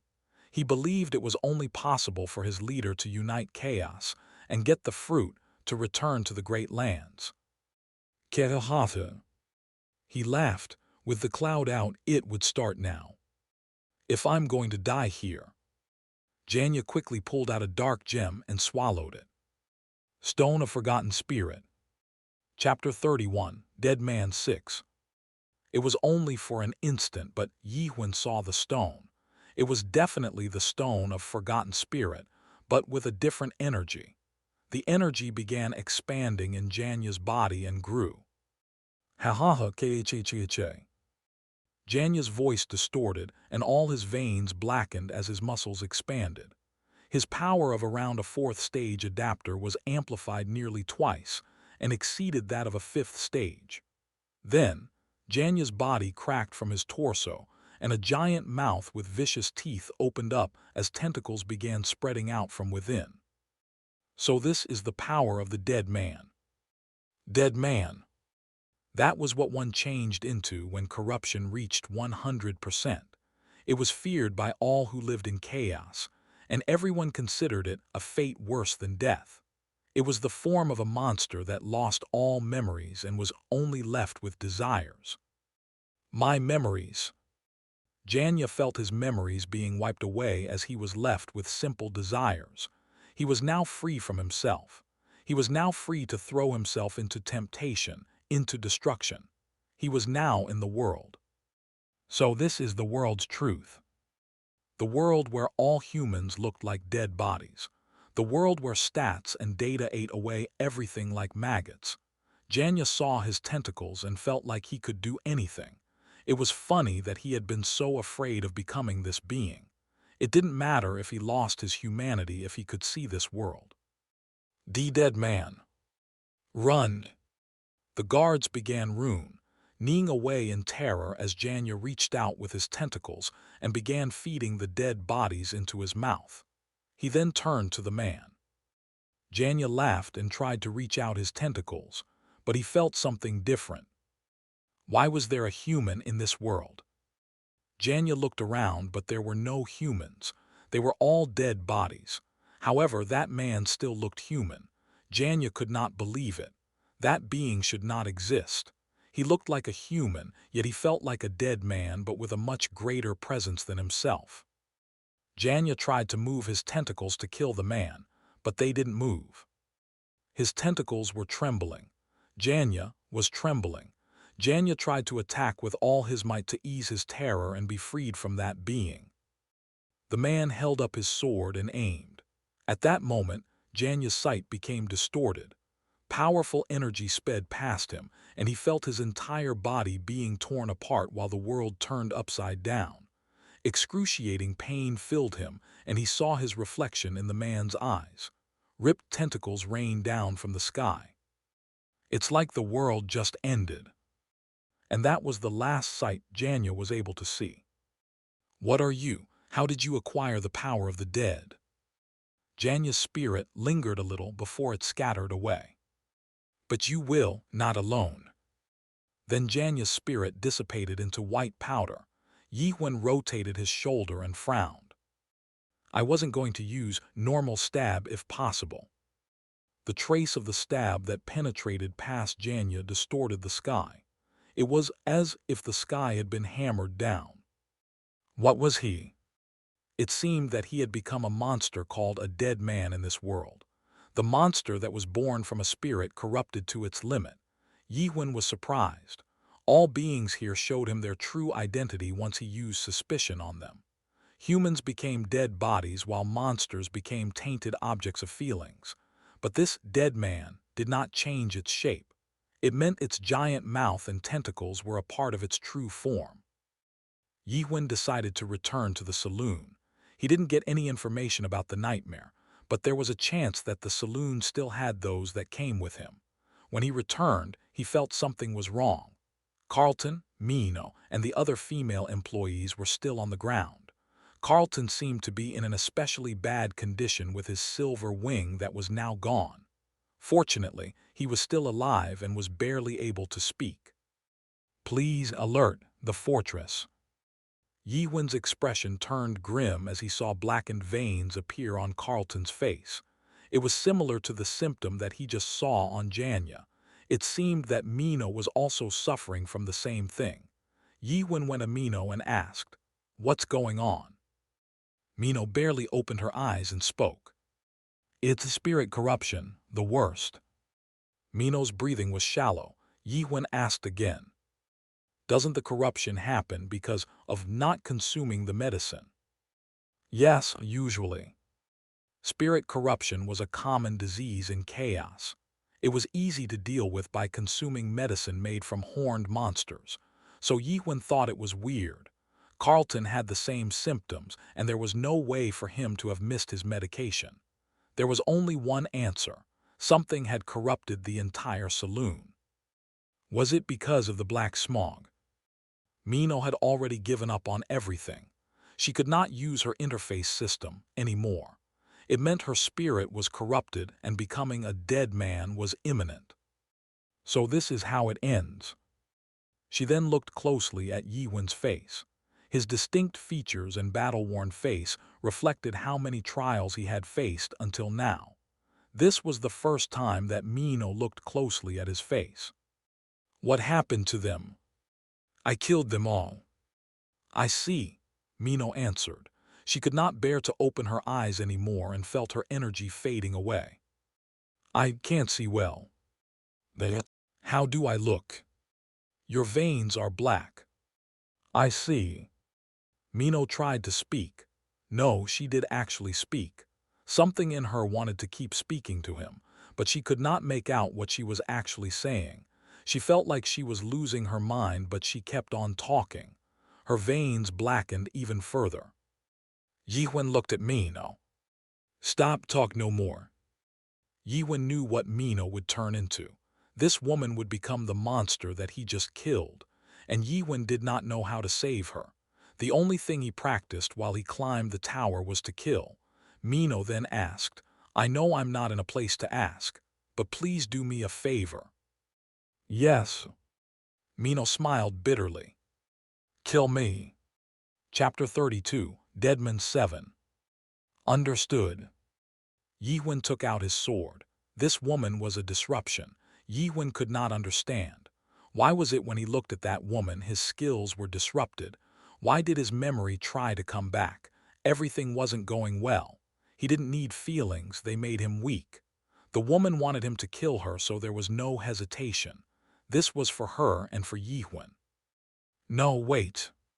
Someone rushed up and held onto Yiwen's wrist. "There might be a chance, please." It was a middle-aged woman, the owner of the saloon. She was probably the one named Claire. She had evacuated at Carlton's warning and had fortunately evaded the corruption. Just then, the paramedics from the fortress rushed into the saloon. "This way." Gorgon Fortress acted quickly. The paramedics from the fortress quickly hauled Carlton and Mino outside. Yiwen stared at Mino being carried away and asked, "Will she live?" "If she starts the morph, there's no chance, but—" One of the paramedics answered hesitantly. It seemed everyone was terrified of the dead man. "Warning, corruption level has reached 90%. It was the corruption measurement meter that Carlton had. Suddenly, a siren sounded from somewhere within the fortress. "Warning Gorgon 4, this is not a drill." Small dead man within the fortress. "Citizens on the northern STRETS, evacuate immediately." The entire fortress plunged into chaos. Yiwen felt it was a bit weird to be that scared. Is dead man that dangerous? There was various information about a dead man coming in on his suspicion. Then he felt some strange whispers. Right after, red-clothed figures appeared on the rooftops of buildings around them. Anti-Evil First Squadron has arrived at the scene. Second Squadron has arrived as well. As the reports ended, the red-clothed man in the center nodded and gave an order. We will eradicate them before they finish the dead man morph. Their hunt began. Most of them were higher than third-stage adapters. They were either as powerful as the golden sky or even stronger. They all rushed into the saloon at once. "Mino, come back, talk to me." Claire was feeding all the medicine in her possession into Mino's mouth. It didn't matter if what she had was valuable, whether it was uni or Bihorn medicine. The doctor and the rescue team asked the paramedics, "How much medicine do we have?" "Not much, sir." "Why is that? Didn't we have enough supplies?" "It's all been used up to ease the master's disease." "Damn it." The corruption level was increasing. Something seemed to be creeping into Carlton and Mino's spirits, something so powerful that the Unihorn or even Bihorn powder could not stop. As they reached the hospital, the guard posted at the gate blocked them from entering as he looked at Claire. "Carlton can enter, but the woman cannot. We do not have much." "I will provide the medicine, just give us a spot," Claire yelled. "If you insist." The hospital was worse than Yi-Huan thought. It was poorly equipped and the building was just a tent. There were hundreds of beds with patients slumped in them, and they all seemed to be corrupted. "Move away, emergency." Doctors closed in quickly and got respirators on Carlton and Mino. It seemed that they were trying to force-feed the medicine via the respirators. Outside the tent, the saloon could be seen with smog leaking out from it. With the evacuation order, the saloon was closed down, and the elites of the anti-evil squad stepped out to guard the saloon. From within the saloon, cries of woman employees who had turned into dead men were heard. "Are you the man that Mino talked about?" Yi-Wen turned to Claire as she continued, "I sent her to hunt down the Red Fox clan. Never imagined she would come back with death itself. They heard you reject all laws here. You judge the world by your standards and you measure humans." Yi-Wen did not answer. "I know a man like you. I've seen one." Claire placed her hand on Mino's chest and checked her breathing before continuing. Yi-Wen looked at Claire's face. He had never met her before. "If you live long enough, you get to see all kinds of people."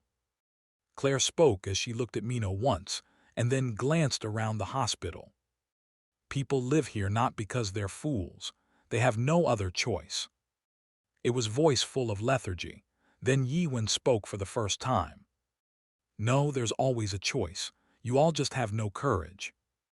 "Courage?" Claire retorted. "Why do you need courage?" Yi-Wen tried to speak but stopped. He had seen Claire's eyes, the deep eyes with regrets over her long life. She had lived with courage all this time and now had no more courage to do so. You are the type who values a higher standard, higher justice." There were paramedics and doctors shouting from all around. Some with higher corruption levels were coughing black coughs. Claire continued, "It must be a wonderful thing, too wonderful that people here cannot dare to imagine. You may be right. I may not have the courage, but because of that, I do not know what you may think. But I know one thing for sure." Claire's eyes were similar to that of Mino's. "I know that you are dangerous." Yi-Wen thought about what Mino mumbled to him before she fainted. "I now know why I wanted to tag along with you, why I wanted to stop you from leaving." The words that Mino spoke earlier and the words that Claire spoke now were mixed before it came to a conclusion. "You must leave this place. You must not leave this place. You will bring despair to the people. You will bring hope to the people. You will make them think that nothing will change. You will make them think that something will change. The young ones like Mino will like you. They will be tempted and shaken, and then they will die like her. The older ones, especially those who have adapted here, will hate you. They will be jealous and hurt. Many will die.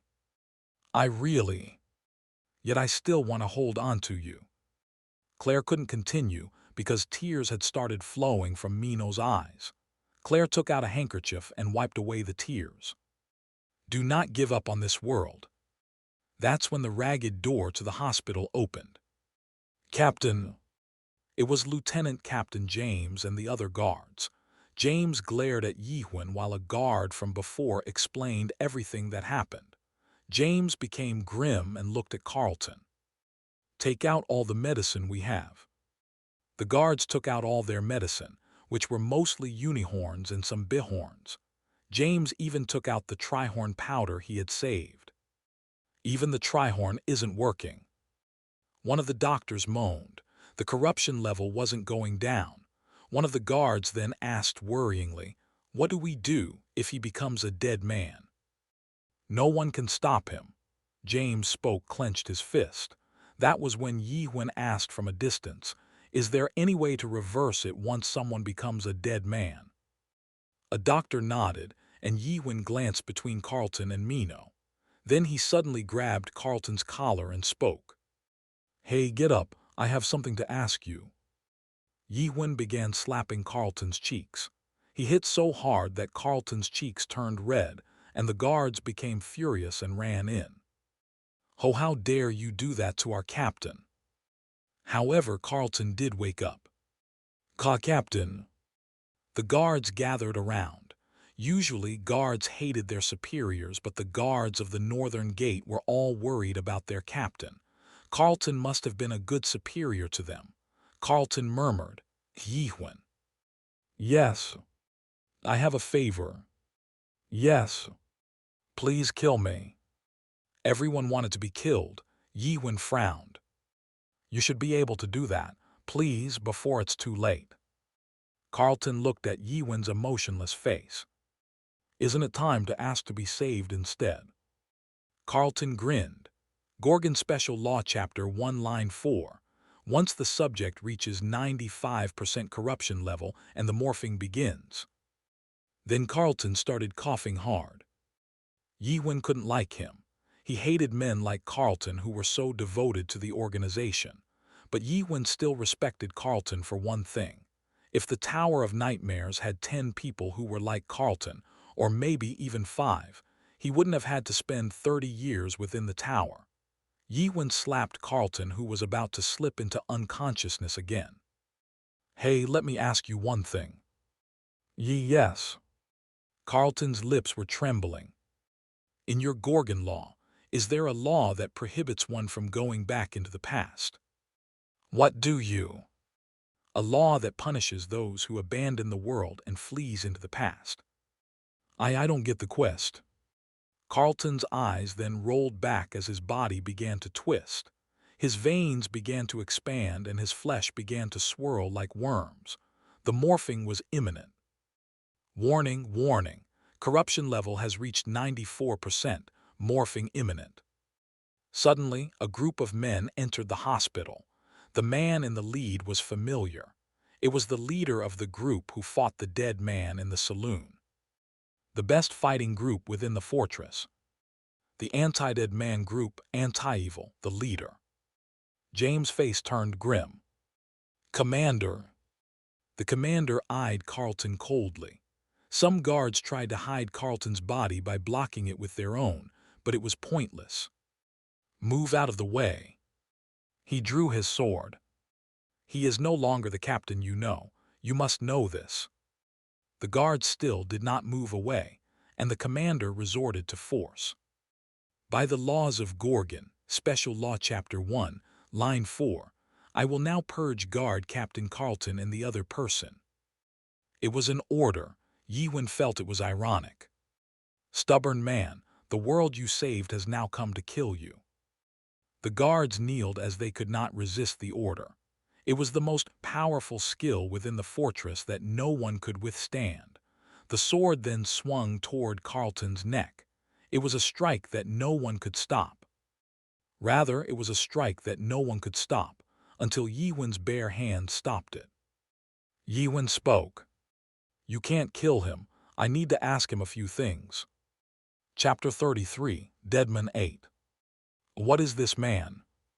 The commander tried to pull out his sword away, but it did not budge.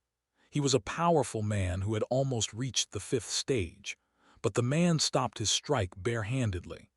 Even if his attack did not contain spiritual power, there was no one who could block his attack with their bare hands. Order doesn't work on him. He had lived 100 years in this fortress, but he had never seen this happen before. A man who was not affected by order and could block his attack with just bare hands. Whoever he was probably a powerful man. I don't know who you are, but you must not block me from my duty. We're just trying to stop a bigger disaster from happening. Disaster? Yi Wen scoffed. I don't think killing Carlton will solve the matter. Isn't your job to find the reason behind this rather than killing him? He was right. The commander knew what had happened. A group from the Golden Sky clan had done something and corrupted Carlton's spirit. It seemed that he had jumped in to save the civilians, but so what? The criminals were gone and there was no evidence, and Carlton was going to become a dead man. I'm only working to uphold the law. The law, yeah. Yi Wen used suspicion and examined Carlton's inventory. He has it. Yi Wen reached out and took out a book. It was a book of law. Let me see. Special Law, Chapter 1, Line 4. Once the subject reaches 95% corruption level and begins to morph, he or she will be put to death at once. Is this it? Oh, yes. So if Carlton does not become a dead man, he will be saved. Yi Wen asked as he took out a dark, black horn from his dimensional backpack. I think this will do. One of the doctors immediately recognized the horn. A Garnek horn. The commander had heard that someone had brought in the horn of Pentahorn, but he did not know that this man was the owner. We might have a chance. The doctors agreed and the commander sheathed his sword. The man was right. If Carlton did not become a dead man, he didn't need to be killed. However, the doctors didn't look too delighted. But there's a problem. The highest medicine usually sold were trihorns because it was hard to find someone who could process quadhorns or higher. The only one who might be able to do that was Makel, the vice chief of Twilight's Fall. But it was too late to call the vice chief, and they were not sure if the proud blacksmith would agree to make medicine with his skills. Yet, the doctors were shocked once again. Isn't this enough? The horn was turned into powder by Yi Wen. The doctors present trembled as they took the powder. They were not sure how much value this medicine held. The processed powder was sucked into the respirator and distributed to Carlton and Mino. As the horn powder was consumed, the corruption level stopped increasing and became steady. It did not purify the corruption, but it stopped the morphing. Suddenly, the doctor tending to Mino shouted, It's not working." The corruption level began to rise again. It's not stopping. Her stamina is too low too. A doctor quickly measured Mino's corruption level. Warning, corruption level has exceeded 95%. Morphing will start. The doctors became frightened. It's too late. When the corruption exceeded 95%, there was no medicine that could stop it. The commander tried to draw his sword again, but Claire shouted. Chungha, call Chungha. He can use Dead Man Slash. That will give us a chance. Are you talking about the Doctor of Despair? One of the doctors frowned. Chungha, the Doctor of Despair. Every doctor knew his name. He was the only doctor who could save someone who had begun morphing. His unique skill, Dead Man Slash, allowed him to stop the transformation. Yi Wen heard the doctors whispering to each other. But what does that Dead Man Slash skill do? It's what the Doctor of Despair uses. I heard it cuts down the corruption itself.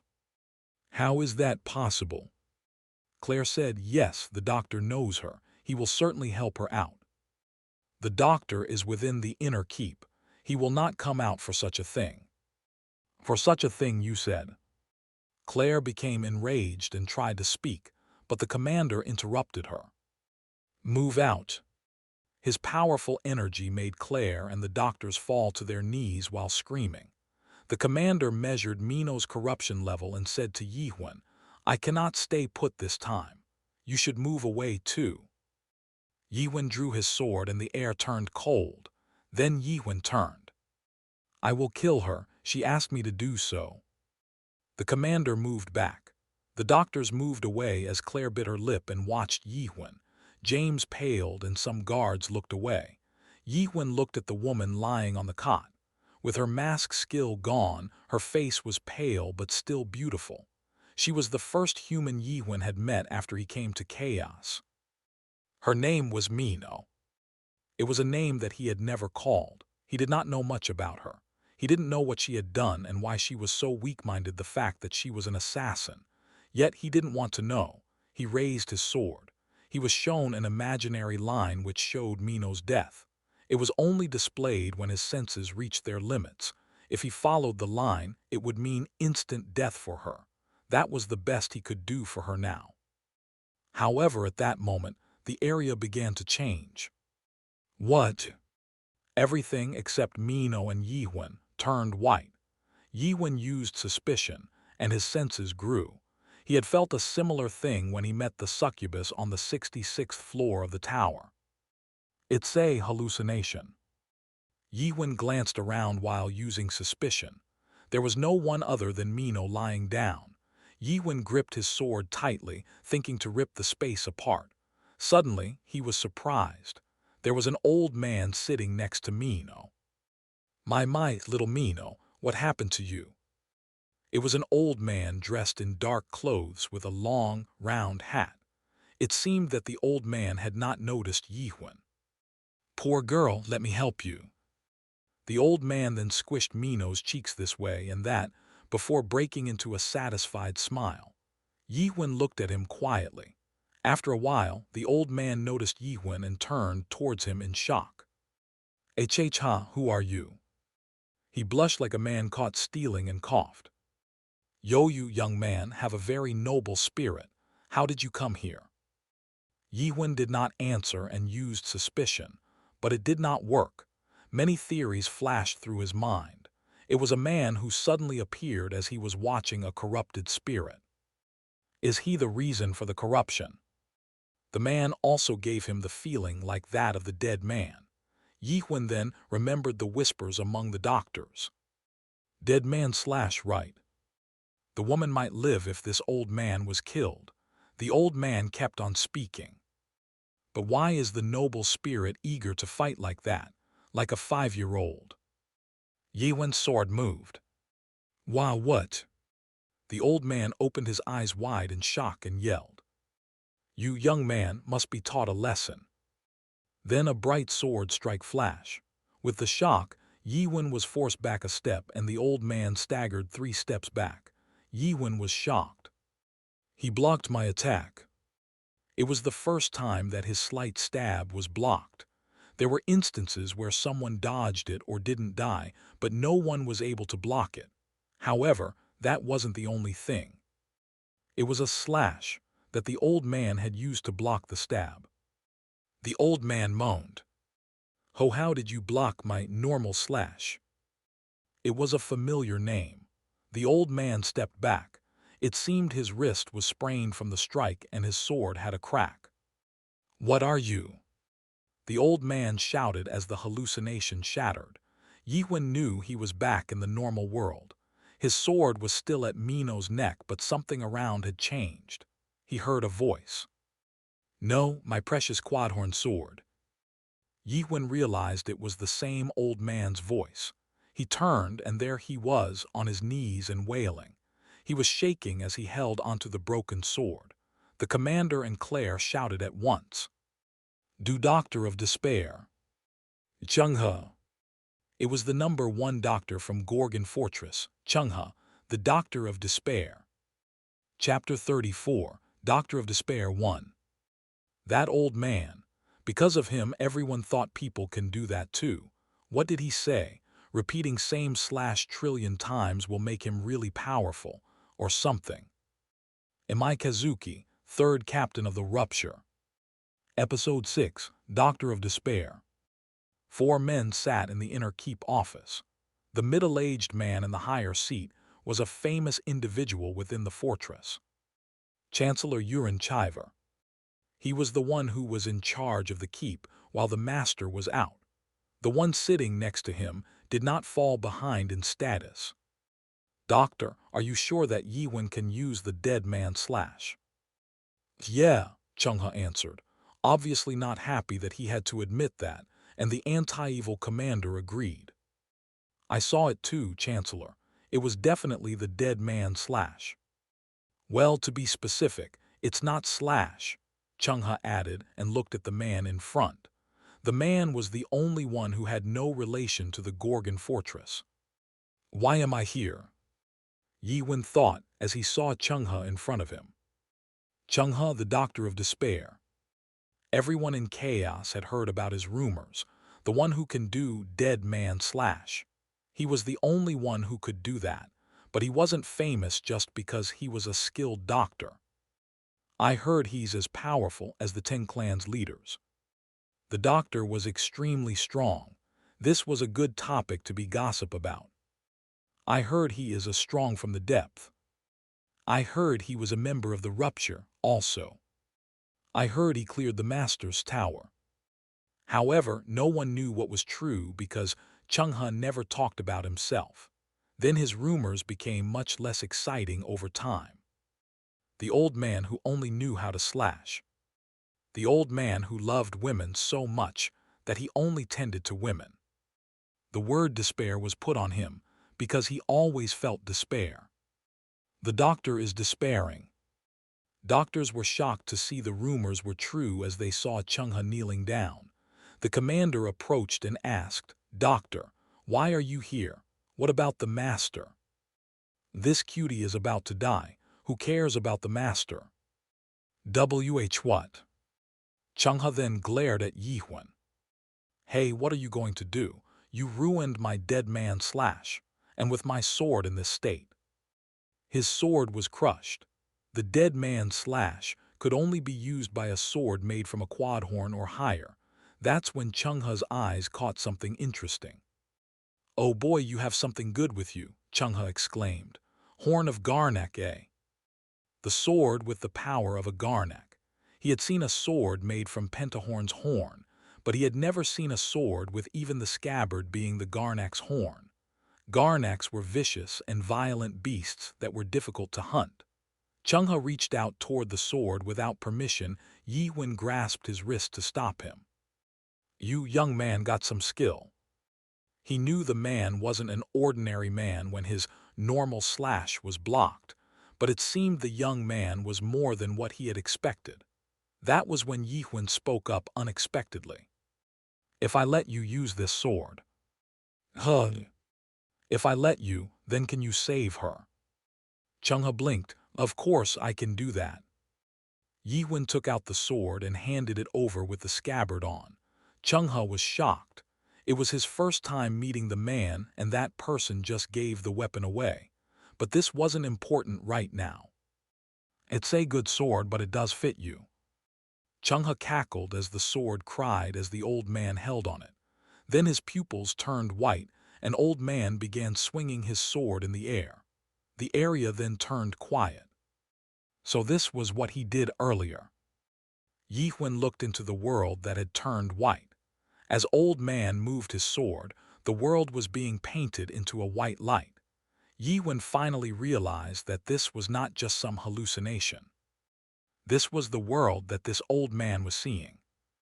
Within the bright white area was Mino as her outline was fading away. The old man then looked at Mino. He stood in front and held the sword like a paintbrush.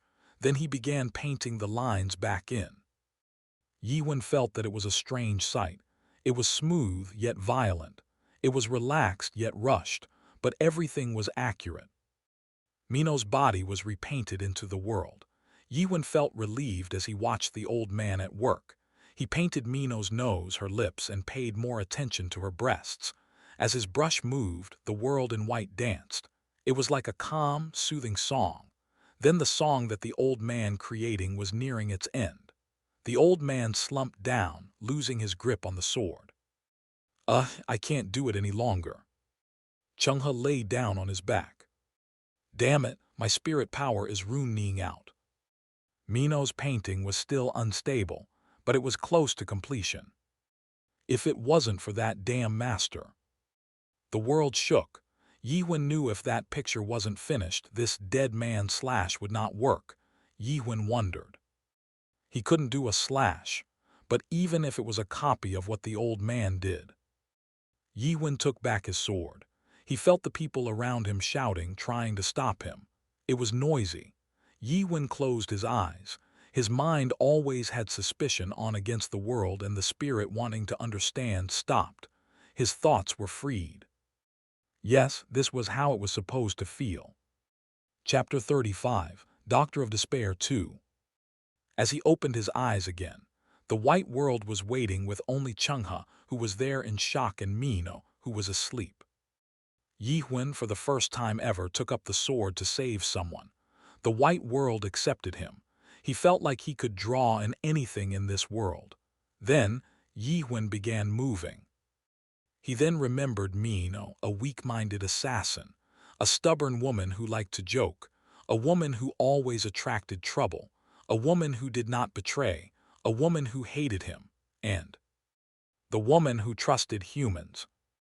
Yiwen moved his hand without resting.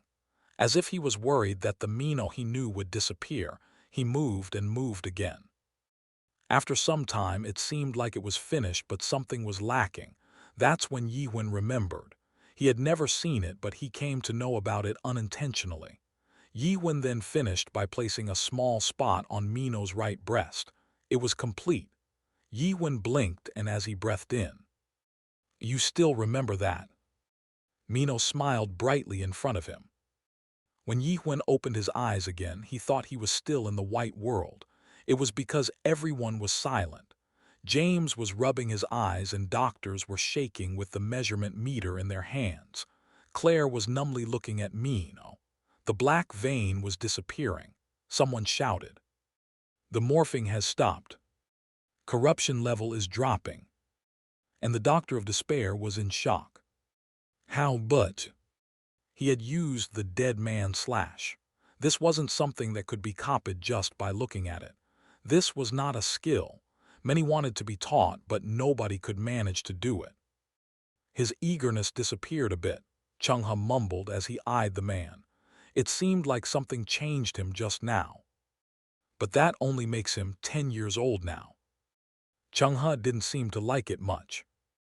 "Who are you? How did you do the dead man slash?" Changhe stopped. The man's movement was not the slash. "No, I should call it dead man stab. Where did you learn that?" The commander was then shocked as he asked, "Wait, did he just use the dead man slash?" "I do not want to accept that fact, but yes." "Then—" Changhe frowned as he watched the commander's expression. He was the most loyal to the master of the fortress. Changhe had lived for 1,000 years. It was easy to know what the 100-year-old young man was thinking. "Wait, Commander, relax. We do not know about him yet." "But didn't he just say that he could do the dead man slash? And didn't you mention that if there was one more who could do it, you could save the master?" "That's—" Changhe frowned. He did say such a thing. He just didn't realize the commander would still remember it.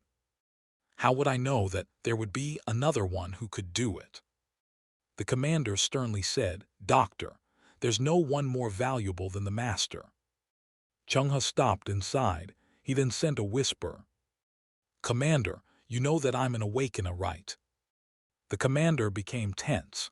Everyone knew the term awakener. These were the ones who escaped the system and earned great power in return.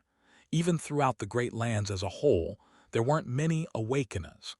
Those included the few lords of the 12 regions and their subjects, the Rupture's few captains, and the organization that the Big Brother considered a dangerous organization. The commander knew there were a few more awakeners other than them.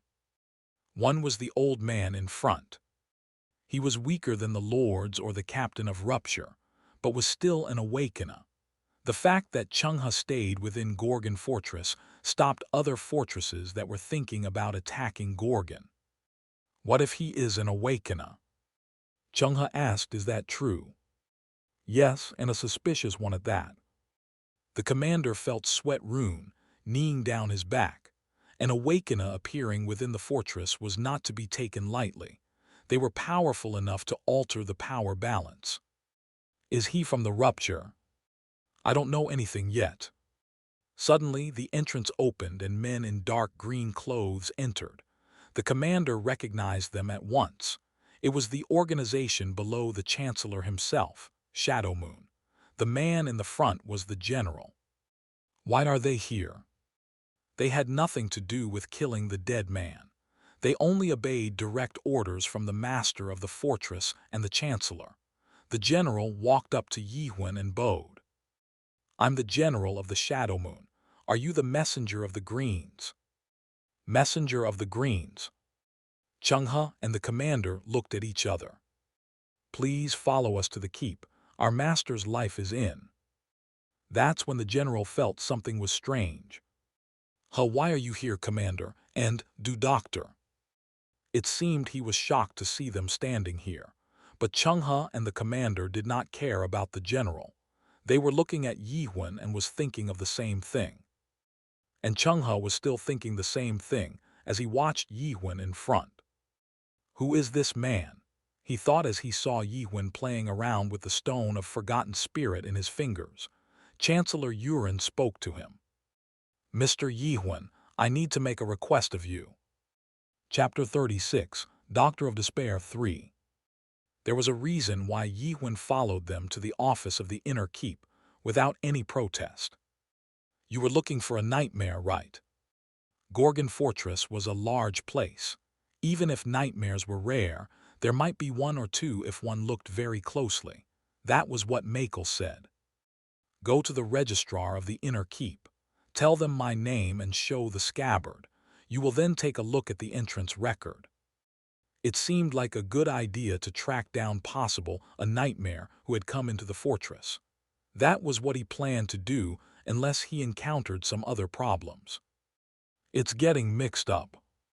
But it might be better. The middle-aged man seemed to hold a high position, so it might be easier if he helped find a nightmare. Yihun looked at him. He had a clean mustache along with a wise and intelligent face. Yuren looked very noble and intelligent, but it was his 211th year after he died at Great Lands. He was one of the oldest within the Gorgon Fortress. I will have to introduce myself first. I am Yuren Chiver, Chancellor of this Gorgon Fortress. Yihun. Yuren laughed. You sure sound like the one the doctor told me about you. Yihun glanced and the doctor was mumbling, Look, I told you he's rude. But you must know that it is not your name that we want to know. He cut straight to the chase, but did so politely. It was interesting to see such a high-ranking officer be so polite. Let me ask you this outright, Mr. Yihun. Are you the messenger of the Greens? No. I see. Yuren didn't seem to be shocked. You weren't. Didn't I say that? Changhe added, Hey, kid, let me ask you, if you are not from the Greens, then where did you get those stones? Changhe asked as he glared at the stone in Yihun's hands. Yihun's answer was simple, I picked them up. And you want me to believe that?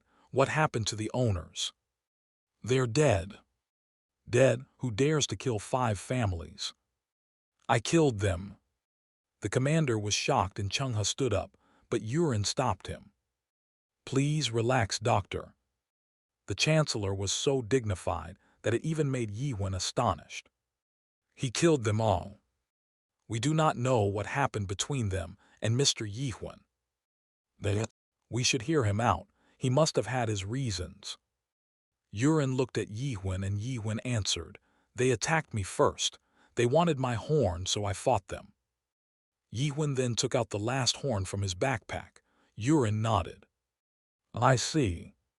The Greens were famous for their greed for materials. If a mere human was walking around with high-value material like the horn of a Garnak, there was a chance for them to launch an attack. If Yihun killed them to protect himself, then there was nothing to blame. Yuren became curious. How did this man come all the way here? Mr. Yihuen, would you mind explaining your story some more? After a while, I see, let me summarize your story. Yurin recounted the events. 1. You were accidentally swept away into this chaos. Yihuen nodded. 2. You accidentally met the Greens and came into this fortress. Yihuen nodded. 3. You accidentally ran into the trouble and met the doctor, and you copied what he did. Yihuen nodded. I see, I understand. Chenghe frowned as he watched them. Chancellor, do you even believe him? Yes, I do. Have you lost your mind because Master's out sick? Irun smiled. Doctor. What? To earn the trust of someone, you must trust him first. The doctor became dumbfounded, and Yurin looked back at Yihuen. Mr. Yihuen, can I ask a few more questions if it's not too much? Sure. Then the first question, your body is alive right now, is that right? Yiwen's finger that played on the stone stopped cold. How do you know that I didn't die? Didn't you say that you were accidentally swept into chaos? Yes. Did you know that no one in chaos expresses their death in that way? He was a very intelligent man. Yiwen heightened his guard. Second question, is there a reason for you to hide your identity? Yiwen fell silent and answered, yes. Is it because of a certain threat? Maybe, maybe not. It somehow is, while it's somehow not. Yurin tapped on the table and continued, I must apologize beforehand. What is it? To be honest, I've been watching you use my people for the past 3 days. I knew about it. Of course. Yiwen remembered the man in a dark green cloth that he knocked out near Twilight's Fall. It was hard as you were too powerful, but there were a few results. We did manage to find out a few things about you. Do you want to listen to it? Go ahead. Yurin smiled. This document summarizes what happened after you walked into the fortress. Yiwen looked down and read the paper in front of him. First day. Target has clashed with Carlton. Target took out the stone of forgotten spirit and made the civilians feel terrified. Target massacred local gangs. Target trespassed the Twilight's Fall and threatened the vice chief. Target took Twilight's Fall illegally, resulted in 180 million horons in property loss. Target started processing SS-grade material, Horn of Garnak. Third day. Target destroyed the Northern Merchant Road. Estimated property loss, 40 million horons. Target clashed with the Janya brothers and the Golden Sky clan. Northern Guard captain and 14 other guards were wounded in the process. Target massacred Janya brothers and the Golden Sky clan. Target clashed with the Middle Dead Man. Target killed the Middle Dead Man. Estimated property loss due to the damage, 30 million horons. Target clashed with the Doctor of Despair. Target used Dead Man Slash. Target's danger grade, SS. Target's physical strength, impossible to measure. Estimated property loss, 380 million horons. Chapter 37, Doctor of Despair 4. Do you know what people call a man like this? Yurin asked. The doctor interjected, a madman. The commander also added, I'm not sure if you are a hero or a villain. Yurin smiled. Yes, some might call you a hero and some will call you a villain. Some might even call you a madman. Everyone will call you something different. Yurin's tapping against the table stopped. I call that kind of man a protagonist. Chenghe frowned. He's just a madman. It's just a metaphor, one who's not bound to any rules and lives how he likes. Only a protagonist can do that. Yurin continued, there's one thing that you have that is related to a protagonist. Do you know what it is? No, Yiwen replied. It's that they're famous. Yiwen fell silent and asked, and after the investigation, You found out that I'm a famous protagonist. Yuren shook his head. No, that's where the problem lies. They, you are not famous at all. Yuren continued. A powerful being considered to be a protagonist leaks their powers, their status, birthright, the legendary stories. Even if the protagonist himself did not want the stories to be told, others will spread it anyway. Yiwen listened silently. But there was nothing about you that was known, not here, nor in the Great Lands. Even with the Fortress command system that can pull up all adapter information with the search of a name, we found no information about you. Do you know what this means? Yiwen did not answer, but Yuren continued speaking. Someone is blocking your information. Someone is protecting you so that you will not be known, whatever the motive may be. Yiwen did not speak. And I think the one doing that is probably not friendly toward you. Why is that? If a powerful organization who can meddle with the information is there to protect you, you wouldn't have run into trouble for a simple certification at the gate. Yiwen was impressed by Yuren's logic. My conclusion is this. You are a protagonist who fled to chaos accidentally and are in pursuit of a giant force. Satisfied, Yuren asked, what do you think about my story? It's amazing.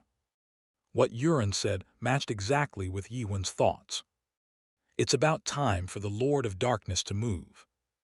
At this time, the harvester did not realize that something had happened to the cultivator and the product. Therefore, they must have started doing something. Erasing any information would be a start. There was a chance that they would follow him into chaos soon. Yiwen asked, so what do you propose? My proposal is simple. Gorgon Fortress will protect you. Protect? Yuren nodded. We will not ask for your status, nor your identity. We will not ask you to pay back the property loss and protect you. All you need to do is one thing for us. Yiwen was able to guess what the request would be. He had heard many whispers along the way, and the powerful spiritual energy deep within the deep castle was telling him the nature of the request already. Please save our master. 2 hours later, Yiwen was walking to the guest house of the inner keep with Changhe. They were guided by a shadow moon woman. You can rest here. You will be escorted by the servants inside. Understood. Oh, and we heard a report that the guard captain and woman are now recovering. Captain will take about 2 weeks, and the woman will take 3 months to recover. Thank you. Please call me when you need anything. The woman who introduced herself as Hekua disappeared into the shadows. Yiwen turned to Changhe and asked, why aren't you going? I have a question to ask. Follow me. Yiwen followed Changhe. They were going to the underground area with the guest house. The fire from the candle lit the corridor as they walked down. Yiwen thought about what his discussion with the Chancellor. Is Gorgon Fortress strong enough to fight the 12 lords of the Great Lands? Is it the 12 lords that are after you? A possibility. Yuren thought about it for a while and answered. The only one who can stand against a lord is one of the lords themselves. Does that mean you cannot protect me from them? No, it's much better that way. Why is that? Lords are not allowed to directly interfere what happens within chaos. What do you mean? Then he came back to his senses. We're here. Changhe stopped and Yiwen frowned. What are you thinking? There was a large training ground at the underground area of the guest house.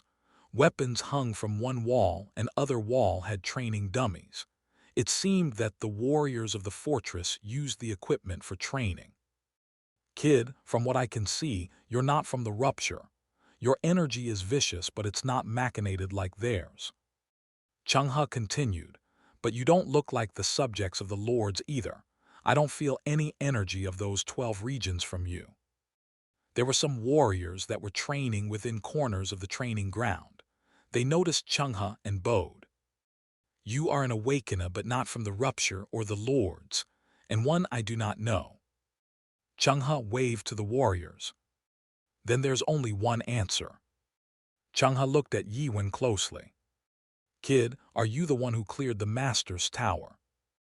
Changhe grinned as he read Yiwen's face. I see. What do you know, old man? I know. Yiwen tried to speak, but Changhe pulled out a sword. Show me a move. Your stab and my slash. Let's see which one's stronger. Yiwen pulled out his sword too. He was also curious. For the first time, this old man was a worthy opponent. Yiwen knew that this old man was one of his kind. Just like how he had stabbed for all his life, this old man must have slashed for his life, for an even longer time period. Fight me. If you win, I'll answer all your questions. Changhe cackled and added, but it's probably impossible. Chapter 38, Doctor of Despair 5. Steel Region. The fifth region of the 12 regions of the Great Lands was completely covered in steel. As such, the region was abundant in steel as well as other metals and ores. Many blacksmiths and artisans worked in the region. The fifth region's nickname was the home of all weapons. Since a lot of nightmares resided within the region, its production of cultivation towers or weapons increased, and the region became one of the most important regions in the Great Lands. Recently, the ruler of the fifth region wasn't too happy. An old man with distinct features frowned. What did you say? The Lord of Darkness did what? The chief secretary shivered in front of the old man. He was the ruler of the fifth region and had the nickname Unbreakable Steel. His name was renowned in the Great Lands. In just 80 years after he had come up to the Great Lands, he became the Lord of the fifth region and was ranked on top of the Great Ones. Lord of Steel, Hahyu. He looked down at his chief secretary and frowned. What was his name? Alan. He had been chosen to take the position since he was born in a good family with a good upbringing, but it didn't satisfy Hahyu. Alan was in charge of intelligence within the organization, but all the information he brought was outdated information. If Hahyu fired the chief secretary again, it would be the 24th time during this quarter. Hahyu changed his tone and asked again, relax and tell me. So, what is the Lord of Darkness up to? Jerome, the Lord of Darkness, was the ruler of the 9th region, which bordered the 5th region. Hahyu had qualms with Jerome because of Jerome's sly and vicious nature. Maybe it's about time for me to settle the score with him. The 9th region had been up to no good in recent years. The region welcomed all fugitive adapters and for the first time contracted middle to low-level cultivators to increase the production of products. They were obviously increasing their army force. This was the only possible reason. They were preparing for war. Under the current circumstances, it was apparent that their target would be the neighboring 5th and 7th regions. Alan shivered and said, It seems that the Lord of Darkness is contacting Chaos for some reason. Chaos? What about that place? Hahyu was surprised. Under the 295th Great Lord's decree, all lords of the Great Lands were forbidden from meddling with Chaos. Well, it's complicated. Alan seemed to have prepared something as he called out to little brother and showed up a hologram panel. Hahyu looked at it closely. What about it? He knew about the video. It had the non-adapter who killed the Frost Dragon alone. The famous 99th floor solo clear video with a man who stabbed the Frost Dragon. He remembered a former secretary who insisted on scouting him. Purchasing products or recruiting adapters were the secretary's job, so he did not really care. Wasn't it proven to be fake? The video that topped the rankings on Little Brother's network had become a problem as the cultivator had disappeared. Even now, some were debating if the video was fake or not. The product is the product that was being created under the contract by Lord of Darkness. What? Hahyu then looked more closely. Wait, this one. As the man thrust against the frost dragon, there was weird energy. It was very faint, but he recognized that energy. Awakener in a tutorial. Even the Lord of Steel himself, who was the most powerful awakener in the Great Lands, had not succeeded in being awakened in the tutorial.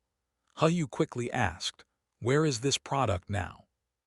The secretary hesitated. "He escaped." "Escape?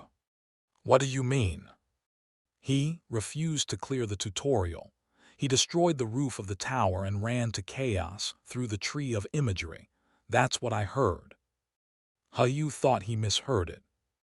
"What about the cultivator waiting at the 100th floor?" "He was killed." "Are you kidding me?" "And no, my lord. I can't believe it myself, but Lord of Darkness seems to trust the information." Hu could not speak. If that was true, the product's value was immeasurable. That's why the darkness is poking at chaos. The situation did seem complicated. But does the 9th region have a connection with chaos? I came across this information while I was at it, but it seems they had been meddling in chaos for a long time, even before this incident. Long time? Yes, my lord. Few among the 10 clan of chaos had been in regular contact with the Lord of Darkness. Hu's face sunk. It meant the Lord of Darkness had been disobeying the decree for a long time already. "What are you up to?" He thought about bringing this up to other lords for a second, but doing so wouldn't really change, as it wasn't a situation for the other lords to pay much attention to. Other than the Eastern region, which was comprised of the 5th, 7th, and 9th regions, all regions of the Great Lands were battling a vicious war. It wasn't certain if the lords of the other regions would have room to come and accuse the 9th region for its crimes. Who else knows this information? I think it is only known within the 9th region, but 7th region would have their intel, so they should know that by now. It was very possible. The 7th region was the land of the Lord of Fire, Abraxas. Hu pondered for a minute and spoke. "Go send a message to the Nightmare Union and ask for permission to use the narrow door." Narrow door. The artifact that allowed living to look like death. The 5 renowned families, or nightmares, used this narrow door to travel to chaos without dying. Are you trying to go into chaos? No, I need an eye. We need to be on top of the situation. Who should we send? Send 10 people from the Gold First Class, and send Young. The warriors of the Steel region were divided into 5 ranks: adamantium, mithril, gold, silver, and bronze. Each rank was also divided from 1st to 5th class. The Gold First Class was mostly comprised of adapters who were at least in the 5th stage. The leader of Gold First Class, Young, was almost as powerful as the higher-ranked mithril. The group as a whole seemed to be overkill for chaos. We need to make sure. We do not know what might happen. Yes, my lord. Hu saw his chief secretary going away and dove into his thoughts. Chaos. There was an old friend in chaos that he fought alongside during his tower days. He was called the best doctor back then and had the name, the Doctor of Despair in Chaos. Chungha, I wonder how you're doing. Their pathways in awakening divided them up, but Lord of Steel thought of his old friend from time to time. Chungha insisted on staying as a human before becoming a perfect awakener, but he eventually lost his life as a human. He would have lived longer if it wasn't for his temper. Hu smiled at the memories that he shared with his friends. I hope he fixed his temper there. Hey, fight me again. Chungha spoke with his bruised eyes and swollen cheek. He couldn't understand. He was the Doctor of Despair, the best doctor within chaos. As rumored, he was also the Strong of the Depth, one of the very few within chaos. It didn't end there. He had a grand past. He was born in world 12,764 and was the clearer of the Master's Tower. World 12,764 was famous within the Great Lands. It was named the Middle Land, or it was also known as Murim. Those from Murim were automatically considered a great power, as it was the world that gave birth to the Lord of Steel and its legendary generation. Moreover, Chungha was from the legendary generation. "I think we've done enough, old man." Yiwen spoke irritatingly. The Doctor of Despair was in bad shape. His clothes were ragged and his hat was destroyed. Over 20 swords were strewn out on the training ground had already destroyed, and Yiwen still hadn't pulled his sword out from the scabbard. "I still have my final skill, kid." "You will surely die if I use this. That's why I'm not using it." He had been saying that over and over again. He kept saying that even with 10 normal slashes. "You can't beat me, old man." "You never know until you try." "You are weaker than me." Weak, Chungha rubbed off blood from his nose and smiled. The blood turned into white powder and scattered. "You insolent fool, how old are you?" "About 50. "How old do I look?" "I don't know, 200, Yiwen guessed. "Wronged." "Then how old?" 1,000, Chungha answered proudly. Yiwen was a bit surprised. He had not imagined the man to be that old. "He's like a kid for being so old." Yiwen became curious about what he would be like when he turned 1,000 years old. "Do you see the difference now?" "Even if you stabbed for over 50 years, you can't beat me when I slashed for 1,000 years." "I only stabbed for 30 years. "Same thing," Chungha shouted. "You will not beat me." Yiwen then became doubtful and asked, "Did you really slash for 1,000 years?" "Yes." "It looks like you only did it for 10 years. Chungha exploded. From the tower to the Great Lands to chaos and the depth, he only slashed over and over again. Of course, he did not do it every single day for 1,000 years, but he still kept at it. For the normal slash that only took 1 second, he did 8 hours of it per day. After 100 years, he had achieved 1,000,000,000 slashes. His body was filled with the energy of being awakened. He left behind the power of being adapter and moved onto a new world. Chungha had not forgotten that moment ever since. He didn't do as hard after he had achieved the 1,000,000,000 slashes, but if everything he had done was counted, it would exceed 5,000,000,000 slashes. The miracle created by all those slashes were now being focused on the blade of the old man. Yiwen felt something and changed his stance. It seemed Chungha was really preparing to use a powerful skill. Chungha gritted his teeth and shouted, "Let's see what you think after you take this one." Chapter 39, Doctor of Despair 6. Vicious energy filled the room. Yiwen finally felt danger for the first time. "It's powerful." Chungha's blade moved, quick and powerful, that one attack was enough to blow this building away. The two swords clashed and created a terrifying energy wave. Warriors ran out from the room while the building shook with the tremor. Yiwen had to take 7 steps back from the clash, and his right arm felt slightly numb after the attack. Chungha had taken 3 steps back.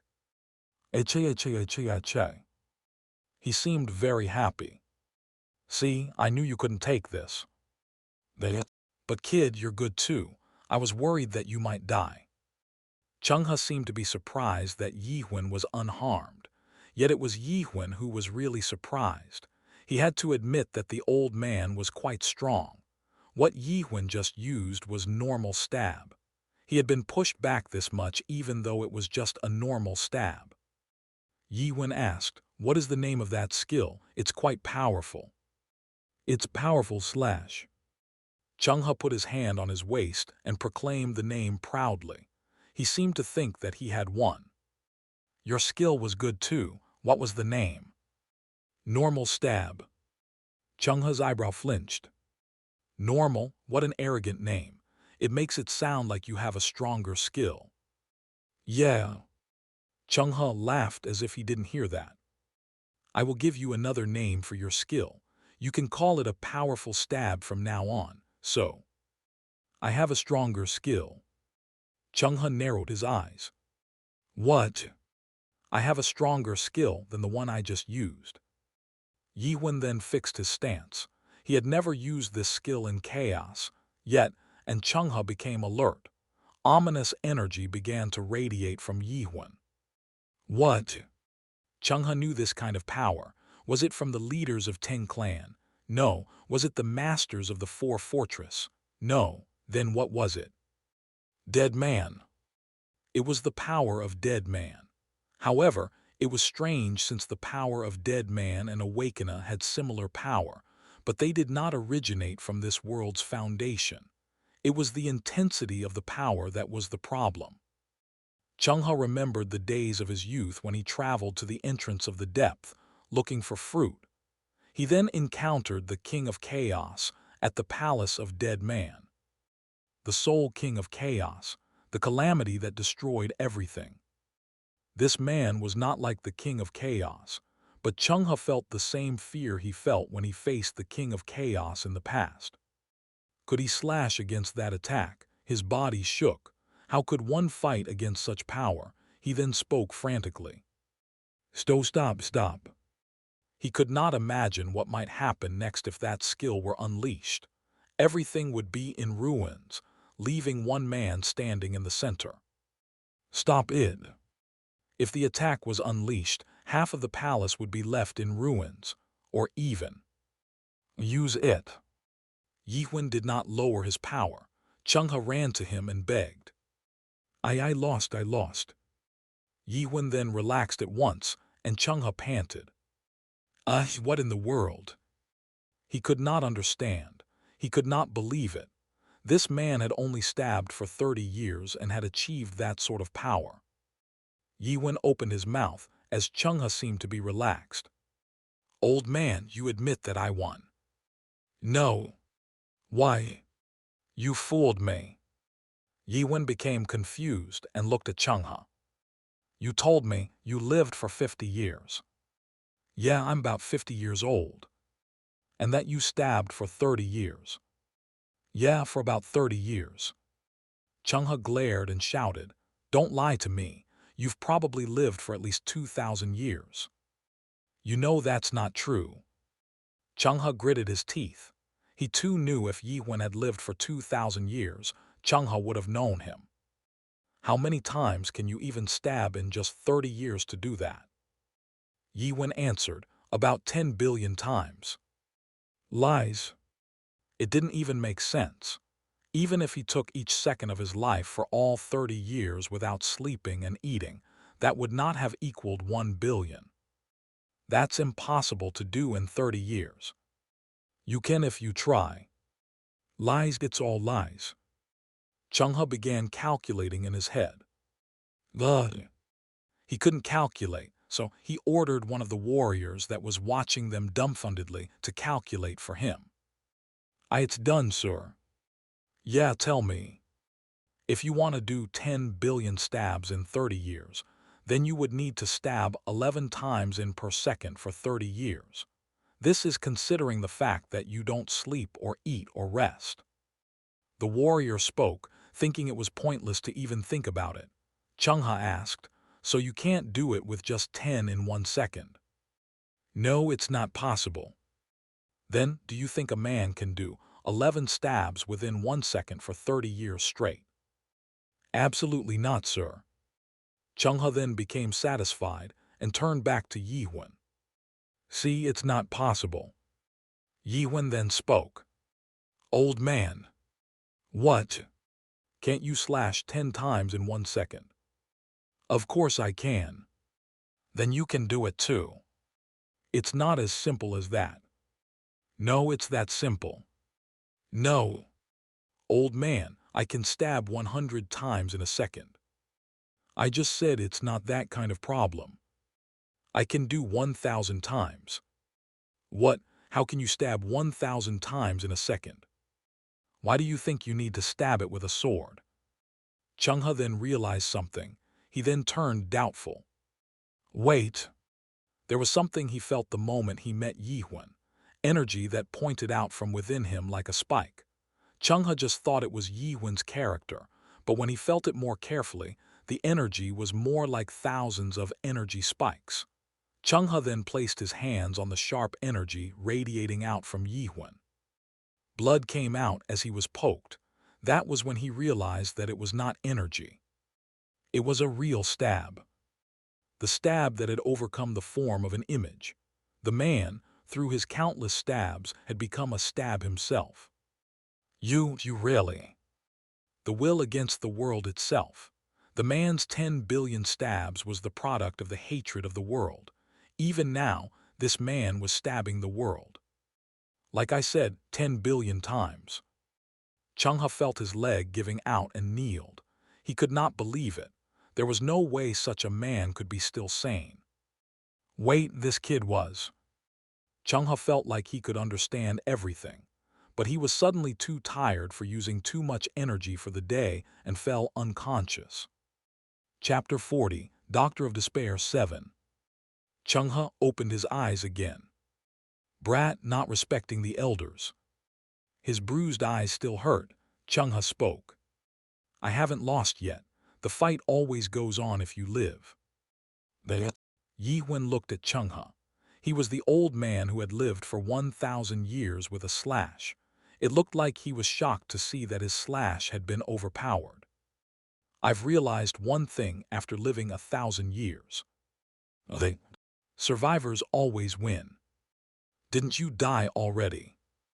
If you still live after 1,000 years, I will accept my loss. Yi Wen then took out a piece of paper and Changhe frowned. The paper was the agreement that they made before they started fighting. It's boring to just do it, so let's make a bet with this. This agreement was made by the nightmare with the spiritual agreement. So when one signed it, they would be required to follow what was written on it. If the agreement was not followed, the paper would then make the spirit disappear. It did not go through the interface system. Instead, it directly accessed the spirit that even Yi Wen couldn't avoid. The agreement they signed was as follows. The loser grants 3 wishes for a week. Changhe was determined to win and deal with Yi Wen later on. He then asked in a dignified voice, So, what is it that you wish, young one? Answer my questions to the best of your knowledge. So be it. The light shined from the paper and was absorbed into Yi Wen and Changhe. It was the first wish. Yi Wen asked, What is a master's tower? Master's tower. Changhe closed his eyes. You know what the Tower of Nightmares is, right? Yeah. People who came into the Great Lands all knew about the tower. It was the beginning of the tragedy. The world had nightmare races and they created Tower of Nightmares. The name did fit as for all beings, and the tower was nothing less than a nightmare. Each tower has a grade. From S to F, most towers created from apprentices to high artisans are graded as such. Titles of the artisans. Yi Wen had heard it from Makel already. Nightmares only considered making the tower as their grand purpose of life. Their towers were evaluated by their union, Critch, and were given grades. Most nightmares strive to create an A-grade tower. If they can make an A-grade, then they will be accepted as high artisan and will not need to worry about their salary just by renting out what they have made. It looked like even nightmares, the nobles of great lands, worry about money. Yi Wen thought it was ironic. But there are some nightmares who are not interested in sales. Why? It's those who have created an S-grade tower as an apprentice. Makel also said that talent limited nightmares. Even among them, some were born with great talents which that brought them to the top of all nightmares in the early stages. They are called master artisans. The top of all nightmares, the 13 master artisans. So master tower just means the tower was made by them. No, not all are considered that way. Only towers that were not created for cultivation are called master towers. Why do they make those towers? I do not know. No one knows what those masters are thinking. They are all busy unraveling the truth of the world. Changhe continued, Only two things are for certain. There are a few master towers spread within the great lands, and the clearer of those towers sometimes become Awakener, or the one who had overcome certain things. So, you are from a master tower too? Yes, Chung-ha smiled. It seemed he was proud to say that he had cleared a master's tower. I cleared the fourth master tower of Master Melville. The tower is also known as Moby Dick. Chung-ha's eyes became dark. It seemed he still had memories of the days when he cleared the tower. There was a big white whale that appeared on the first floor that hunted people down. It was a disaster back then. Many strong warriors of Murim died. It was a miracle that I even cleared it. Not all towers had similar shapes. And you sound like you've come here from a master's tower. Who made it? Melville, George, Scarge. Chung-ha named some of the master artisans he knew. Yi-Wen answered. Mulek, I think that was the name. Yi-Wen remembered the status window he saw when he first realized the tower was an item. There was a description on the status window. Description: second creation of Nightmare Mulek, the creator of Fortress of Remorse, traps the one who accepts the summon into its dream world. Mulek, you say? Chung-ha's expression changed. I never imagined that an Awakener would clear Mulek's tower.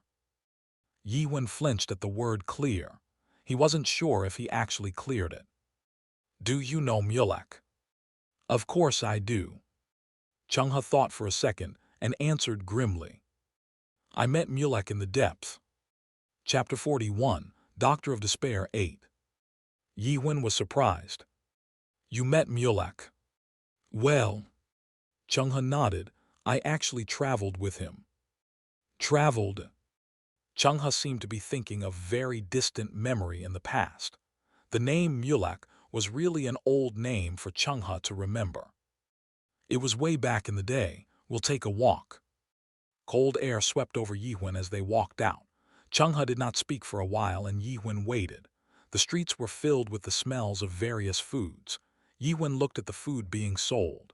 It seemed like the people here were farmers, since some of the vendors were selling corn and other crops while most were selling meat. It felt weird. Yi-Wen heard that people in chaos did not need to eat. In fact, Yi-Wen himself had not eaten for 30 days until he came here, and he never felt hungry. The people selling food all looked gloomy. It wasn't like the life they were living was giving them a hard time. It was as if something deep within them was empty. What do you think when you see this road? It doesn't feel alive, does it? The people don't feel alive. It was as Chung-ha said. But that's probably normal since they are all dead. Chung-ha frowned at Yi-Wen's answer. People are not dead until they accept their death. Yi-Wen felt the death in this world was different from the death he knew. These people had spirits within chaos. They had their lives. They also had a chance to be revived. This place wasn't like this from the beginning. Gorgon Fortress wasn't this gloomy hundreds of years ago when Chung-ha first came. Chaos was the land of blessings. It was a place where war-torn spirits gathered to rest and regain energy. People in chaos did not get old. They did not die from hunger. Every being was freed from their old life and found a new life here. There were fewer spirit corruptions. The weak joined forces to hunt down horned monsters, and they shared the horns. Alliances were formed when it was impossible in the great lands, and all races joined hands to survive. Everyone was satisfied with life here. That is, until that day. What happened? Chung-ha stopped. He then walked over to the outside drinking bar and sat down. Yi-Wen hesitated but decided to sit next to him. Chung-ha ordered a beer and spoke. It's a shame that your store is in ruins. The answer came back from the person who just served the beer. You don't say. It was Claire, the woman who was with me, no. Yi-Wen then realized he was on the road where he had fought earlier in the day. Chung-ha cackled. So, are you going to open up an outside bar for now? Yeah, I have no choice. Someone ruined my store. Claire glanced at Yihun and began to prepare the food. Then she served a skewer of unicorn meat also. "Ha, it's good." Chungha drank the beer, took a bite and spoke. "So where were we?" "That chaos was a peaceful place." "Oh yes." Chungha smiled bitterly. "It was really peaceful back then." "Peace? That was interesting. If the place was so peaceful and everyone enjoyed their eternal afterlives, what had driven this place to its current state?"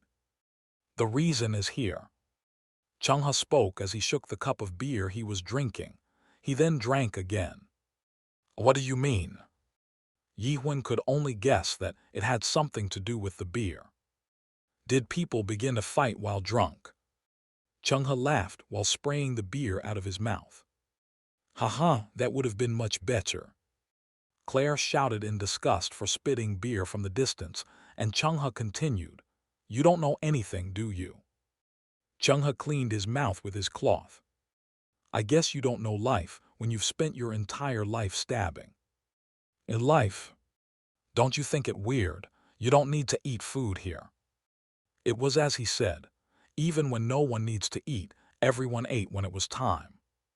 Even the beer. You never can get drunk, it just smells and tastes like it. Yihun then took a sip of the beer. It did have the distinct smell of alcohol, but that was it. It meant that the drink wasn't really a beer after all. Yihun became curious. "Then what are they?" Yihun turned to two men fighting each other with red faces, who seemed to be drunk. "What do you think they are?" "Drunk men." "Drunk, with a beer that doesn't get you boozed." Yihun felt something was off. He looked closely. Their faces were red and their speech was slurred, but something was missing. Their eyes. Their eyes were too clear to be the eyes of drunk men. They were just pretending to be drunk. "Why?" Yihun felt like he had found an answer as he saw Chungha drinking a beer that couldn't give him a buzz, or the men who were fighting each other, pretending to be drunk. Eternal life, no death, no war, very peaceful. Pretending to live the life. Life, a limited time given that was set to end when death came. They were just given freedom from their limited time, but they then longed for the life with it. Yihun finally felt like he understood. These people wanted to relive the real life again. The life where they had a body and a heart. A life where they would die if they didn't eat or get drunk when they drink beer. Chungha cackled. Yes, life, that was the reason. People longing for the real thing appeared. Chungha continued, "Well, there were more people who longed for it from the old times. It's just that there weren't much. Their numbers grew. Yes, but slowly, over a very long time. The one who lived long enough usually only consisted of one or two until then. They moved out of the fortress to quietly face death, or they traveled to the center of chaos, looking for the entrance to the depth. Then, a new group of people who chose the third option appeared. Ones who became bored with eternal life, men who longed for real life. That was the Depth Expedition Team, the one who grouped up to find real life again." Chungha's eyes sunk. Yihun then understood that Chungha was one of the team members. "Why did you go to the depth?" "To find the fruit." "Fruit?" "It's the fruit of resurrection. It's just called fruit, usually." Yihun realized what the fruit meant when he overheard from his suspicion. Then, this was the only way that the dead of chaos could be revived back into the great lands. "I was only 120 years old back then. I had nothing to be afraid of." "That's why you joined?" "Yes." "Then you traveling with Mulak means?" Chungha nodded. Nightmare Mulak was on that team. He was the captain of the team. Chungha still remembered those days. The first time he met Mulak when he joined the expedition team. "Awakener, interesting." That was what Mulak first said when he saw Chungha. "And with an emotion, imperfect awakening, you walk the treacherous path, it must be hard for you." Chungha did not feel good. All awakeners face the need to abandon human ego to see the real world, but Chung-ha refused to leave it behind. That was what made him weaker than his friends. That was what got him killed and sent him to chaos. Cut your nonsense. I'm sorry, I didn't mean to offend you. Offend? It wasn't only the topic that was offensive. Chung-ha was offended the moment he saw Mulak.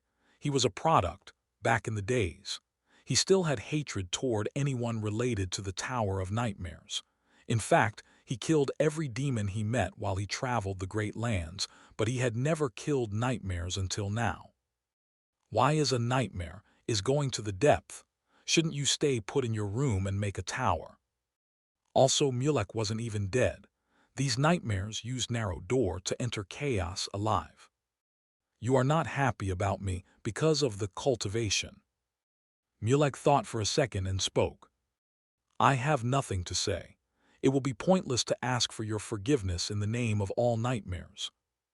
You shut up. I think it is my burden to take. Chung-ha thought he was lying. A nightmare being remorseful about making a tower. He had never heard of such a nightmare. Believe it or not, the reason I came into the tree of imagery and going into the depth is because of that tower. What? Chung-ha could not forget what he heard next even to this day. To end all cultivation. That is why I am leading this expedition. Chapter 42, Doctor of Despair 9. After listening to everything, Yi-Wen asked, End all cultivation. Yes, that's what he said. He was one of a kind. Yi-Wen continued asking questions. The expedition, was it successful? You can say it was. I had to stop by the entrance of depth, but Mulek did manage to reach the top of tree of imagery. How do you know that? Because fruits began to drop from the branch. Chung-ha remembered watching the fruit dropping from the skies, the golden meteors that would surely give hope back to the people. I guess you can say it was lucky. All expedition team members returned with an armful of fruits. I see. But that was weird. If the expedition was successful and they acquired the fruit, why was this old man still in chaos? That's when Claire jumped in. Don't lie, old man. The expedition was successful. Chung-ha cackled. I was wondering when you would interrupt. That expedition failed, you know that. What do you know when you weren't even born yet? Claire frowned and moved to serve the other tables. Chung-ha gulped down another cup of beer. What do you mean? It's as she said, the expedition failed. Didn't you just say it succeeded? It succeeded in getting the fruit. It meant something happened when they returned to chaos. There were some waiting for the team at the entrance of chaos. They were the strongest who resided in the Great Lands for a long time, but they were the ones who never dared to venture into the depth. It was the lords and the elders of the renowned families. Chung-ha spoke angrily. It was hundreds of years ago, but he still remembered it very clearly. The expedition had masters of fortresses and leaders of 10 clans. However, all of them together was no match against them, not even close. And your fruits were taken away. Chung-ha drank again. They still use the fruit, even to this day, to be revived if they die. They even have a place called Revival Palace, where they can revive. All of them go to that place if they die and wait for their turn to be revived. I see. Chaos is only the part of the Great Lands. The ones who are allowed to a normal life are not us. Yi-Wen looked around the streets again. The world had a thing called fruit, and that would allow them to be revived. But it was so far from them.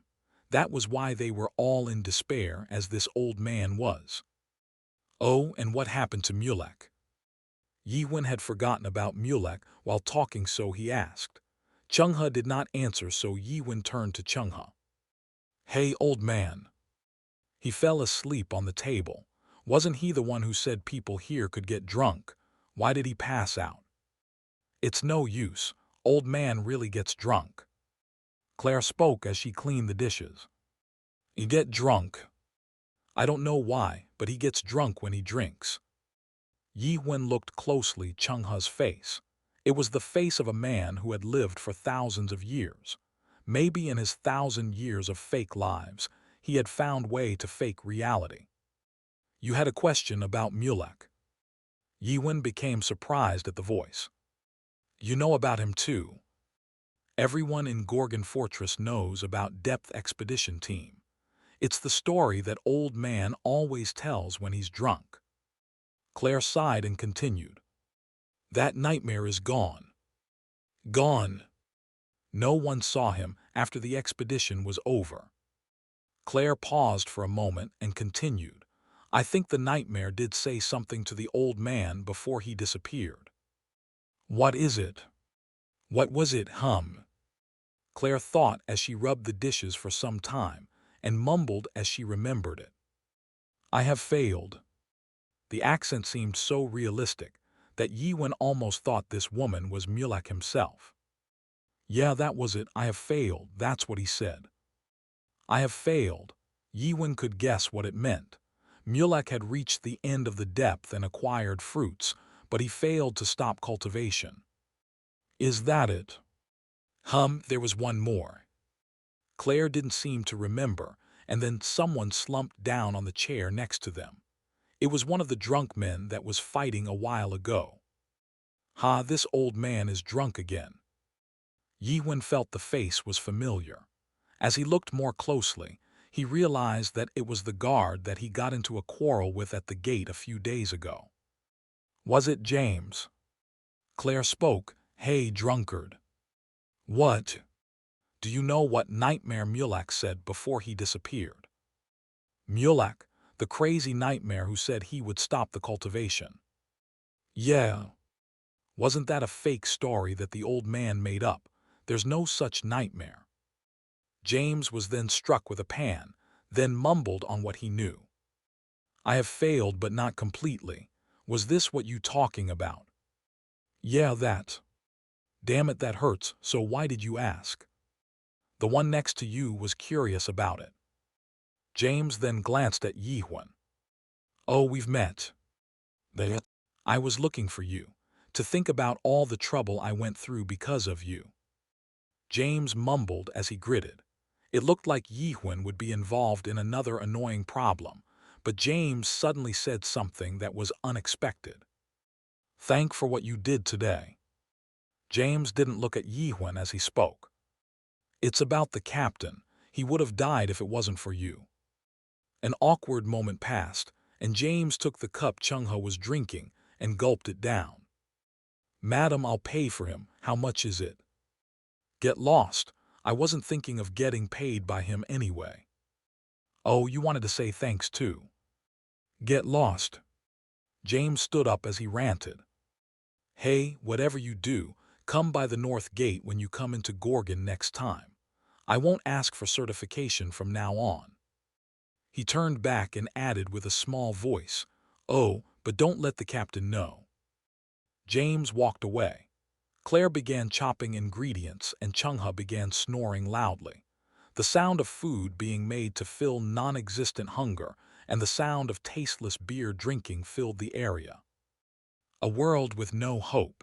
A world without real things, filled with people who pretend to be real.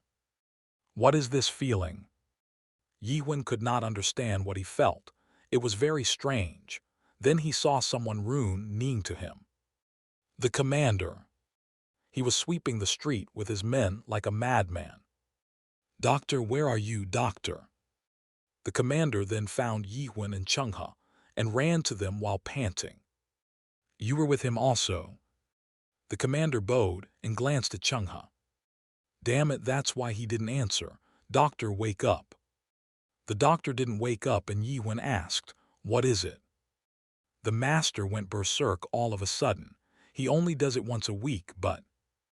It seemed something had happened regarding the master of the fortress that only Chung-Ha could solve. Then, an explosion was heard within the keep, and the commander turned pale. No. The powerful and ominous energy source was stronger than Janya's. It was stronger than any force Yiwen had faced until now. He narrowed his eyes. So the master was in that state. He had guessed when he heard Yuren asking to him to save his master. Below the keep, is it underground?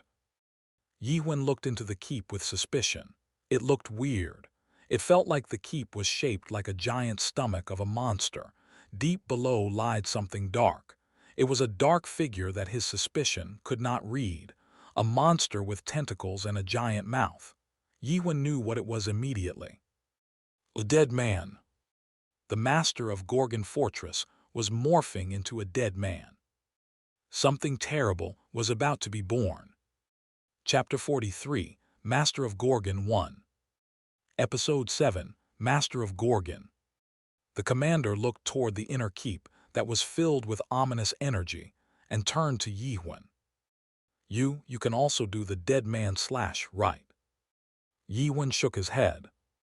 I just copied what he did. I can never do it like this old man unless I learn it from him. The commander turned pale at the words. At this rate, Master will. The only one he could depend on now was the doctor, but he was in deep sleep from being drunk. That was when Yiwen felt some powers moving toward the keep. The energy was familiar. It's those golden sky people from the earlier. Something was going to happen. Yiwen hauled Chungha onto his back and ran toward the keep with the commander. As they drew closer, the powerful energy radiated out from within. It was tens of times stronger than the power he felt from Janya. Maybe it was because it was the master's power. So what is the master like? The commander seemed to be surprised to hear such an unexpected question and answered, he is a good man. Yiwen had heard that already, that he was last hope of Gorgon or the great master. He was a living legend. He is one of the very few who joined the depth expedition team, along with the doctor. The expedition. Before Yiwen could ask, they were blocked by someone else. The speed in their movement proved that they were not some weak ruffians. One of them stood forward and asked, are you the one who does dead man / Yiwen then heard whispers from his suspicion. Is he the one? Yes, I saw him talking with the Chancellor today. He's like a non-adapter, are you sure? I just think it's a rumor. But we have our orders, we have to kill him. The commander then became confused. Captain of the 3rd and 5th Battalions. Long time no see. The 3rd and 5th Battalions represented the army stationed outside the fortress. Individual soldiers were weaker than those of the anti-evil group, but the group itself still had good fighting prowess. These two men were the leader of such groups. Move out of the way, it is an urgent matter, you all know about it. I can't. Why is that? It's an order.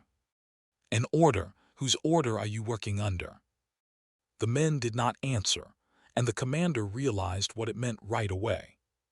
You betrayed us. We serve Golden Sky now. The commander shivered in rage as he listened to them. The Golden Sky clan. The commander pulled out his sword.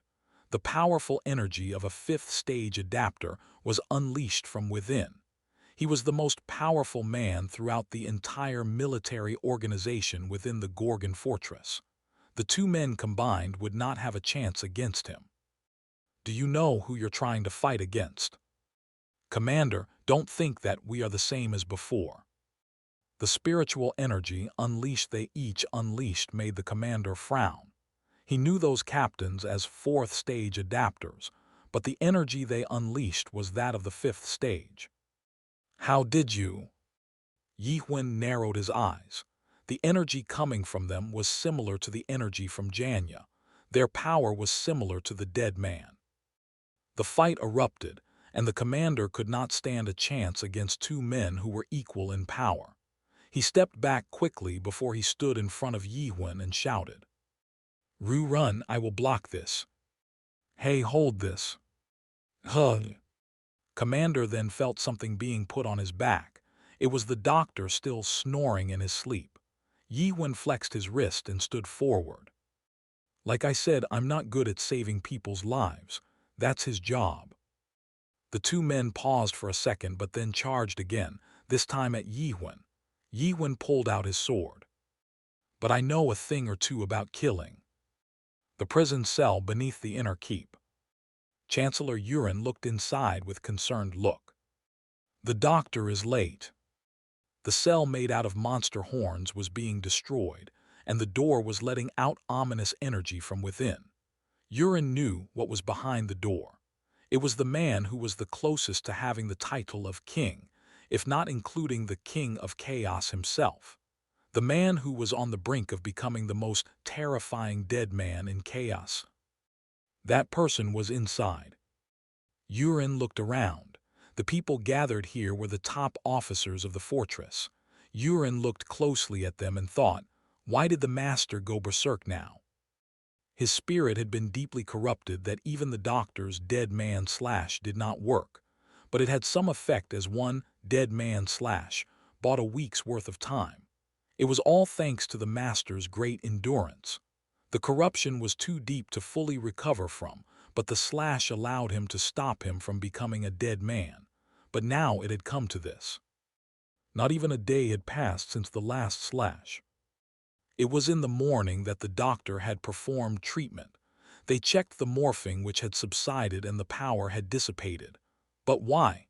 Yuan could not understand. If we had a month, we might have had the chance of saving him. Chapter 44, Master of Gorgon 2. The plan that was not possible had become a reality today with Yi-Huan's appearance. He remembered the doctor's words. We can't do it now. His dead man slash right now is just a copy, but it will be complete in a month. Yuan thanked the miracle that had brought Yi-Huan to Gorgon. I have never tried, but we might be able to do it with 2 men. Besides, Yuan just needed to buy more time. But all the time he had bought was not even a day. He was now being pressured by the other leaders of the fortress who were glaring at him. Does some of them know about Yi-Huan? Yuan already knew there was a traitor among the fortress leaders. He knew it when Master went out on an inspection on the outer fortress half a year ago and returned with spiritual corruption. Chancellor, any word? Mayhan, the outer fortress minister, spoke. He was the second oldest one to have served the master and the closest one to take up the position next. No, nothing. Mayhan nodded and spoke. Everyone stand ready. They were all powerful adapters, but everyone seemed to be tense. Yuan held on Mayhan, who was trying to walk into the cell. It's dangerous. We'll move in once the doctor arrives. Gorgon will end if we waste any more time. Yuan scoffed from within. Since when you care about Gorgon? Everyone knew the situation in the outer fortress had become worse after Master had fallen ill. The north was fine where Carlton was defending, but the other 3 areas had increasing crime rates. We need the doctor to perform the treatment. Are you trying to kill Master or something? Master, you know that we all don't stand a chance against him. Then why? I have a way. A way? Some were confused, but most of them seemed to know what was coming. We will proceed with Dead Man Seal. No, that's the last resort. We can't do it if we wait any longer. Dead Man Seal was the final resort to seal off the spirit before the powerful spirit turned into a dead man. This was a legendary skill only the Greens could perform. But we don't even have the Stone of Forgotten Spirit. Chancellor, we know already, do not lie. Mayhan spoke sternly. I know you have the stone. Yuan's face became pale. How? That was when some figures came from outside of the cell with a black box. Yuan knew the box. It was the box with the Stone of Forgotten Spirit that he received from Yi-Huan. The box was floating with its spiritual energy to avoid contacting the corruption spilling out from the stone. Yuan knew who was moving the box right away. General. It was the general of Shadow Moon. He never thought that the one who worked directly under him was the traitor. The general did not look at Yuan and gave the stone to Mayhan. Gorgon's future is in question. Why did you try to hide this? Urin wanted to say that it was because he was suspicious of them, but he had nothing to prove. The master went berserk and the doctor wasn't coming. The only way left was to do the seal. If the master becomes a dead man, you know what will happen. Giant dead man, the monster of disaster, a calamity that would sweep the land with countless dead men alongside him. We have to stop it. Some of the other officers shouted, agreeing with Mahan. Urin tried to stay calm and spoke. But the seal can only be performed by the Greens. Having the stone doesn't mean anything. Don't worry, Mahan calmly spoke. I have those who can. Then mysterious people came from his behind him with robes which hid their faces and bodies. They even had cloth bandages all over their faces. They were letting out dark energy. But they are not the Greens. No, but they can do the seal. Urin bit his lip. Something's not right. If they start performing the skill, the master's spiritual energy would be absorbed into the stone. The problem would occur afterwards. Who would take the ownership of the stone? Chaos did not have succession rules. People who wanted the master's stone would appear, and the people here would end up fighting against each other. Having the master's energy didn't mean it would grant them the power. Having his power means he will become the guardian horned monster or Gorgon's master, if it falls into the wrong hands. That was when the robed figure picked up the stone. People began mumbling. If one could pick up the stone when he was not a green, there was only one answer. Corruption wielder. Urin then remembered Master's last words. There are people who can control corruption. He was investigating them when he returned in his corrupted state. Urin looked at Mahan. Wait, is it him? Urin looked around. Other than the few officers who looked concerned, most of them looked calm. That was when he realized it was too late. No. Mahan opened the cell door and walked in with the robed figures. Mahan then used a skill to light the inside up. Bright light from the orb moved up to the ceiling and revealed the cell. The master of fortress was revealed in his bony, near-dead state. His body had turned black and his veins trembled like tentacles. It was the last of the legend of Gorgon. Urin felt like crying at the sight. I'm sorry, master. It was at that moment that the prison cell's ceiling exploded. It was so powerful that the robed figures screamed and were thrown backward. Officers and Mahan shouted angrily. Someone came down from a big hole that was made by the explosion. Only the Chancellor knew who it was at once. Yihwen. It was Yihwen with Chungha on his back. Chapter 45, Master of Gorgon 3. How dare you interrupt? Mahan shook with rage as he watched his men who were on the ground from the shock. The seal was about to be complete, yet some man appeared out of nowhere and ruined his plan. Who are you? Minister, enough with your lies. It was the commander who came down next to Yihwen and spoke.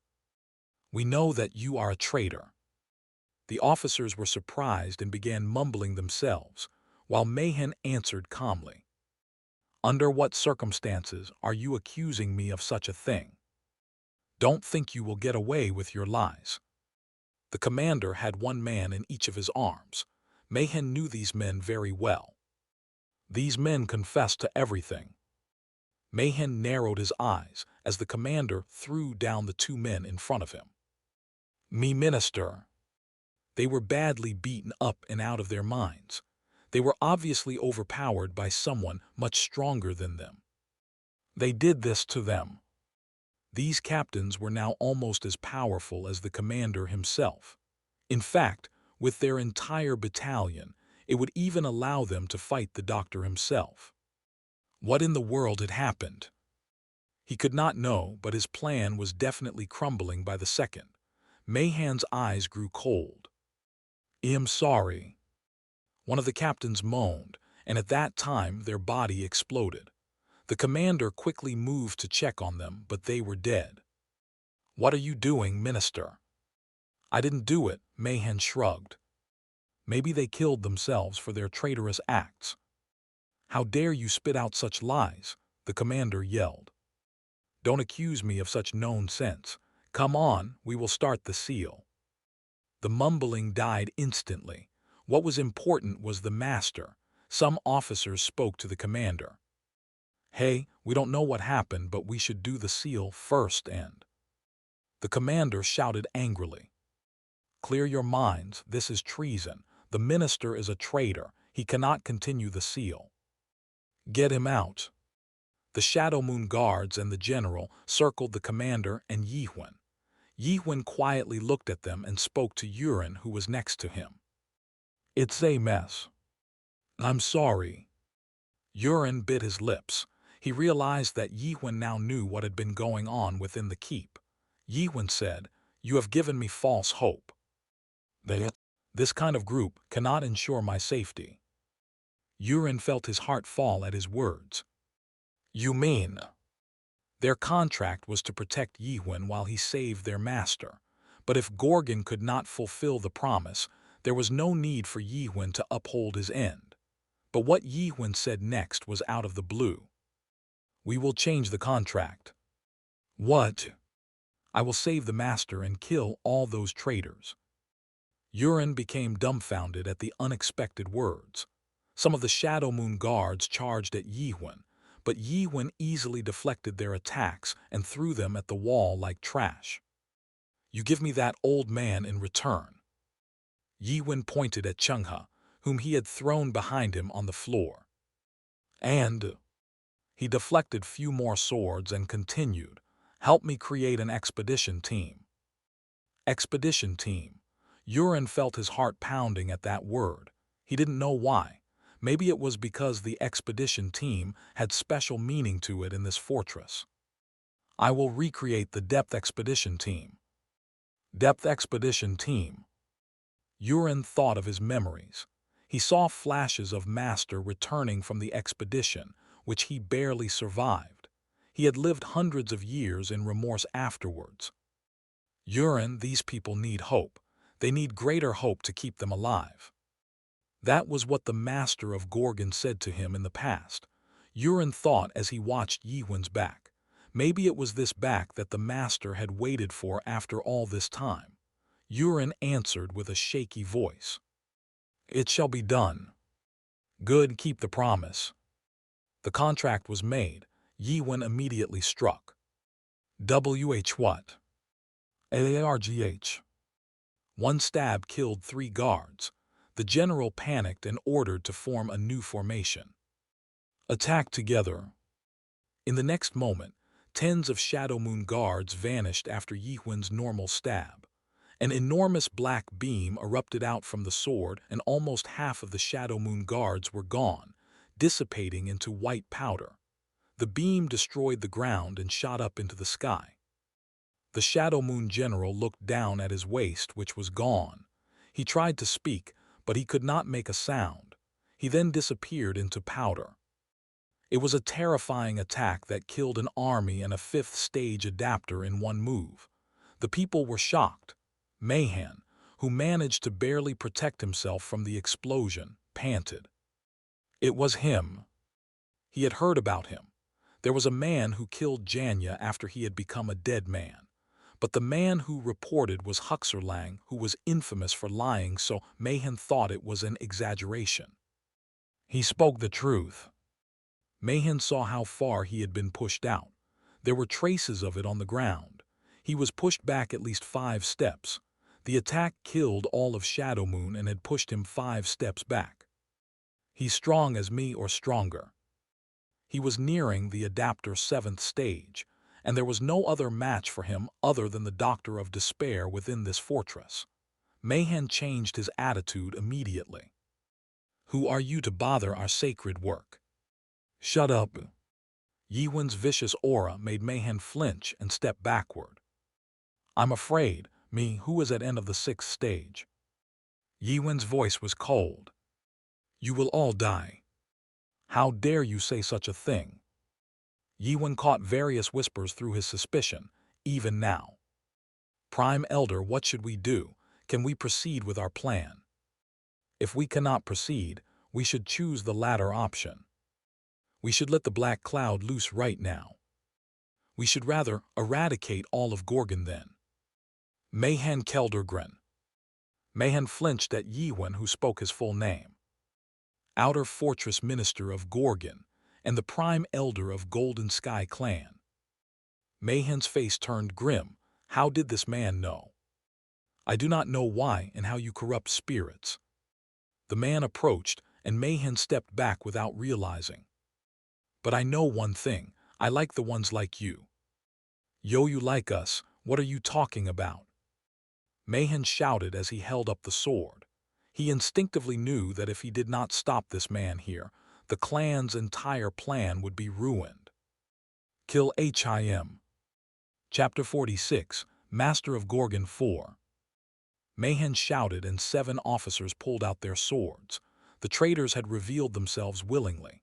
At that moment, countless number of Golden Sky warriors appeared. The commander and Urin's face paled. It was impossible to defeat an army like that even with the doctor or leader of the 10 clan. It was the unified attack of 1 6th-stage adapter and 7 5th-stage adapters, including hundreds of 3rd stages. But why? It's really great. Yiwen looked excited. The likes of you. His sword roared like a lion. Make me feel at ease to put an end to this world. Mahan then felt something was wrong. He also knew it was too late to turn back. Something great was coming. But before he could think, he was swept away by something. An enormous beam of light destroyed the inner fortress ceiling and the tower.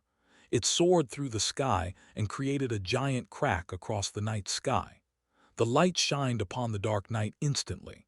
People of Gorgon ran out of their houses at the tremor. Stars were falling down from the sky. Star particles bombarded the inner keep. Armies approaching the inner fortress died from the falling particles, and the area was filled with white powder that was blown by the winds. The extreme of all stabs. It was Yiwen's first time using a strong stab. When the dust died down, Mahan was revealed again. Golden Sky and all the officers around him were gone. Mahan realized that he could not survive. He had lost his both arms and legs in the attack. His body was torn and he could not even speak properly because of his ripped throat. But it's too late, the master, Gorgon will be. And before he could finish, Yiwen thrust his sword at his face and finished him. Yiwen then pulled out his sword from the powder and kicked Chungha. Old man, wake up, you're late. NNGH, what's going on? You've done a great mess here, kid. At that moment, the alarm went off within the cell. Warning, target's corruption level has REACHED 99.9%. Morphing will start. Warning, target's spiritual power level is extremely high. System is calculating the threat level of the target. Evaluation failed. System evaluation, giant dead man. Activating Gorgon's automatic alarm. A siren blared from the outside. It was sound of the Gorgon 1 evacuation order and a voice which told the civilians to run. Chungha said, "You, help me out. Your stab is too sharp to save someone right now." Chungha then picked up his sword. The sword began to move like a brush on a paper. The world turned white. It was the start of the dead man slash. The master's spirit burning in black flame was in the center. Chungha's sword moved quickly. Forgotten memories of the master were being retraced and his darkness moved. Chungha's forehead was drenched in sweat. After some time, the master opened his eyes. He had opaque, deep, dark eyes. Chungha quickly took some steps back. What is it? A spirit opening its eyes meant his conscience was back, but Chungha did not seem glad. Something's wrong. Something else has been awakened. Yiwen felt the being in front of them had too great of a power to be considered a human. The eyes began to glow as he stood up and looked down at his skinny body. No, that's not the master. It was a much more powerful being that had borrowed master's body to appear.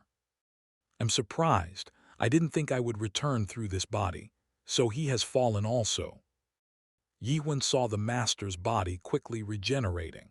Enormous energy filled the body as the flesh gained life. Yiwen had never seen such power. Dead man. He used suspicion, but all he could see was deep darkness. The being in front wasn't human, and it wasn't a dead man. It wasn't alive or dead, but it didn't look like an object either. Yiwen could not figure out what to say about the being. It brings back old memories. The being was like a world of its own. I see a familiar face. Chungha was shaking, terrified. He knew that being. Imperfect awakener, why are you still in chaos? Kai King of Chaos. Yiwen looked at Chungha. As far as he knew, the most powerful in chaos were the masters of the fortresses and the leaders of the 10 clan. But no one had the title of king. Yiwen now knew why. The title was for that thing. The only one who had the title of king in this chaos. Chungha mumbled, Soul King Catastrophe. Chungha knew this being. He had faced it 900 years ago. Soul King Catastrophe, the king of all dead men and the master of Dead Man Palace, located at the center of chaos, the only being who could open the door to the depth. Why are you still here? Is it to protect this worthless world? The voice shook through the spirit. It was as if the voice was going to suck the spirit into it. The king reached out with his hand towards the white world that Chungha had created. The white turned into darkness at once. Did you not find what you wanted within the depth? Chungha slumped down on the ground. His spirit had reached the limit in handling the situation. That's when the king turned to Yiwen. Interesting, fully awakened but with a human heart. Yiwen then realized he had been gripping his sword tightly. He was tense. Yiwen asked, Old man, you failed, right? Chungha looked at Yiwen while trembling. How could that man stay calm with that thing in front of him? How can he be so calm? Then I can kill it, right? Chapter 47, Master of Gorgon 5. The king looked Yiwen weirdly. He seemed to be surprised or amused, or perhaps even angered. You wish to kill me? His presence was so great that it seemed like he could destroy mountains and the earth. Me. Chungha could not even get up. The strong presence was so overbearing that even Chungha, who was an awakener, could not stand against him. His power was immeasurable, an impossible might that could not be explained. Give back the master's spirit. Chungha could not understand how that man can stay so calm or I will kill you.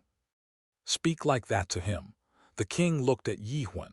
Chungha could not even dare to look at the king even when he wasn't looking at him. But he had to do something. He barely managed to compose a whisper. Even if it meant that they would lose the master, he could not let Yiwen die here. Kid, no, you can't just kill him. Yiwen wordlessly prepared for a stab. That thing is not something that can be killed. Old man. Chungha looked at Yiwen while shivering. Man up. It wasn't confidence or pride. It was just a matter of fact. I'm stronger. A strange sound came. The sound was so strange that it took some time for Chungha to realize that it was laughter. The king was laughing.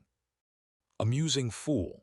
It's the first time in 900 years after that nightmare came that someone funny like you appeared. Chungha knew who that nightmare was.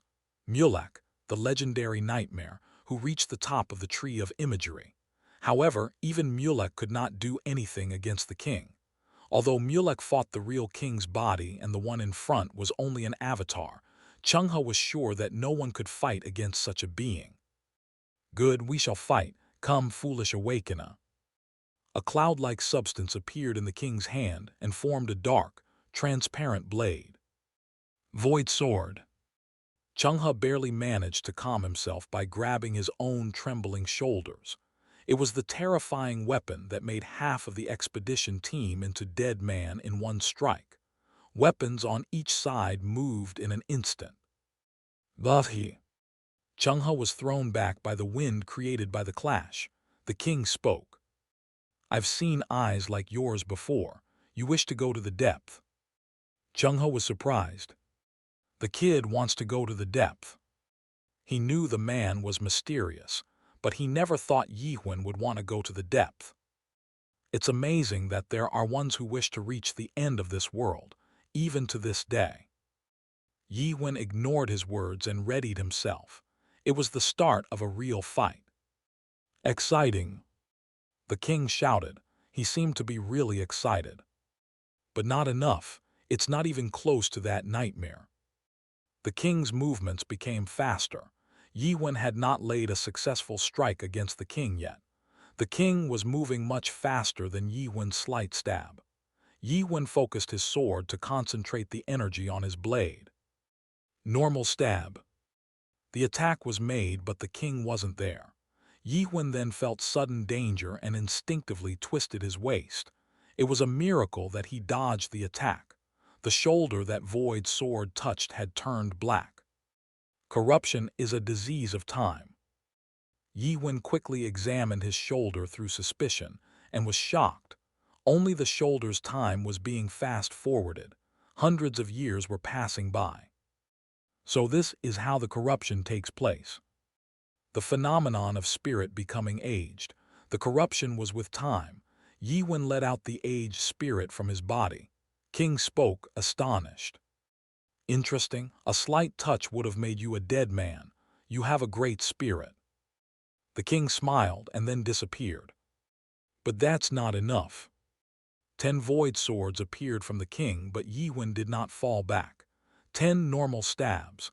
His stabs clashed against the 10 void swords. It's great for a toy made by a nightmare. The blade then cut Yi-Wen's thigh, and Yi-Wen cut off part of the spirit that was starting to become corrupt.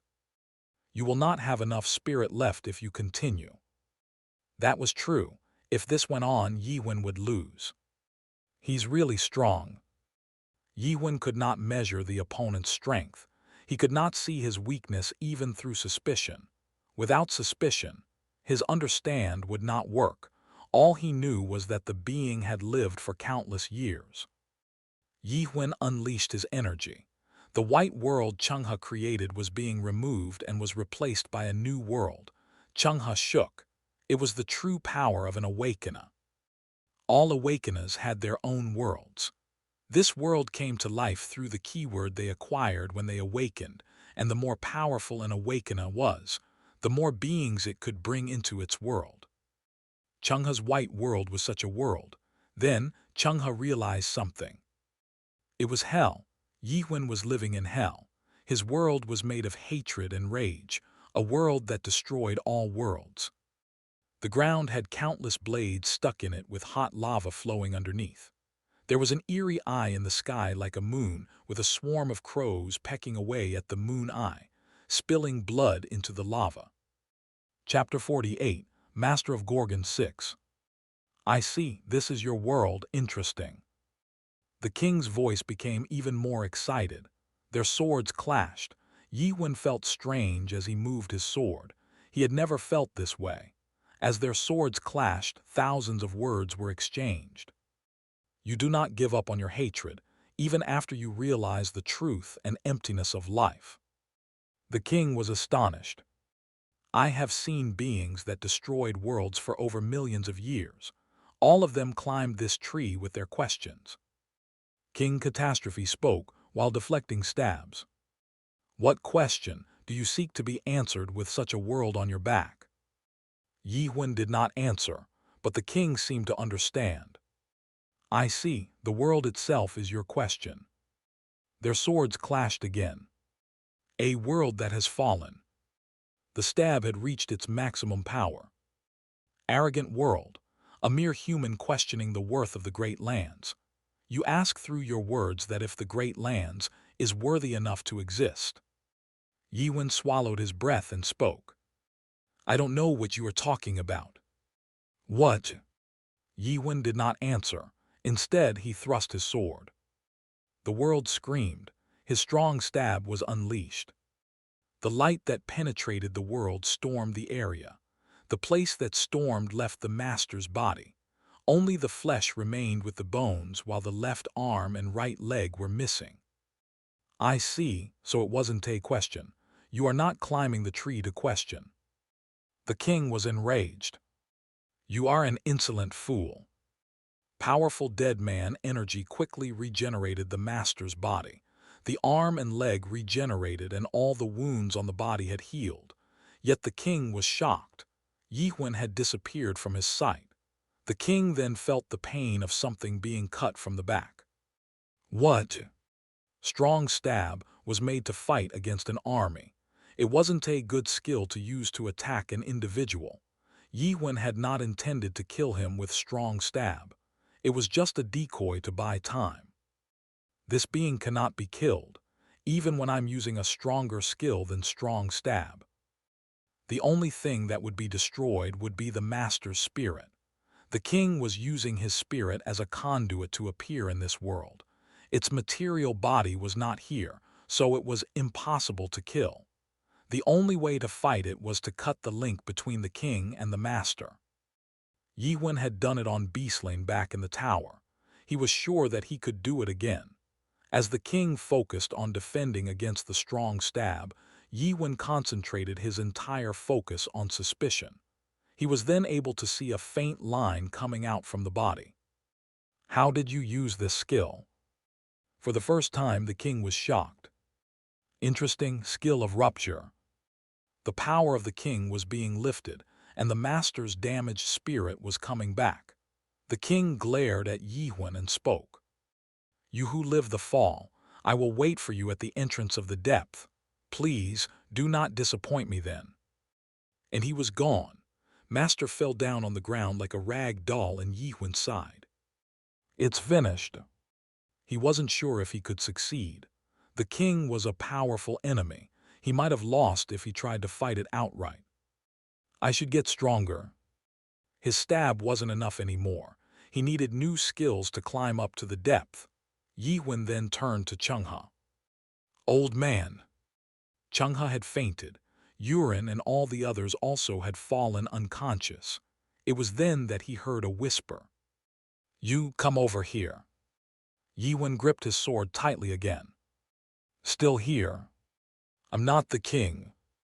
It was coming from the master. There was a faint spirit power within that was holding on. Yi-Wen realized who it was immediately. Master. I was in the state of dead man, but I was watching you, having the courage to fight the king. I thank you. The whisper barely continued. I do not have much time. Let me ask you a favor. If Changhe or Yuren, any of them are near. Both are here. Bring them over. They both are knocked out. Master moaned. Please come closer. Yi-Wen walked up to him, and the master used his remaining strength to grab Yi-Wen's wrist. Yi-Wen frowned. What is this? Maybe Gorgon needs to change. Please take it. Yi-Wen felt powerful energy flowing into him. It was the master's spirit, but it wasn't just a normal spirit. As the power was absorbed, a drawing of a black serpent appeared on Yi-Wen's left arm.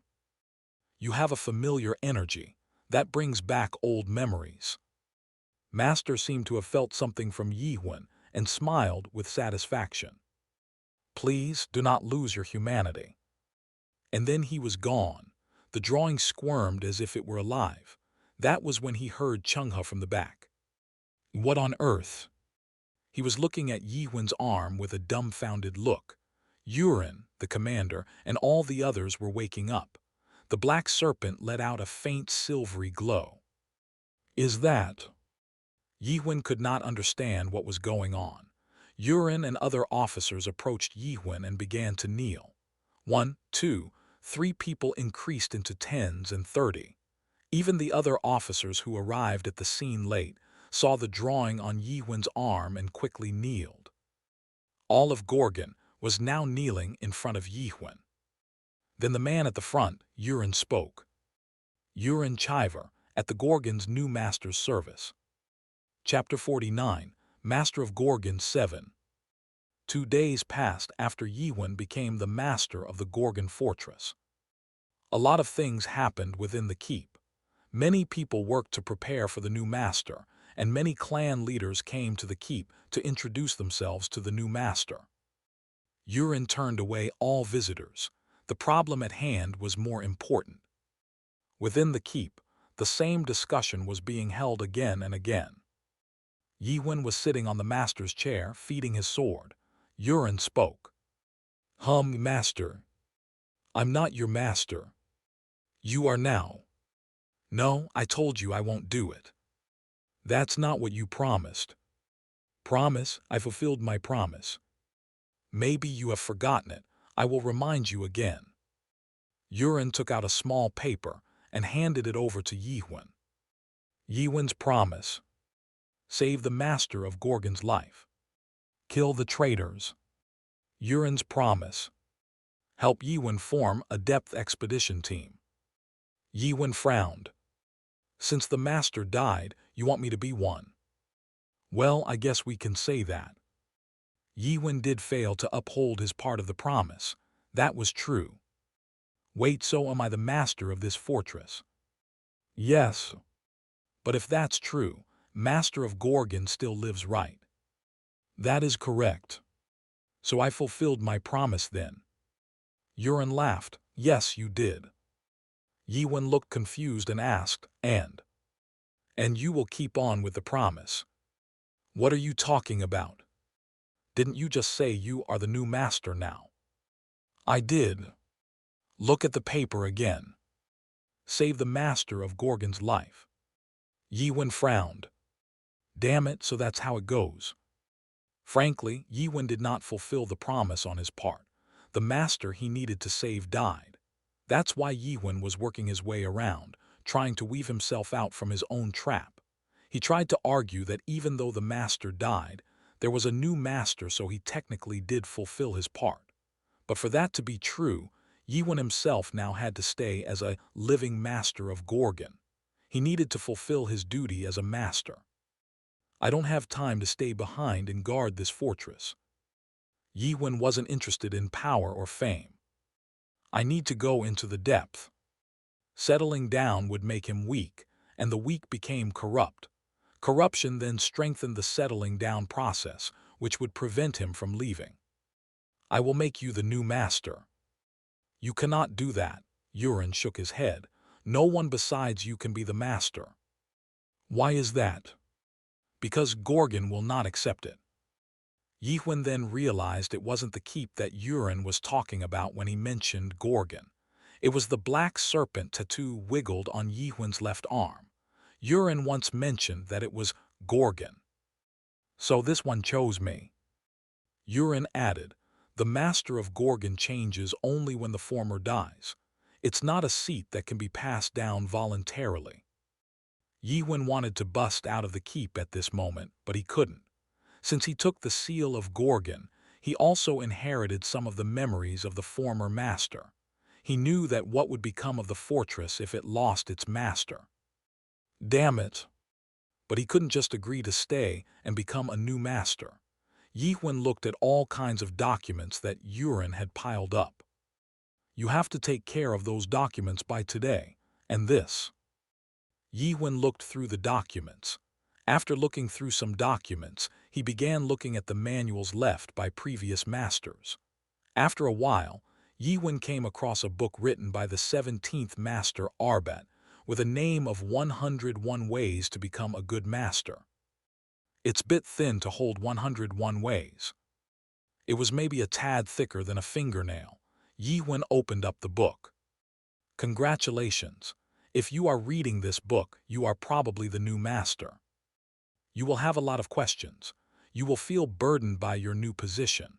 Oh, how I understand your worries. You must be spending day and night thinking about how to improve Gorgon Fortress. Yiwen wasn't thinking about any of that. But don't worry. You are very lucky because there's only one thing the master needs to do. Yiwen became curious as he read through the book. That is to do nothing. Yiwen became confused. You might be confused, but it's true. Remember, all you need to do is do nothing. Let your departments do the work specified for them. They will do just fine. He couldn't understand. You will think that it is strange. Why is a former master giving such strange advice? But remember, these are wise words that have been handed down from generations. The story continued. Passion brings sickness and chaos. You do not know, but half of the former masters died by killing themselves. According to stats in Big Brother, the job that has the highest suicide rate in chaos is the master of fortress. What killed the other half? They died from overworking themselves. Spirit corruption occurred from the burden of work, to be precise. Working too much hastens the corruption, as you might already know. The book was now turning more personal and emotional. This advice is for you and Gorgon. Don't be greedy. Don't try to change anything. Don't overwork yourself. Yiwen could feel Arbat's remorse and helplessness. He felt the former master's pain by reading it. Chaos is older than you think. You will know that change means nothing in this world. All beings in this world know that this world will not change. The thing you need in this world is no change. It's to exist. The book was almost at its end. Master is the one who chooses to exist than to change. You must exist, even if it means that you do not do anything. People will thank you and be relieved that you are alive, that you are there. It will be a boring life, but that is what is needed. The last words in the paragraph seemed to have stopped for a long time before it continued. The 17th master must have had thought long and hard before writing it. So please, I beg you, do nothing and stay alive. This is more important than you think. There are no such things as 101 ways to become a good master. A good master is a master that does not do anything. That's the only advice I want to give. And that was how the book ended. Yiwen could understand what the 17th master was trying to say. I see, that's the master of fortress. A being that gives up hope to stay alive. A being that stops change to exist. But can you call that life? Yiwen thought he could perhaps understand the people's deep-rooted despair in this world a bit more. The master of fortress was like this. They might have had hope and passion in the beginning, but they then realized that whatever they did, a wall would block them. That made them depressed and made them want to give up. Oh, Master, Yurin frowned. Master, are you listening? Yeah. You don't seem to be listening. What were you thinking? I was thinking about what I can do for this fortress. Yurin's eyes widened in surprise. Are you really? Yeah. So, you will become the master of the fortress. No, but I do plan on doing something for sure. Yiwen folded the book and continued. I won't become the master of Gorgon. Yurin looked at Yiwen. But I will do this.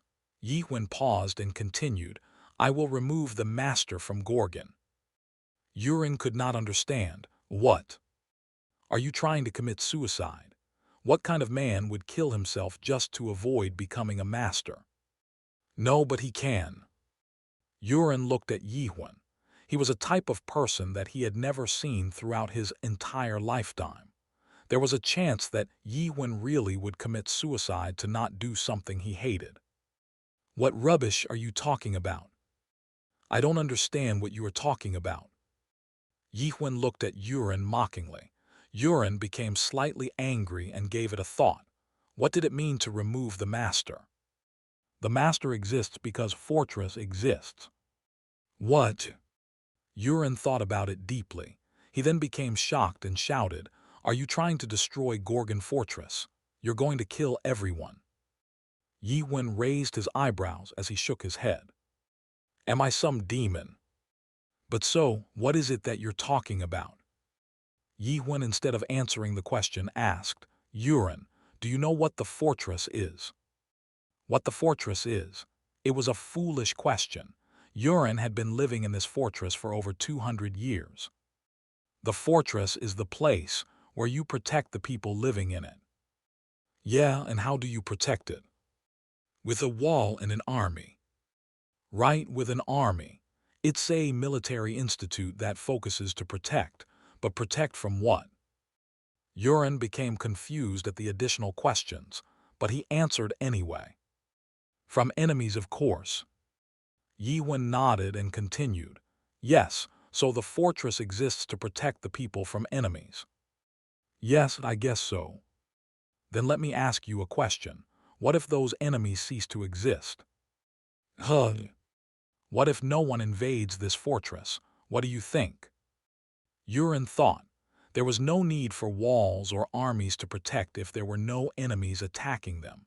If that was true, the fortress would lose its purpose to exist. The people living within the fortress would be freed from the boundaries and roam chaos as they saw fit. Yurin stopped thinking. But that's impossible. How can you not have enemies? It's possible. Yurin looked at Yiwen. Did he understand what he was talking about? Yiwen nodded and spoke. I will unite chaos. Chapter 50, Master of Gorgon 8. Chaos had no funerals. Funerals were for the living. It was a ceremony for the living to remember the dead and think about them. But everyone in chaos was already dead. A few lucky ones would have had their funerals while most were probably left out in the fields to become rotting corpses. But it didn't matter as none of them knew what happened to their bodies. However, chaos did have ceremonies for those who perished. On the third day after Yiwen became the new master, a ceremony was held for the perished spirits within Gorgon Keep. Yurin stood on top of the podium and began reading out something with the help of the sound amplification skill. We know Emil Groshek, but we cannot bury him because he does not exist anywhere in this world. With the few memories given to us, he has become part of the tree of imagery without his spirit nor his body. Ceremony of Spirit Flow. It was the name to remember the dead. We will not forget about Emil Groshek. For that, we will talk about him. Talk more and more about him so that we will have nothing to talk about him anymore. The purpose of the ceremony was to erase the trace of the perished. As the ceremony was held, they talked about the spirit over and over again, and never mentioned it anymore once the ceremony was over. This was the last gift that chaos could give to those who had left. Yiwen finally knew the former master's name after he joined the ceremony. Emil Groshek, the master of Gorgon who gave the position to Yiwen. Damn old man. Yiwen did not like the idea of taking part in this ceremony. It was because of the old man that he was now a master. Yurin glanced at Yiwen time to time as he read on from the podium. Master, please, you must join. You are the master now. Yurin seemed to be satisfied that Yiwen attended. He probably thought it was because to him that Yiwen came down, but that wasn't it. Yiwen had his own purpose for attending this annoying ceremony. Yiwen glanced around at the people who attended. Messengers from other fortresses joined, while leaders of the Teng clan sent horns of horned monsters as gifts. A few of them had sent their elders and officers to attend. Nobody cried or became sad, but all of them talked about the master. Chungha cackled. He seemed calm for a man who had lost a friend he had known for 900 years. It's the same as a funeral. It's copying what the living do. You should say that when you don't get drunk. What? I'm just copying the way to live life. Chungha shouted and gulped down his beer. If you have lived 1,000 years like me, death doesn't mean much. It's rather a good thing. You are now freed from life. Yiwen looked at the others and Chungha stepped out to the group and began dancing and singing. Yiwen then turned to Yurin. Before the ceremony started, Yurin had told him the details. The ceremony will last for a week. Yiwen could already feel many looking at him. It's the first time a stranger has become a master.